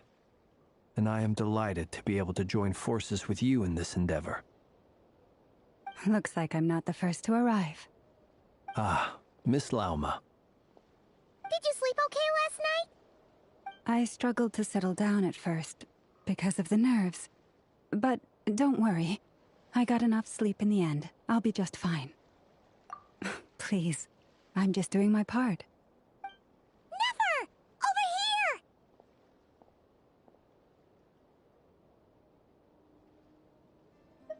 here! Aino asked me to relay a message. She said Anefa will be on high alert and keep a close watch over all secondary districts where defense is required, providing support as necessary. Meanwhile, Aino herself will provide range support to us directly, using her latest invention. Excellent. My thanks to all involved. The chess set's looking a little unstable. It won't hold him much longer. We should be prepared to engage at a moment's notice. No sense sitting around waiting. Let's make the first move while we still have the option. I agree. Paimon, find a safe hiding place. Got it! Be careful, Traveler! I will.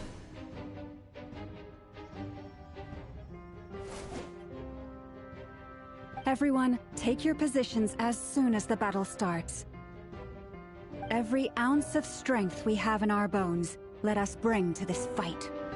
Ready? Let's go. I've seen all your futile ploys before. You have become the authors of your own demise. I wouldn't be so sure about that. You are merely a moment of sport before I tear down the moon.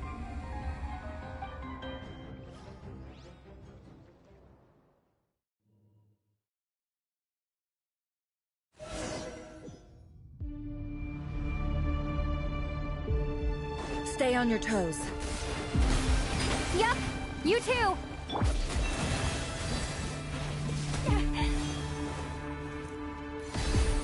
Observe. Futile.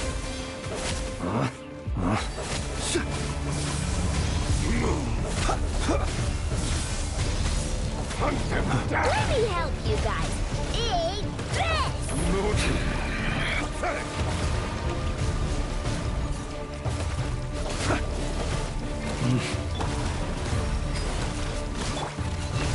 Let's see what you're made of.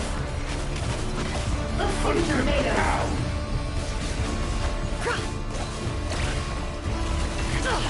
You shall hunt them down.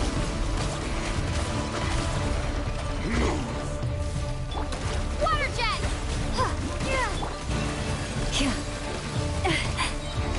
Close your eyes. Pathetic! Be silent. Night falls. Hunt them down! The moonlight betrays you. Go! With one heart, we pray. Leave this place. Seek within. The moonlight It all adds up. betrays you. It all falls into place. It all falls into place. The moonlight betrays you. Forest, stay your hand. The deception ends here. It began with the moon, and so shall it end. The moon will protect you.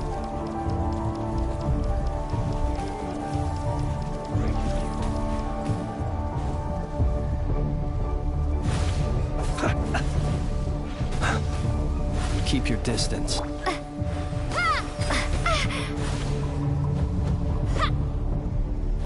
Do you see now?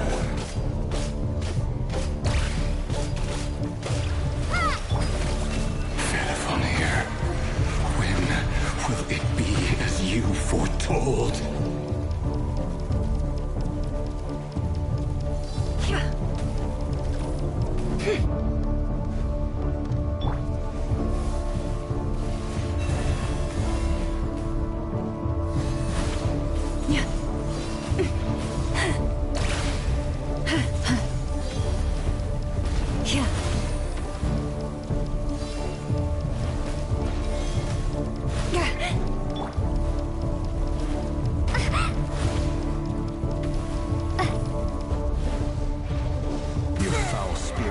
Welcome here. You poor love. The mystery unravels. The night cometh.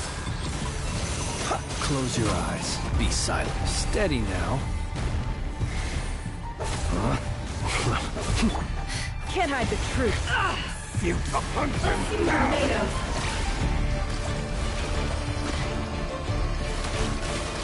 It all falls into place. It all adds up.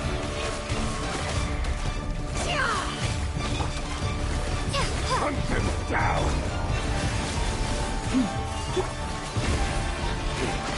Pathetic!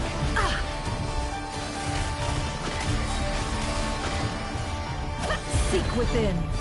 Бо в нього повний імунітет до... як воно там. Ну ти його б'єш, йому пофіг. Він б'є тебе теж, скажімо так. У мене немає імунітету до переривання. Коли тебе б'ють. Бачите, вічно мене відштовхує. Бачите, мене відштовхує, і все. А на ньому це не працює взагалі. Ну, повний імунітет. У нас ще й в команді хілера. Ще лама хілер у нас. Вона подивиться.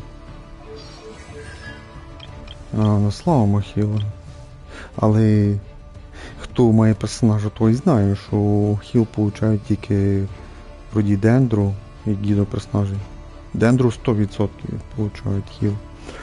Що у нас третя сузір'я Флінц. Ну да, получається всі мають третю сузір'я на шаліміні. Непонятно, безкоштовно. Подивіться, ж можна читати, я думаю, всі вмієте.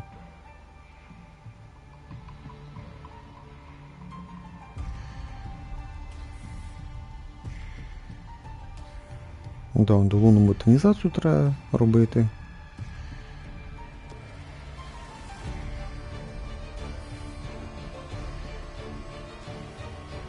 Але тут уточнення, бачите, написано, що персонажі, які активують лунну ботанізацію. Лунну ботанізацію. Ну, дендру то 100% отримують його. А от гідру чи не знаю. Тобто, якщо, наприклад, навик нажали ми за лауму, і там оцей її олень пригаєш, там раз у 2 секундочку, коли її кидає дендру Дендро статус на монстрів, якщо ти за гідо персонажа інфузію б'єш, то виходить лоноботанізація повинна активуватися. Тобто по логіці вроді як гідо персонажі теж повинні отримувати хіл. Але не точно, тобто я це не провіряв. Тобто Дендро 100% це отримує. Майстерність, в неї дофіга майстерності 1450. Що у нас за оружие? Ну да, тут у нас R3 злоба. Тут у нас ніфіга собі R3 сігл. Ніфіга собі. Оце перший раз, прикиньте, за всі роки. Ну за 6 років, прикиньте, за 6 років. Це вперше бачу, де нам дають якусь пробуду для івентових персонажів, та ще й в сюжеті. Це прям якісь рекорди Гіннеса можна поставити в грі. Це сарказм, хто не зрозумів. Але і то, що це вперше, то це да, я цього не пам'ятаю. Нас або обично давали якусь безкоштовне оружие, щось персонажам, а тут R3, ніфіга собі. Хоча по статам не дуже, 55 на 200. Ну тут не важно, Дендро вважає, що. Хоча тут 100 на 240, ого. Це дивно, реально дивно. Ну да, наша алюмінія всегда бомжиха. Да, тут крити всегда будуть працювати, вважаю, що. Хоча майстерність 1100, 1300. Жесть. No more lies. Can't hide the truth. Бану, диви, мене геть не переключили.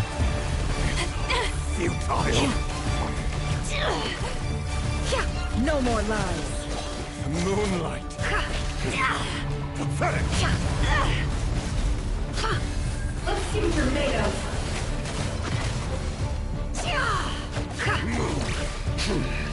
Your little game of heroics is over. Who wants to go first? Нічого вона не хілиться, що нафіг не хілиться. Бо він знов хп відновив собі. Це у нас другий раунд? Де? No, we've been separated. You okay?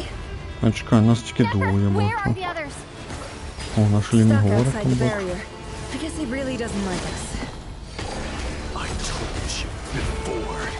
Knowing too much is Ну я always прям пиздец, збиваю всі мої комбо.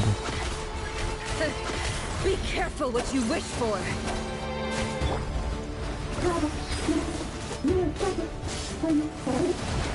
Laura, can you hear me?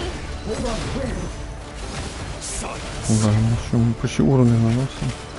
Ні, не наносимо, але якісь там But at least I know there's still царапані його, скажімо так. focus. Stick to the plan. Remember my most important task. Just stalling him. If I can stall him for long enough. Да, ну так зручно зачитати текст, що там наша Люмін говорить.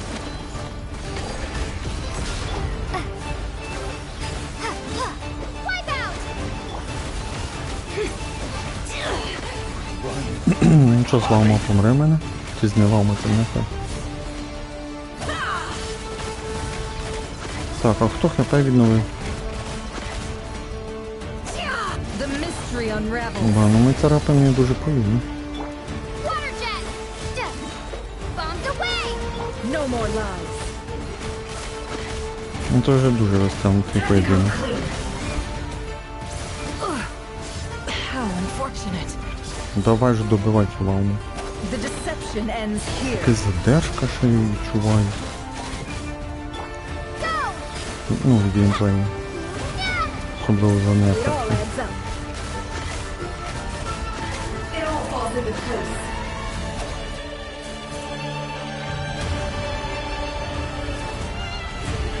Так, щось тут робити, не знаю, що. А, підбирати не можна. А що нажимати?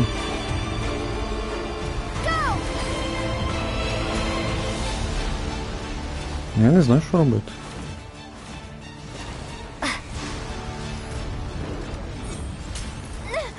The shield's broken. I can't keep this А up. щит не взяли, що? Don't push your luck.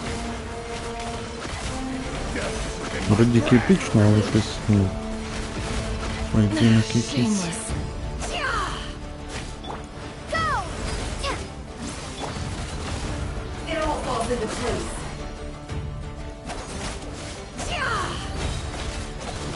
The mystery unravels. Bombs away! Go! Якась трішки задержка в кнопках, не знаю чому. Let's see what you're made of. Time to come clean.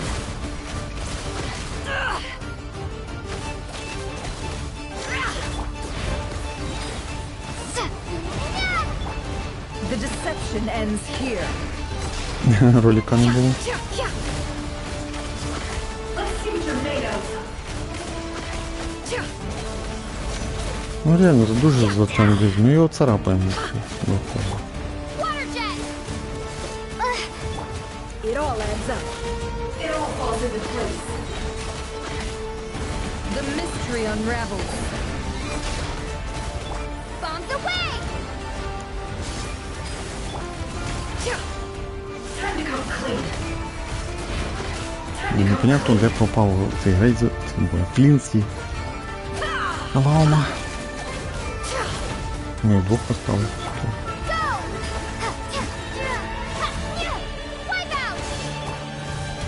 The deception ends here. Ні, це вже якась тупость реально так розтягувати цей поєдинок. Реально. Time to come clean.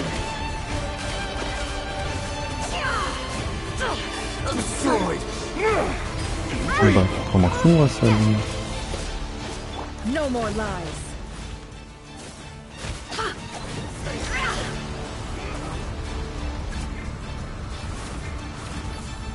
Я щось переключитися не можу зараз. There's no other way. Назад не можу переключитися. Сюжетний момент.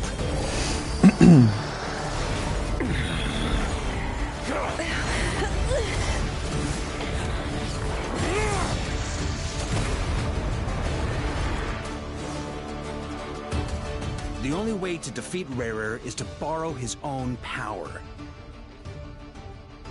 That means Columbina will have to disappear while you two bear the brunt of his attacks. You have to hold on. Find a way to keep him focused on killing the two of you.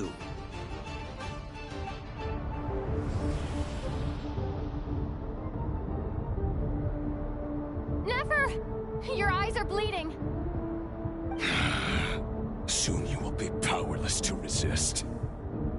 And then, I will reduce you to dust. But that dust will plague your memories. Come on. Keep holding. Any other tricks up your sleeve? Let's see them.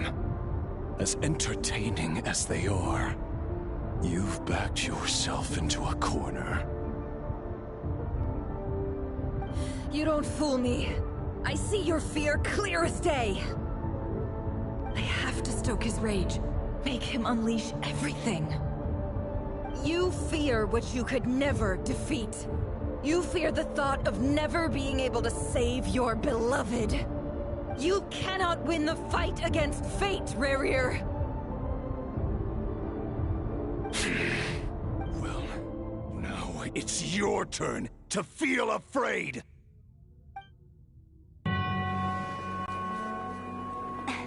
You fear the sound of your own name? Is it us you hate? Or is it what you've become? Let's see what becomes of you!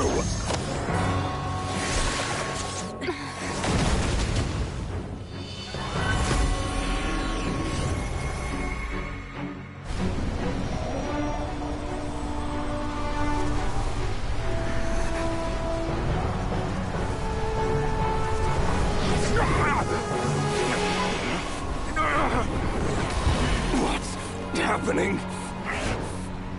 That power. I've seen it before.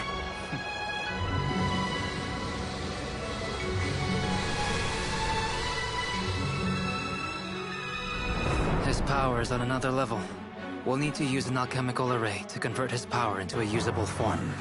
Then quickly channel it into Columbina. rendering her powerful enough to compete with him. I'll join you. I can help. If I release enough abyssal energy into a confined space, it'll create a potential difference, allowing us to extract a huge amount of elemental energy. Next, I'll synchronize with everyone's minds using pyro, then give you temporary access to their abilities and fields of view. But it won't last long.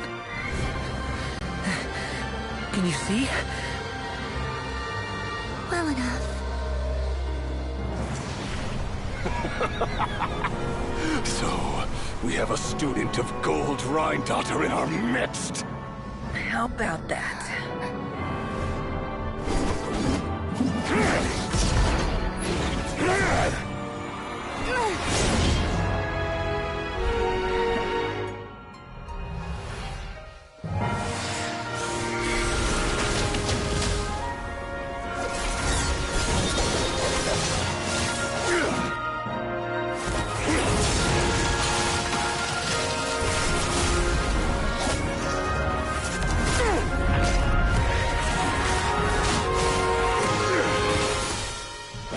You use my own power against me? Just like how you stole Kuvaki. Look familiar?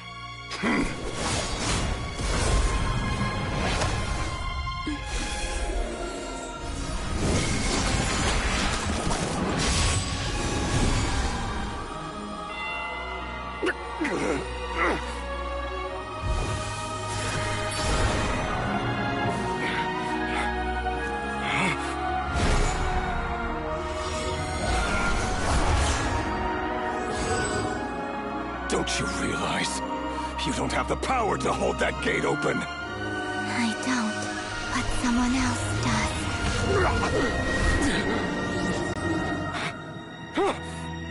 Goodbye, Rerir.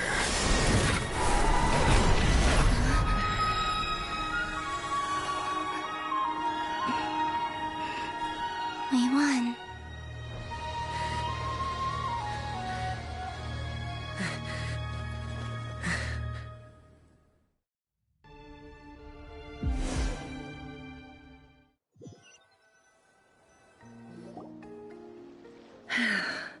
Nefer, how are your eyes? They're fine. Apart from the blindness, of course. It's not too late. Let me handle it.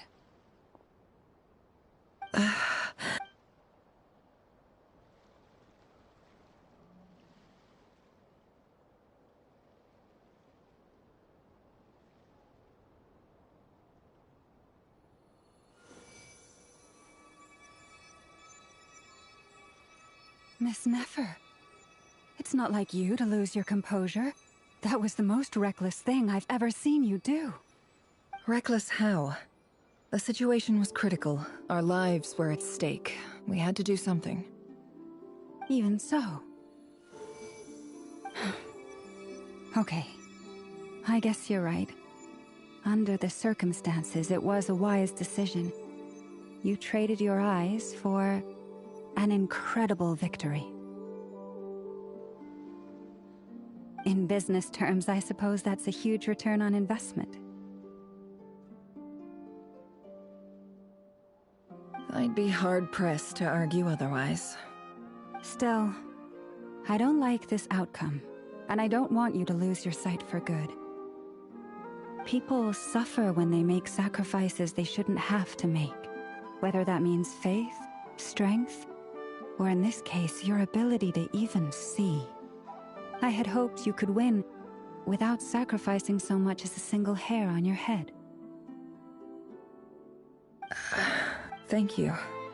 All done. Don't try and open your eyes just yet. We'll see how you're doing in a couple of days. Until then, please follow your recovery plan to the letter. I'll send full details through Yehoda. For now, just get yourself home, relax, and rest. My dear friends, we have fought bravely and achieved a spectacular victory. A dark cloud has been lifted from the skies of Nod-Krai. All in this land will be grateful for what you have done. The moon will remember this day. Thank you both.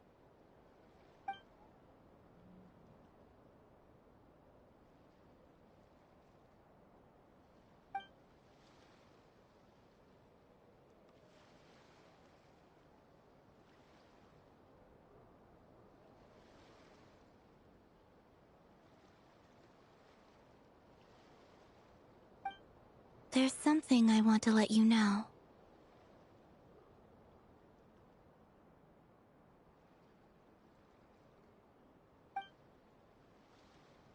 What is it? When Durin connected everyone's minds so I could access their powers, I also felt everything they felt. And since Nefer's eyes were injured, my eyes are hurting now too. Huh. Hold on. Let me try. I only feel the pain. There's no actual damage. I just thought I should tell you. You're right. There's no damage. That's a relief. But I must say, I'm surprised to hear the Kutar share something like this with me. In the past, you never used to open up about yourself. Things are a little different now from how they were. I'm learning to share how I truly feel with my friends. Friends? You have no idea how glad I am to hear that.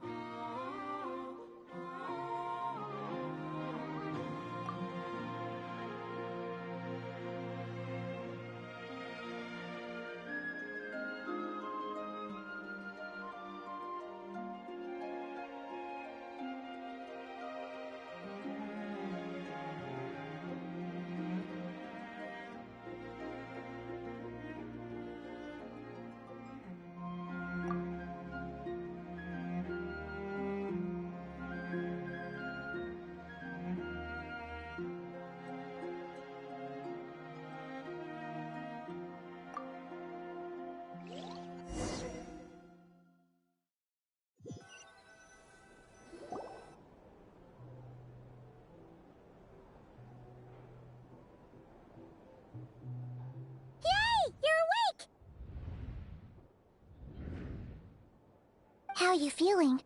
Any aches and pains? Did you sleep well? I'm doing all right, Paimon. No need to worry about me. Phew! Well, that's good. Paimon's been sitting on the edge of the bed worrying about you for ages. You slept a whole day and night. Poor Paimon had to eat all by her lonesome. Glad to hear you didn't starve. How was the food? Well, it wasn't the same without you there to share it. Honestly, Paimon just can't relax when you're not your usual self. She couldn't enjoy the food and settle down to sleep. Well, I'm back to normal now. Oh yeah, and Albedo swung by earlier. He said to tell you to head to the tavern when you woke up. Varker and the others are organizing a victory feast and they want to celebrate with you. He also dropped off some medical supplies, but you seem fit as a fiddle, so guess you won't be needing those. If you're feeling up to it, let's head over now. Wouldn't want to keep them waiting.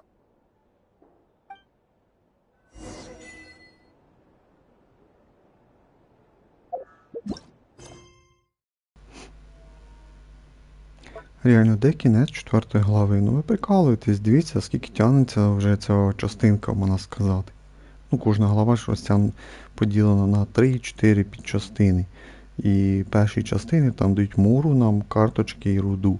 А коли фінальна частина глави, то нам дають до 30 камнів. І щось ця фінальна глава вже тягнеться скільки? Годину, 1,5 години. Я вже сюди заглядаю і перепровіряю, яка це глава. Глава 4 ще до сих пір пише. Ну що за піздець просто нафіг. 4,5 години сюжет 4 глави в нас іде. Концовка, да, мені сподобалась, класно, і ролі класні, і постанова хорошо, да. А до цього для чого так тягнути?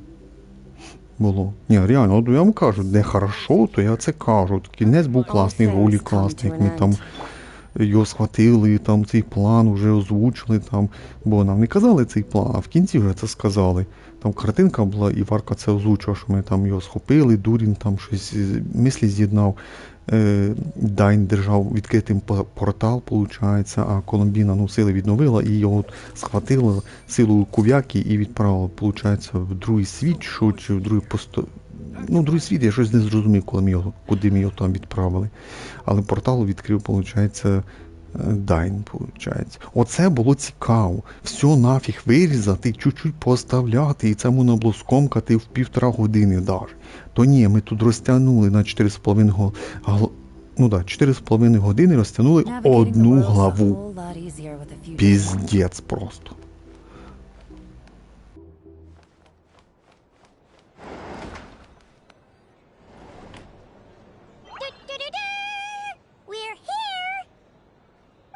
Traveler and Paimon! Perfect timing! We were literally just saying how there's no way we're holding this victory feast without you any longer, and we would have postponed it till tomorrow. How are you feeling today? Much better, thanks. Don't worry about me. Приємно, що хоча б наша Люмін хоч трошки та й відповідає, можна сказати. Це прям приємно, реально. Relieved to hear it. If that changes, just let me know. Happy to check you over at any time. Yep, we're here for you. Anything you need, just let us know. Oh wait, where's Nefer? How are her eyes doing? Nefer's right over there. I'm sure she'd love to catch up with you.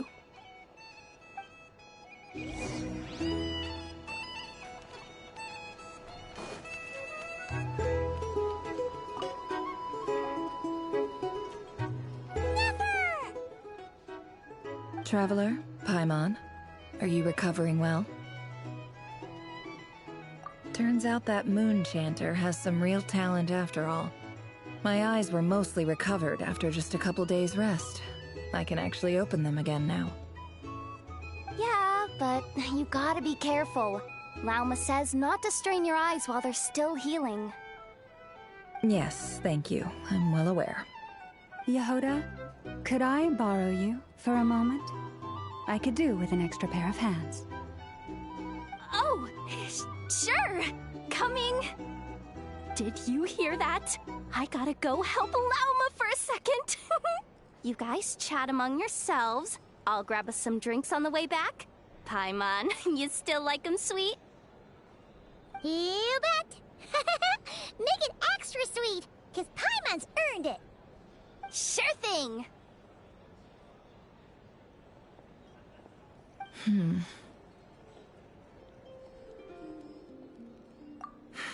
The Raker of Solnari. Kind of a snake, don't you think? No, definitely a snake. A poisonous one who spewed his venomous hatred everywhere. Anyone who seeks revenge out of hatred for other people has become a snake. That's something my dad used to say.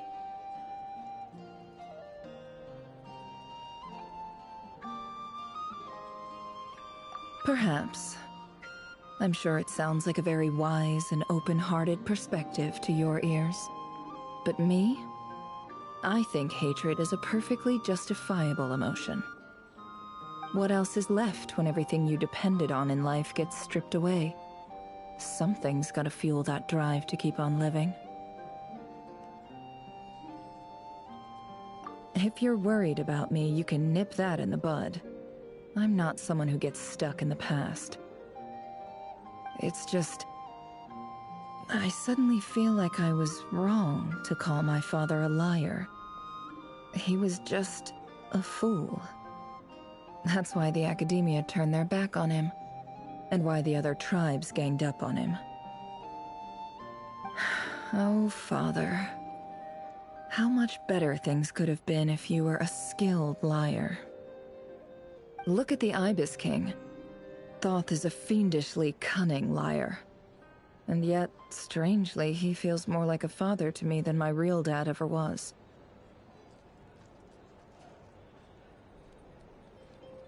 He's never brought it up, but I'd bet he feels the same way. Why else would he give me the power to perceive the truth, while at the same time training me in the art of deception? Well, King Deshret banished him to Aru, which is essentially a prison, and posed 3 questions to him. He promised that he'd have his freedom if he could find the answers. His response was to take on a physical form and approach me, hoping that I could become his envoy and search for one of the answers on his behalf. Did he really think I'd fall for that? He's stuck there. He can't make me return what he gave to me.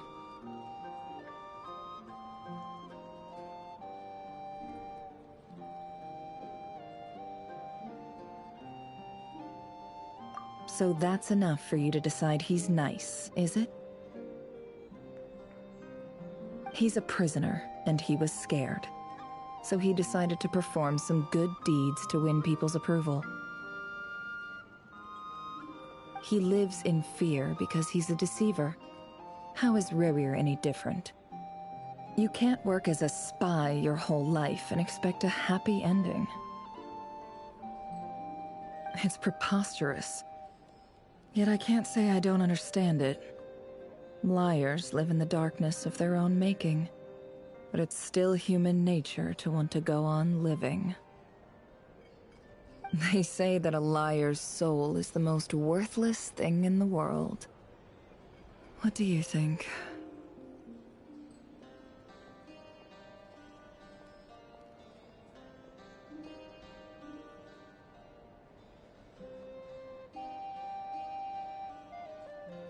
Good. If you understand that, it means you're smart, and you see things objectively. If you ask me, the soul of a liar really is worth nothing, because all they care about is themselves. For example, when something good falls into my lap, I don't go sharing the news around. Stops other people trying to steal it from me.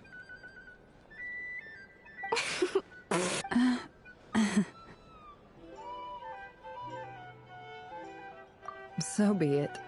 They have sharp ears. I can't keep anything from them.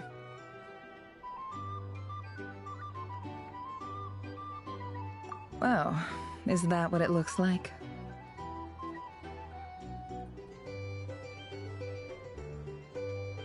Well, you all know my past now, and I can't simply eliminate everyone who knows too much. So I guess I just have to put up with you. For the foreseeable future, at least. When you find yourself in a situation you can't control, the safest play is to keep calm and start monitoring everyone involved like a hawk. In the intelligence world, you need to have a sense of perspective and play your hand accordingly. If you understand what's at stake, please ensure my secret is safe with you.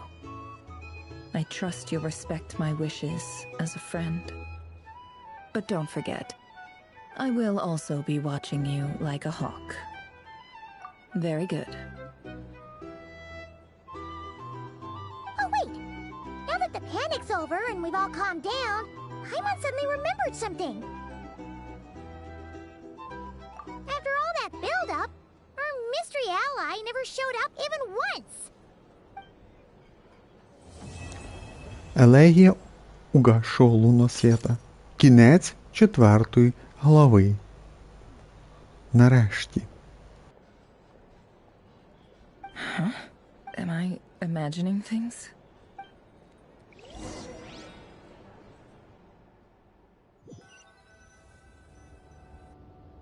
So, that close colleague who stayed behind with you? What's he been up to recently?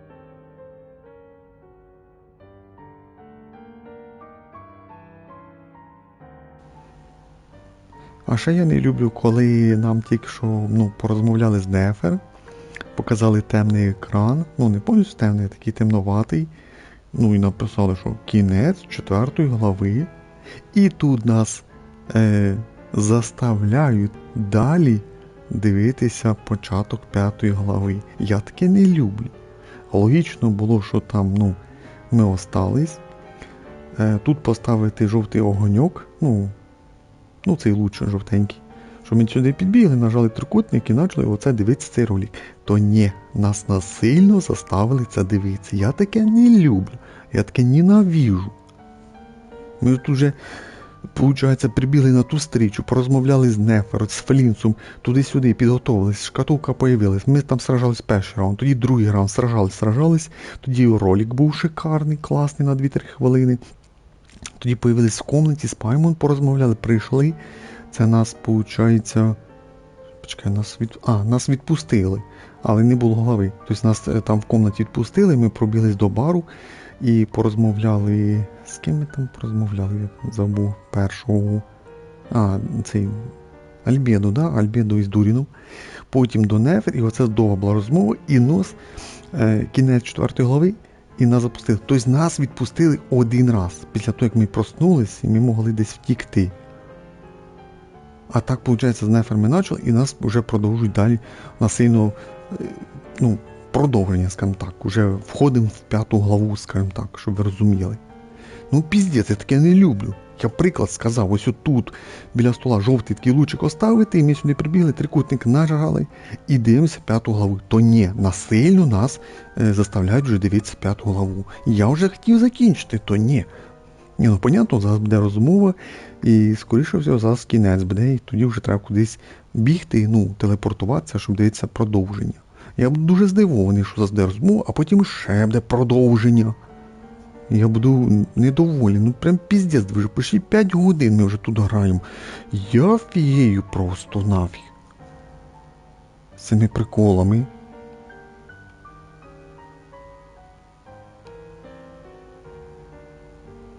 Я надію, що 1-2 хвилини і кінець цієї розмови буде.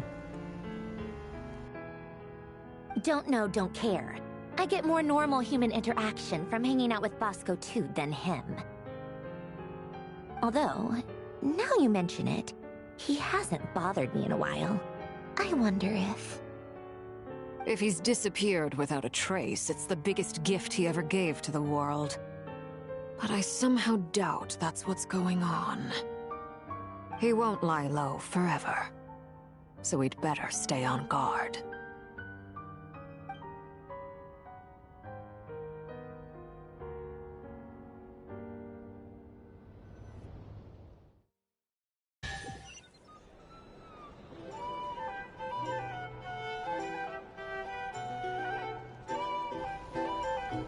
Ми тільки що розмовляли з Нефер, тоді нам показали кусочок, на неї говорить слуга, да, виходить, Арлікіну звати, і марінетка, їхня розмова. І тут нас вже, говорить, давайте, далі розмова із Нефер подивитись.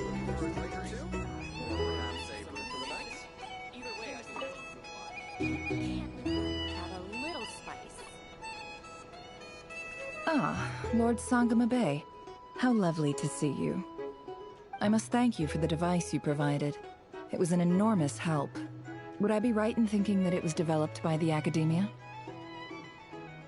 Why come and ask me when you clearly know already? I mostly came to thank you.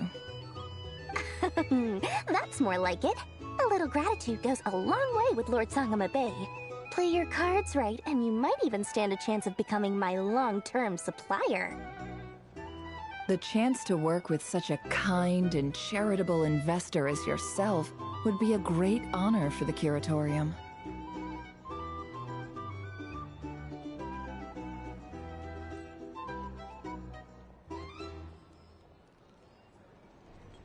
Huh? Charitable? Who said anything about charity? First I'm hearing about it. Let's see. The first plot of land you purchased in Nod-Crай, your desert interests, and... Stop! What do you think you're doing? Exposing my investment history! It's nothing to hide from. They're all perfectly legitimate investments. And some of the land you purchased was with the intent of building a sanctuary? Yes, I heard about that too. How did you... You're a curious case, Lord Sangamabe. You don't like people finding out about your good deeds, do you? But I'm afraid no matter how hard you try to keep things under wraps, where there's a will, there's a way. You did it for Sumeru, didn't you? It was empty land that was gonna go to waste otherwise. I figured if I built something there, it might at least get some use in an emergency. Disasters are capricious things. They strike without any warning. I've lost family to a disaster before, and I don't want to lose any friends or business partners if I can help it. My elder sister used to dream of finding a sanctuary. Somewhere with plenty of food, water, and medicine. Where everyone could live happy lives. It was something I looked into, but after discussing things with the Dendro Archon, I decided on a more effective strategy. The tech people handled the tech, and Moneybags provided the Mora. It just made the most sense. It's a pity that so few people know the truth about you. Everyone says that you view everything in terms of Mora, and all you care about is growing your own wealth. So, what's the problem with that? Everyone wants to be rich. It's human nature. So yes, I love Mora, and it's nothing to be ashamed of. But surely you have dreams of your own, beyond just making Mora. You don't get it, do you? My dream is to invest in other people's dreams. And, you know, make a nice little slice for myself along the way. Just thinking about it makes me happy.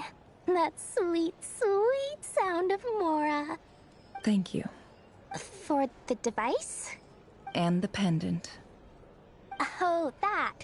I was just returning a favor. Don't worry about it. Seems like we've both been away from home for a very long time. Yeah. So long that I barely remember what my family even looked like. That would be your mother, father, and sister? Yeah, though it's been years since my sister passed away. It's not like I want to forget them, obviously, but memory can be even more ruthless than the most calculating business person. Beyond a certain point, if something isn't helping you, it just gets rid of it. My sister can't help me now. Slowly but surely, her face is fading from my mind's eye. It's become a vague impression. Not everything will fade. When loved ones pass away, the beautiful memories are the ones that last the longest. Yeah, that's true. If you ask me, that's the one silver lining in all of it. Well, that, plus, I'm sure that life is much better now than it was back then. Oh, absolutely. I have tons of Mora, a big beautiful house, business is booming, and I'm as happy as can be.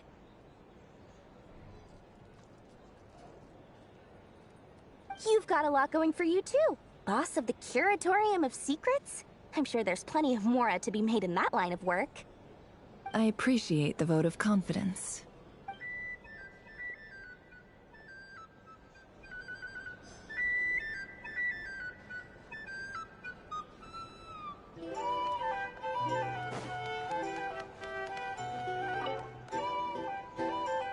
How have you been holding up? Any adverse reactions? If you start to take a turn for the worse, make sure you tell me right away. You don't need to worry about me, Grandmaster. I'm fine. I mean, I barely did anything, so... What? You're too humble, young man. You played an indispensable role in the battle for Nod-Crai. We can't thank you enough for your support. Sometimes, when people praise you, it's because you deserve it.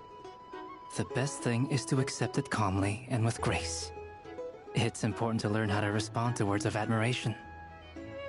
Let's do a quick demonstration. Albedo, that was an incredible feat of alchemy. The pressure was on, but you worked flawlessly at lightning speed to get the job done. Thank you. I can't take all the credit, though. Durin played a big part in forming the alchemical array. See? Did you catch that? A masterclass in how to take a compliment. Okay, yeah. I did work pretty hard to help prepare for the battle. No point denying that. Hey, you guys! Hey, look who's bounced back. Looking good, Traveler. Seems like you've recovered. You won't need to take any more medication. Can I get you a drink? Huh? You know how to order at a bar now? You've sure... Handling a drinks order is ridiculously simple compared to alchemy. Don't worry, I'll blend into society yet. Paimon believes it! You're clearly a fast learner, just like your brother.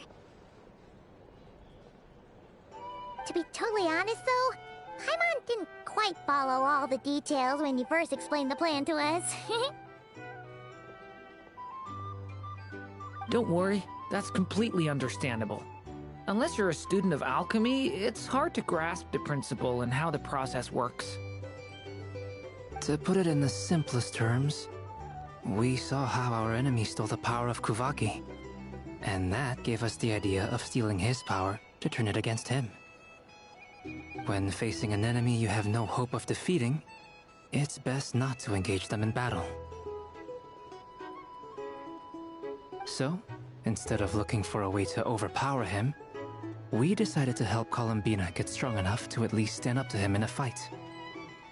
For this to work, we had to analyze his modes of attack, confirm who his main target was, and make sure that he wouldn't go beyond the range of the alchemical array. For added security, we prepared a total of 4 arrays. But to mitigate the impact of the battle, we identified one location in particular as the ideal spot, which is where the confrontation took place. The alchemical array absorbed his abyssal power. Then Durin processed it to render it usable by Columbina. That power enabled her to do what would otherwise have been nigh on impossible. What surprised me was that Dainsleif actually agreed to join us. Given his history with Rerir, he had every right to sit this one out. But we're extremely grateful for the decision he made.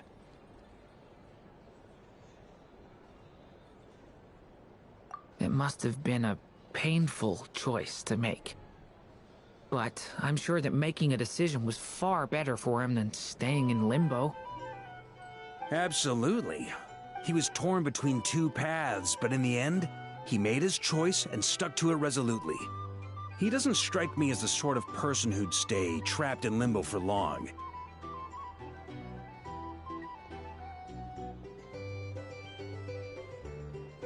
Anyway, however you cut it, everyone gave a stellar performance. And now, it's time to kick back and celebrate.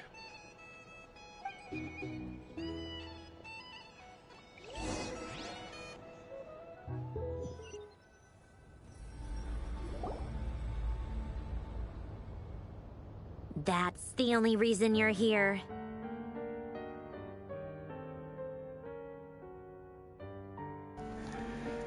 Ну, боже, знов продовження, скажімо так. Порозмовляли з друзями. Я вже думав, тут нас відпустять. Або вже там скажуть, куди бігти. Та ні, нас знов заставляють дивитися продовження, але в, скажімо так, на чужій базі, як це ще правильно сказати. Бо це ж база Фатуї, ну база марінетки. Бо як її там звати? Бо я забувся. Бо я не можу спомнити. Ну, трошки складне в неї там ім'я, можна сказати. Це вроді прізвище в неї там. Чи... Ну, марінетка мається, да. Ладно, читаємо сюжет.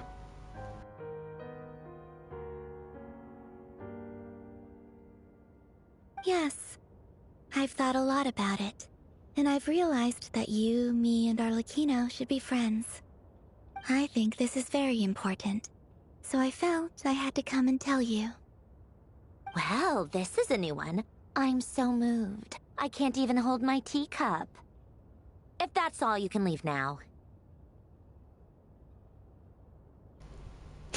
Ну, рішили юмора додати під кінець. Бо мені так подобається, як вона прикалується над Коломбіною. Це маріонетка. Прикиньте, за 5 годин написали пару букв з юмором. Давай так скорочено скажу. От прикиньте, що у нас 5/4. О, віднімаємо 12 хвилин, це у нас буде 4:55. Да, за 4 години 55 хвилин нас проскользнув юмор в сюжеті. Та невже? На що, юмор є в сюжеті? Не може бути. Не може. Ні, ну написала. Я едва чаем не поперхнулась от наплыва чувств. Есть у тебя все на выход.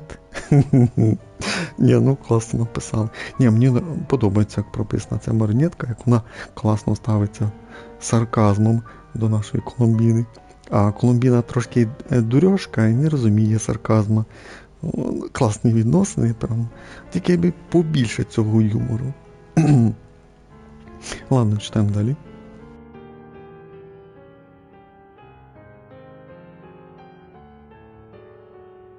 Do you not want to be friends with me? Or is it that you prefer being co-workers? What is this, Columbina? Are you deliberately testing my patience threshold? Right now, my politeness module is active. But if you say another word, I swear I'll shut it down. If your politeness module was active, wouldn't you say the word please at some point? Polonia, please see Lady Columbina to the door. Трохи юмор, я бажаю ці моменти. Дуже шкода, що їх дуже мало. Will you still invite me to your next tea party? What? Yes, I think you will. Bye-bye, dear Sandrone. Ось вона написали. До свидання, дорогая Сандроне.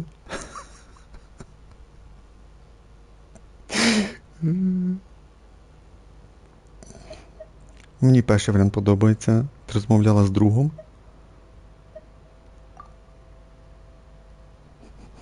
Last time the Wild Hunt escorted you out. Would you rather I handled it myself this time?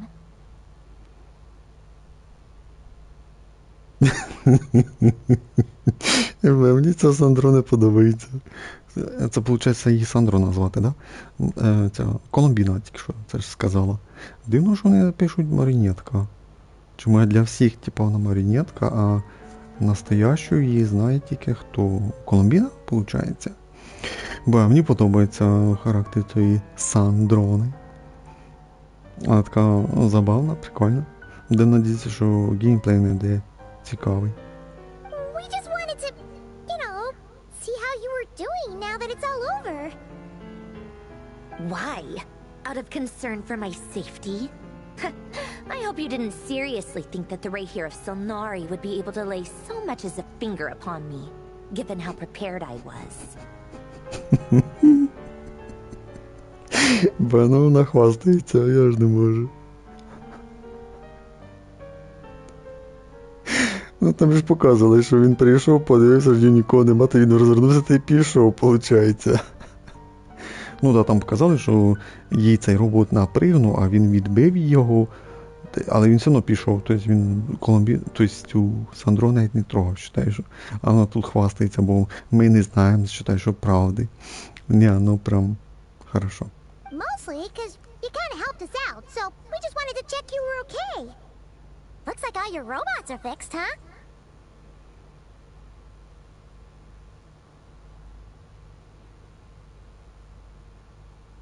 Да, було чаєбіття, ми невчасно, так? Oh, don't you worry about that. Tea time is already a write-off. The visitor before you managed to kill my appetite. Да, не треба брехати. If you're in the mood for tea, go ahead and help yourself. Otherwise, it's going to waste.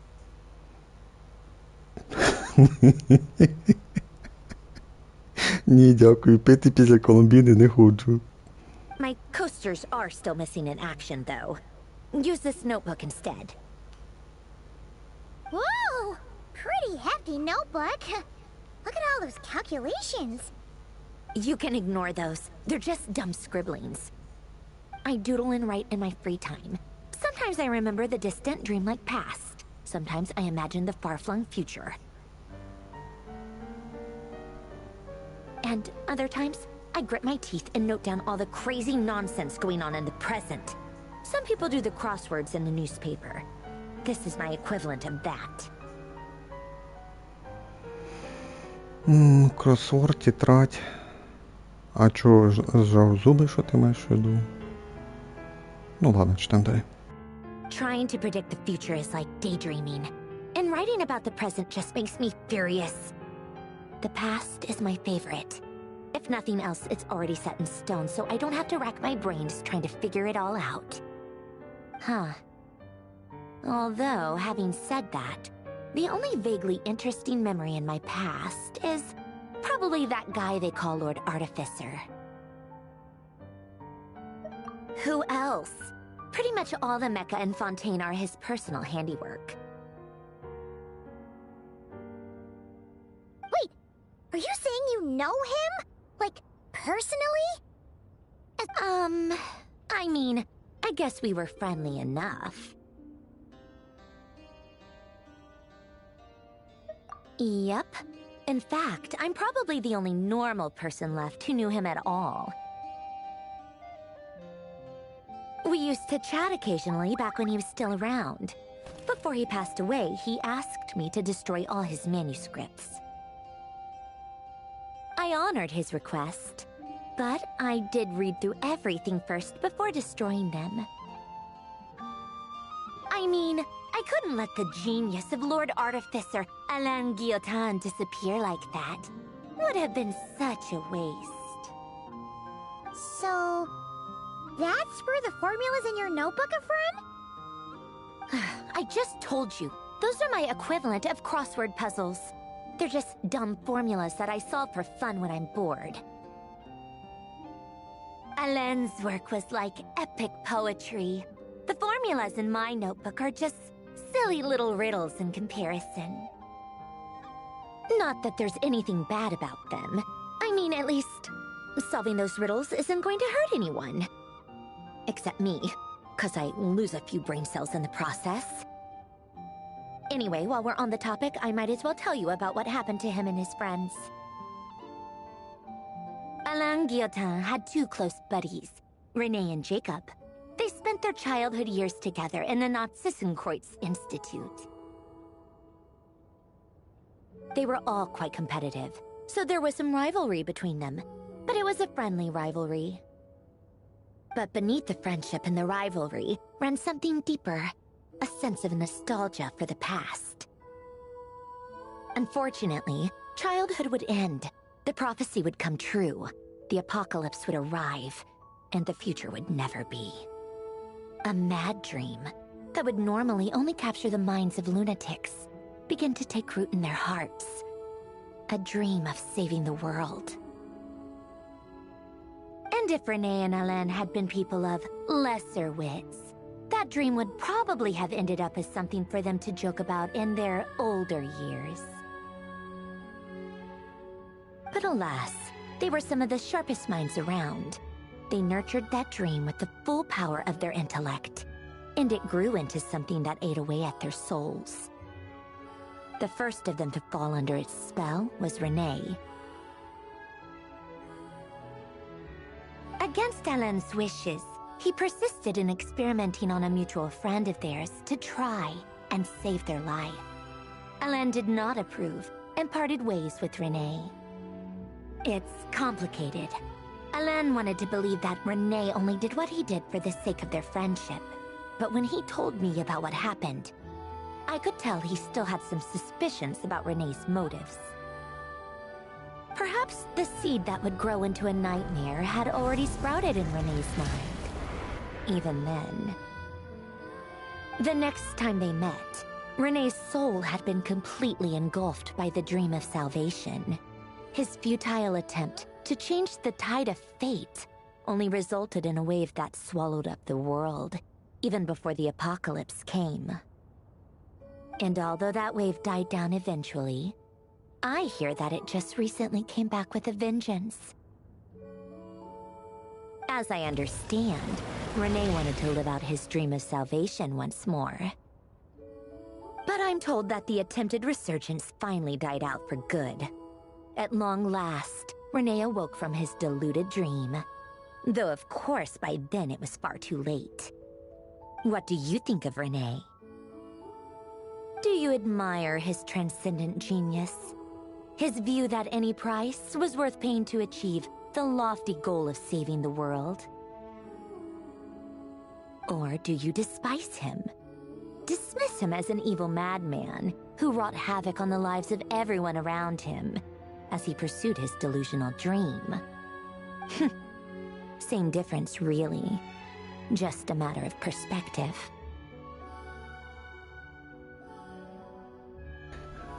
Тобто, на думку сказати, ну я думаю, на основний сюжет це ніяк не повлияє, скажімо так. Можливо, там, ну скажімо так, на ці 3 варіанти, і на кожен варіант просто різні, пару фраз скаже Сандроне і все. Це максимум, що може бути. А далі явно буде один той самий сюжет. Розказала про цих 2 хлопчиків, про генія, там Рене і той другий, я вже не заповнив. Типу, він пожертвував там людьми, щось якийсь експеримент, хотів спасти людей, щось таке. Я їм восхищаюсь. Ну, перший варіант мені не подобається, типу, восхищаюсь. Я їм зовсім не восхищаюсь. Я не знаю. Шкода, нема 3-го варіанта, що мені на нього насрати, напевно, так, я б сказав би. Ну, нема такого варіанта. Ні, перший ні, точно. Ну, напевно, я візьму другий варіант. Типа, не восхищаюсь. Really? I can't tell whether that's because you disapprove of his deeds or because he failed. Or maybe you have some other reason. Rene no longer exists in this world, and the dream he started went on to be realized by someone else. I don't like fanatics who give up their whole lives for their ideology, nor do I like fools who let their delusions take control.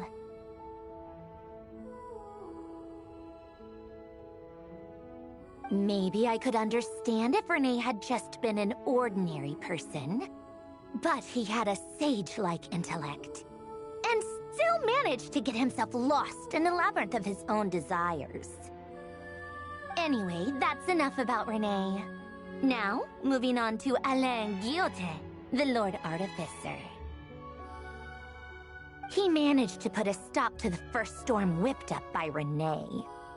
But after that, Alain lost his friends and family. To his credit, I suppose, the loss of his family and friends was purely a tragic accident. It's not like Alain sacrificed them for his cause or anything. After that, the only thing supporting his work was the same dream that had dragged his closest friend down to the abyss. But although the desire to save Fontaine drove him to found the Fontaine Research Institute, Alain continued to reject any form of transcendental knowledge or power. He was suspicious and fearful of it, having seen the way it had affected his closest friend. I think that formulas and machines derived solely from human intellect were the only thing that gave him a sense of spiritual comfort. Yet Alain's intellect was simply too great. It barely left him space to breathe in his lifetime. Once he realized that the end of his life was approaching, he finally accepted the truth. The Nazissenkreuz Institute needed someone, and a human being, to see its story through to the end. He quit working on his formulas, trading them in for the fairy tales that had played such a formative role in his childhood, but which he'd barely touched in his adult life.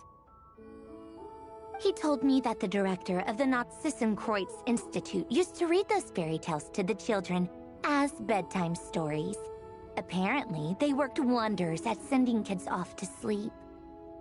I think that all he wanted at that time in his life was to be able to sleep deeply without being plagued by depression. By that point, nothing else really mattered. At the very end, he laid down to rest in the ruins of the former Nod-Krai Institute orphanage, while the Fontaine Research Institute he had founded continued tirelessly with its work.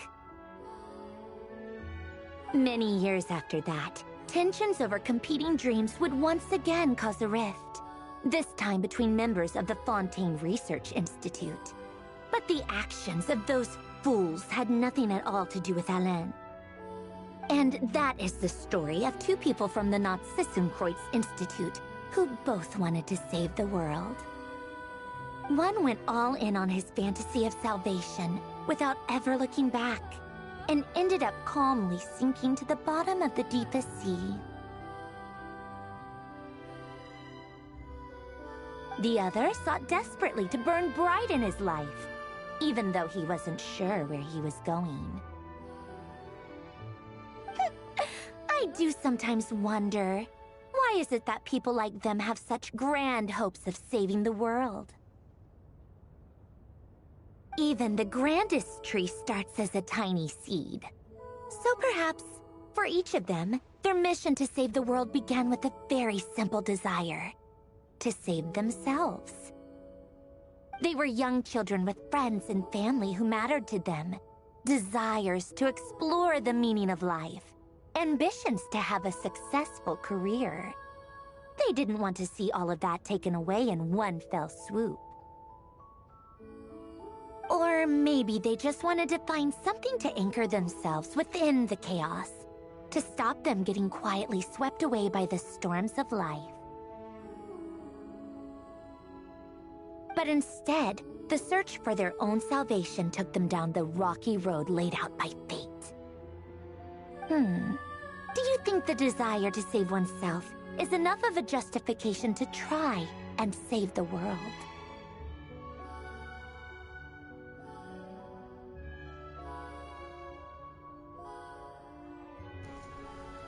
І знов питання для нас, знов три варіанти, які явно на основний сюжет не впливають.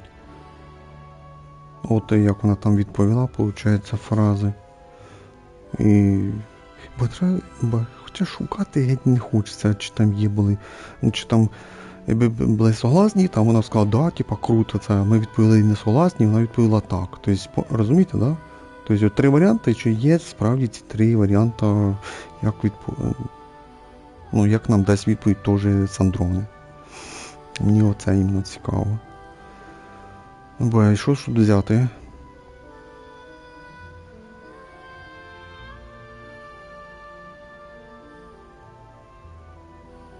І... Боже, от для чого ця історія вона розказала про цих двох учених? От мені геть насрати з великої букви про цю історію, що вона нам розказує. Вже так довше розказує. Я думав, оце ми прийшли там, порозмовляли, там вона про Колумбіну сарказм сказала. Ти щось тіло, ми там спитали, ти пішли. Ні, тут, ой, давай я тобі історію розкажу. Ти як почала це розказувати, мені оця історія нафіг не цікава, от реально. Не цікава ця історія про цих двох малих учених, можна сказати, і теж не уточнює, коли вони були, 1000 років чи коли. А я так і поняв, виходить, наша маріонетка, ця Сандрони, вона кукла, виходить, Я так і не поняв. Получається, її розум перенесли в цю куклу, чи що, чи її мозок перенесли. Вона вроді як і людина, але це в неї, якби, тіло кукли, робота, чи як і нефа, скажімо так, тільки вона мозок перенесли. Щось таке, виходить. Оце таке, от, сюжет оце подивилися, оце можна такий вивод зробити. А як вона пережила? Як вона прожила, це наша Сандрони 1000 років, чи скільки там пройшло. Нам тут теж не уточнили, скільки пройшло. Як по словам сказали, що дофіга пройшло. Тобто, як Люмін сказала, що як ти могла прожити А вона сказала, що ще з тих часів вона прожила. Ти вже вивод один, тіло це кукла, якийсь там мозок перенесли і пам'ять туди-сюди. От так можна вивод сформулювати. Ну, звісно, з того, що вони тут розмовляли. О боже, мені жалко нема, що мені пофіг. Де варіант мені пофіг? Або насрати. Або мені безразлічна їхня життя. А у нас тільки да, ні, я не знаю. Піздець.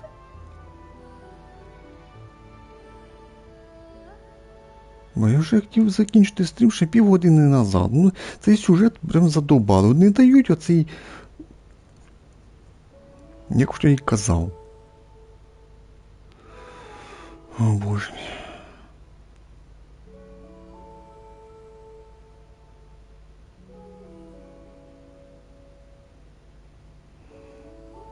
Ну, можливо, да.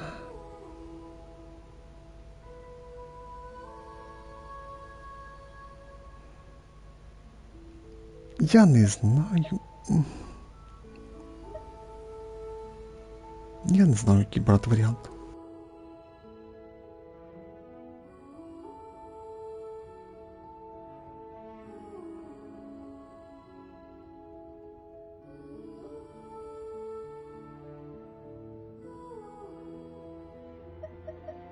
Sensible answer. Glad to know you've got your head screwed on straight.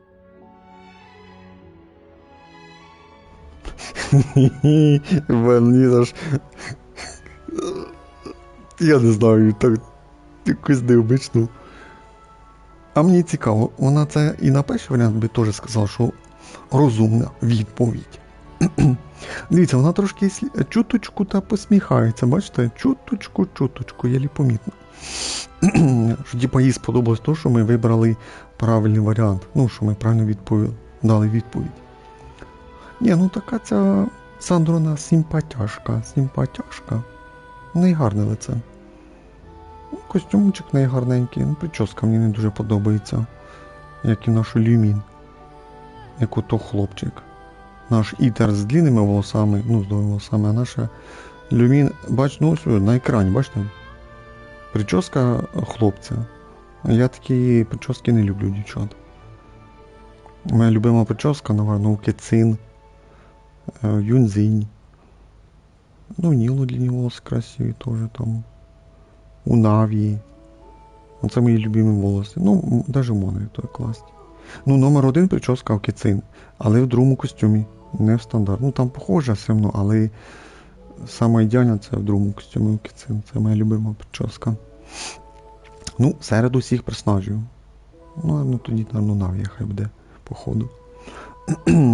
Ні, коротше, ця Сандрона така доволі цікава по характеру, по сюжету. Вона мені подобається. Ну, да. Але Світлалі мені ще більше подобається. По сюжету. Ладно, читаємо далі. Бо, ну, де той кінець? Ой, боже. Ні, ну я вже розумію, що ми вже 5-ту главу граємо. Але вже і 5-та глава починає затягнулась. Ну ладно, початок, скажімо так, початок вже затягнувся.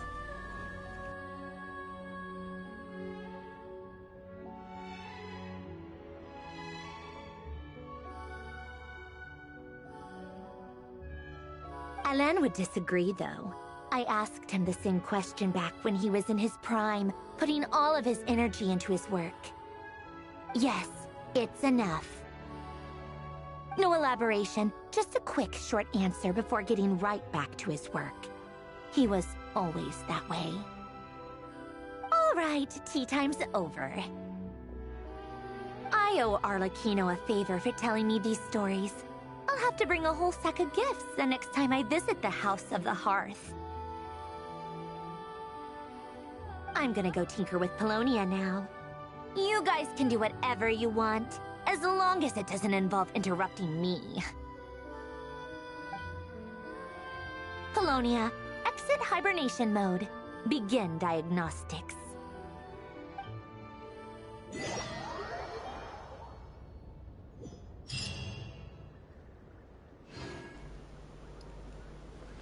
О, дивіться, нам награду видали, та ти що? Хоча нас кинули... Куди нас кинули? Ну да, нас кинули. Типа, що ми звідти вийшли. Давно так. І чомусь нас місію виключили. Сюжет. Ну да, от бачите, вже пише глава 5. Вже 5 глава. Так, а де тут є десь? Ну, треба закінчувати.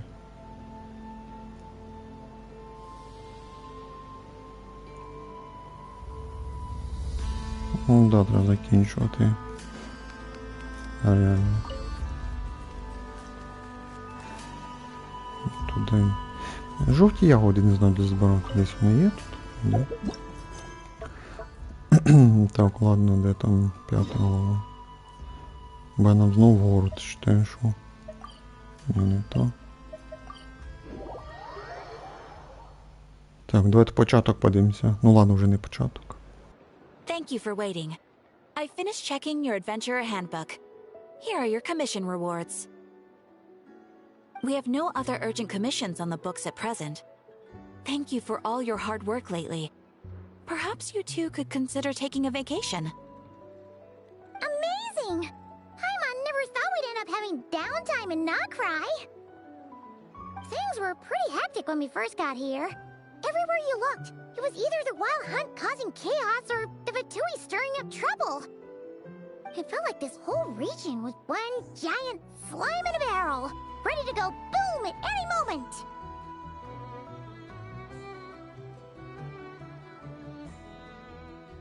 Sure have. Things were looking pretty dicey, but in the end, we managed to turn it around. Whoa! Paimon just got deja vu! Oh, that's right. It's because we've done this like a million times now. Ah, yes. Are you two aware that the Moon Prayer Night is soon to take place? Oh, yeah! Lama told us that was coming up soon. Wait, why do you mention it, though? Do people in Nasha Town celebrate it, too? Paimon thought it was just for Moon Goddess worshippers. You're partially right. Most people in Nasha Town just see the festival as an opportunity to do business. They do not concern themselves with the religious element. The festival was first celebrated by the Frost Moon Scions. On this day, they would wear moon prayer blossoms and celebrate the birth of the moon goddess through song and dance. They would also prepare food and handicrafts, and give them as gifts to others. Over time, it became Nod-Crai's most lively festival.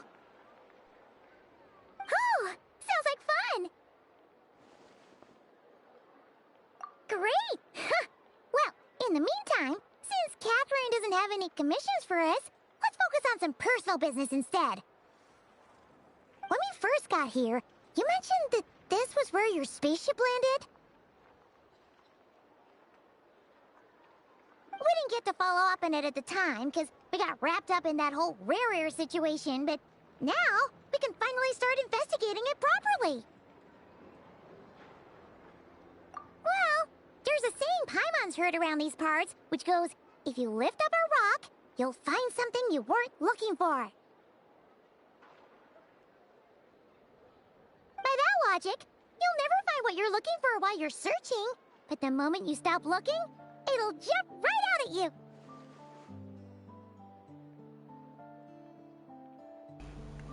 Угу. А давайте я точніше скажу. Ми знайдемо той корабль і знайдемо істину. Тільки тоді, коли хойверси напишуть цей текст в сюжет. Так що не треба тут умнічати, Паймон. А я дуже коротко сказав. Could be worth a try though, right? Anyway, Paimon suggests we focus on other stuff we want to do for now, and just keep an ear out for spaceship-related intel as we go.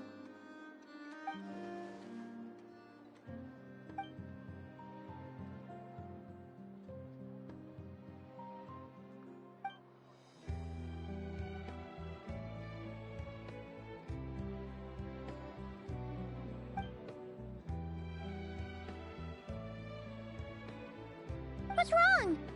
You look super serious all of a sudden. Huh? Paimon gets why you'd be concerned about Columbina, but what does the doctor have to do with anything?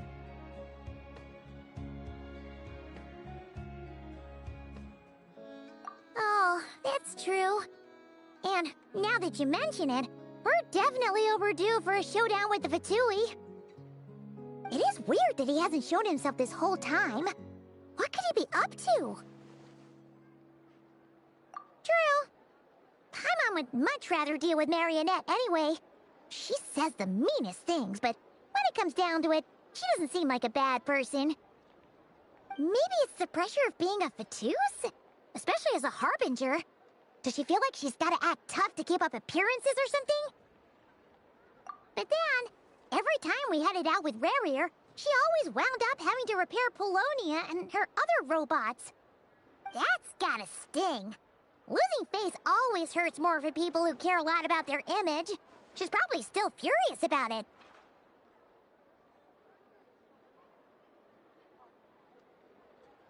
What? Relax! She's not even here! Huh? What's the matter? Oh, nothing. Sorry, we'll be on our way now. Where are we again? Oh yeah, Columbina? Right, yeah, let's go see Columbina. Ноктюрн Крайнього Севера. 5 глава. Початок. Хоча цей же початок вже довго в нас уже йде. Приблизно вже початок десь скільки? Годину, десь 40 хвилин. Хоча ні, навіть десь 45 хвилин точно. Коротше, десь 45 хвилин у нас вже початок іде 5 глави. Бо кінець був ще, коли ми в барі там були. Ми там порозмовляли, там був кінець. І вже тут прийшли до Катерини поручення. Які поручення? Які поручення не були? Ми тут по факту йшли по сюжету Нод-Края. Допомагали, щоб, сражатися з цим лунним мстителем. І то довго підготовлювалися цієї битви, скажімо так. Цілу главу підготовлювалися. Поринали ці спогади 2 години. Тоді ще спогади цієї Нефер година. Тоді підготовка ще година. Що у нас 2 години? Ну так, це Рері був, тоді година, це вже 3, тоді підготовка була 4, і тоді ще там сраження були, десь на скільки, 10 хвилин, десь 15 хвилин. Ну, сраження, читаю, що десь 15 хвилин було. Там ще після було до фіа теж було тексту. І тут ще поки почалося це сраження, ще з тією довго Сандрони було. Початок класний був Сандрони, мені сподобався. Ну тоді почав на цю сказку розказувати про тих 2 хлопчиків геніїв. Мені вже там не сподобалось. Там був вже не цікавий сюжет. Не сподобалось. Прийшли до цієї Катерини, ще тут 3 часа тренділи. І ми стояла наша Люмін, слухала, а наша Паймон тільки язиком чесала.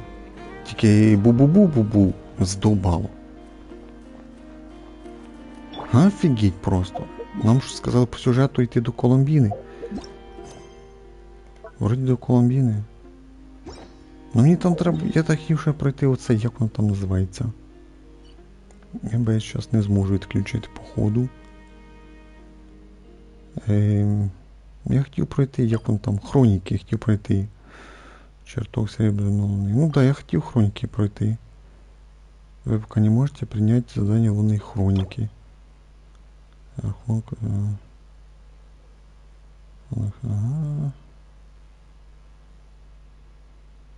Задание хроники. Офігеть, ну диви, тепер я вже хроніки не можу пройти, бо там же кожну неділю треба грати. А відключити не можна? Не можна, повод, да? У нас тільки вийти і нема виключити.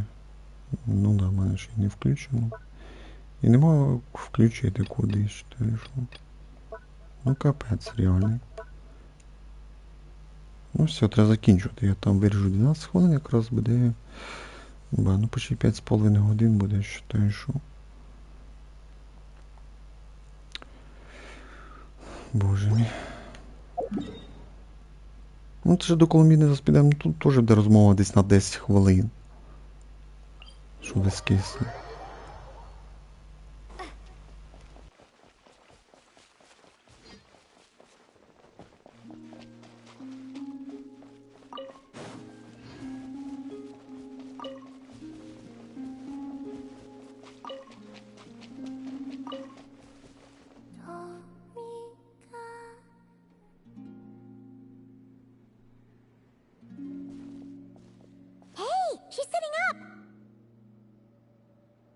Is me sitting here a rare sight?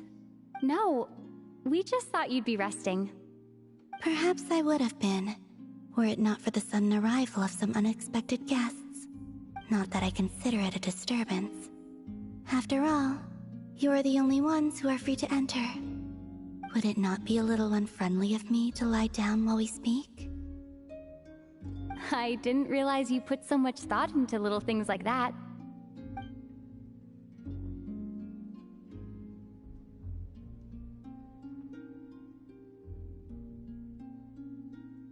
Only sometimes.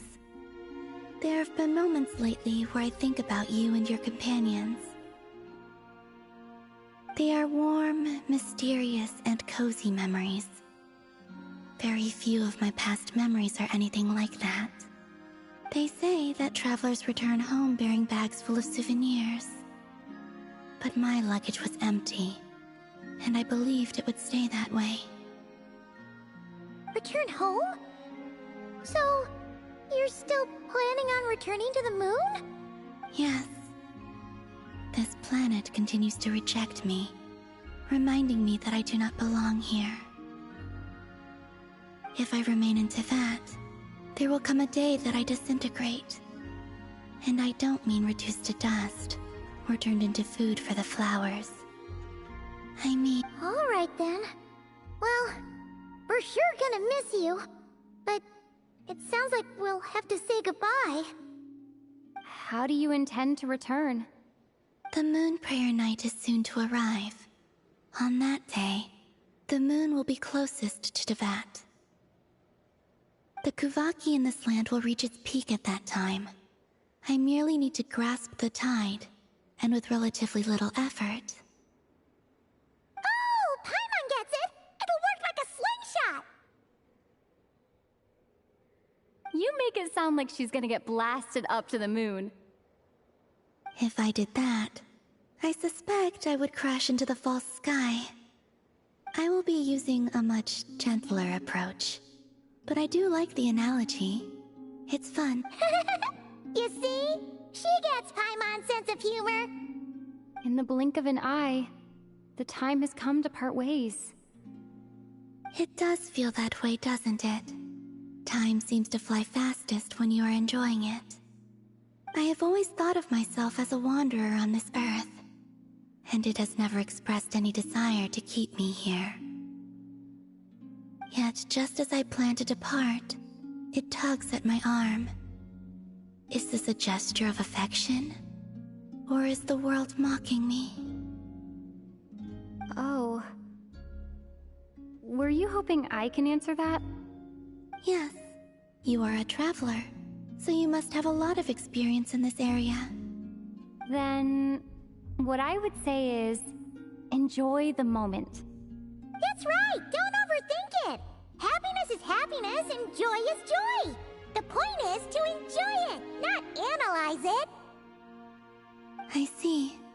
Then what I would say is, even though I am very tired right now, I am still happy.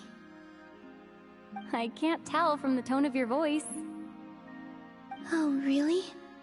You don't think I sound happy? I'm just kidding. I could tell you were in a good mood today from the moment we saw you. Ah, a joke. Albeit not a funny one. Anyway, I assume you're here about you-know-what. Give me your hand. Actually, it's not that. There's something else we wanted to discuss with you. Oh. Then, do you still want to give me your hand? Sure.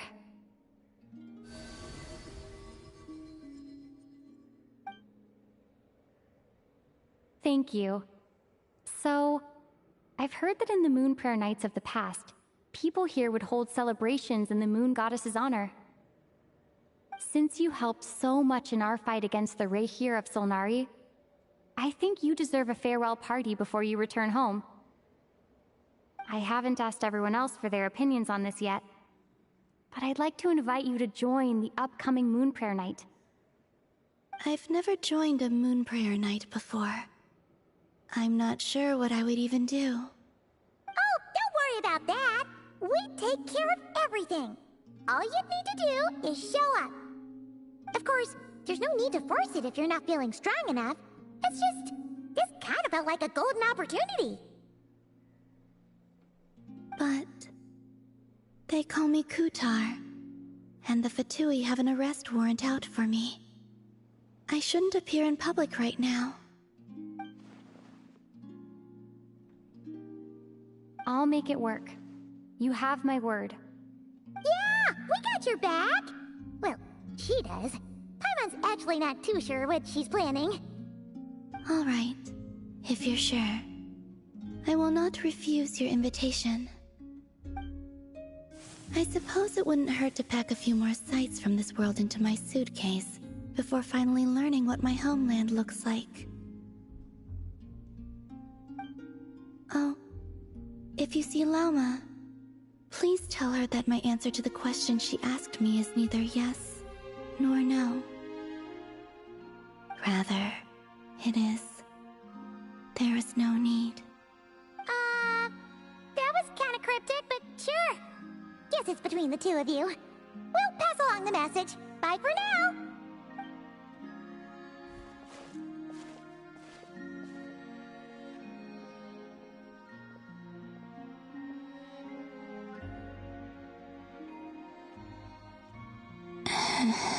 And also, I do not know.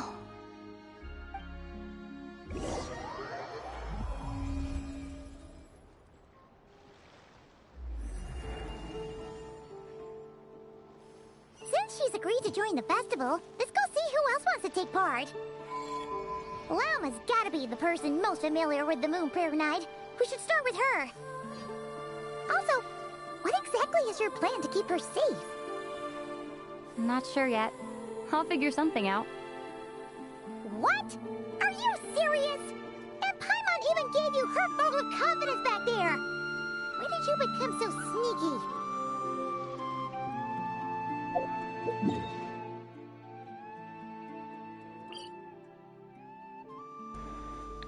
Ба, ну це капець, я не можу зіграти. Жесть, реально. Бо зараз би пройшов, бо осталось би 2 глави ще пройти. То не можу пограти.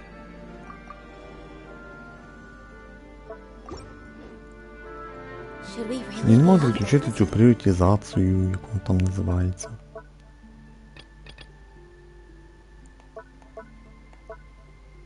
У мене навіть воно геть не включено, ця пріоритизація.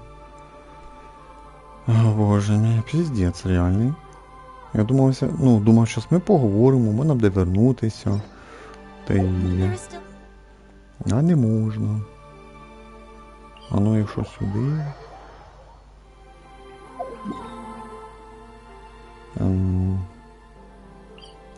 Ні, закрили мені. Прикиньте, мені закрили сюжет цієї Колумбіни.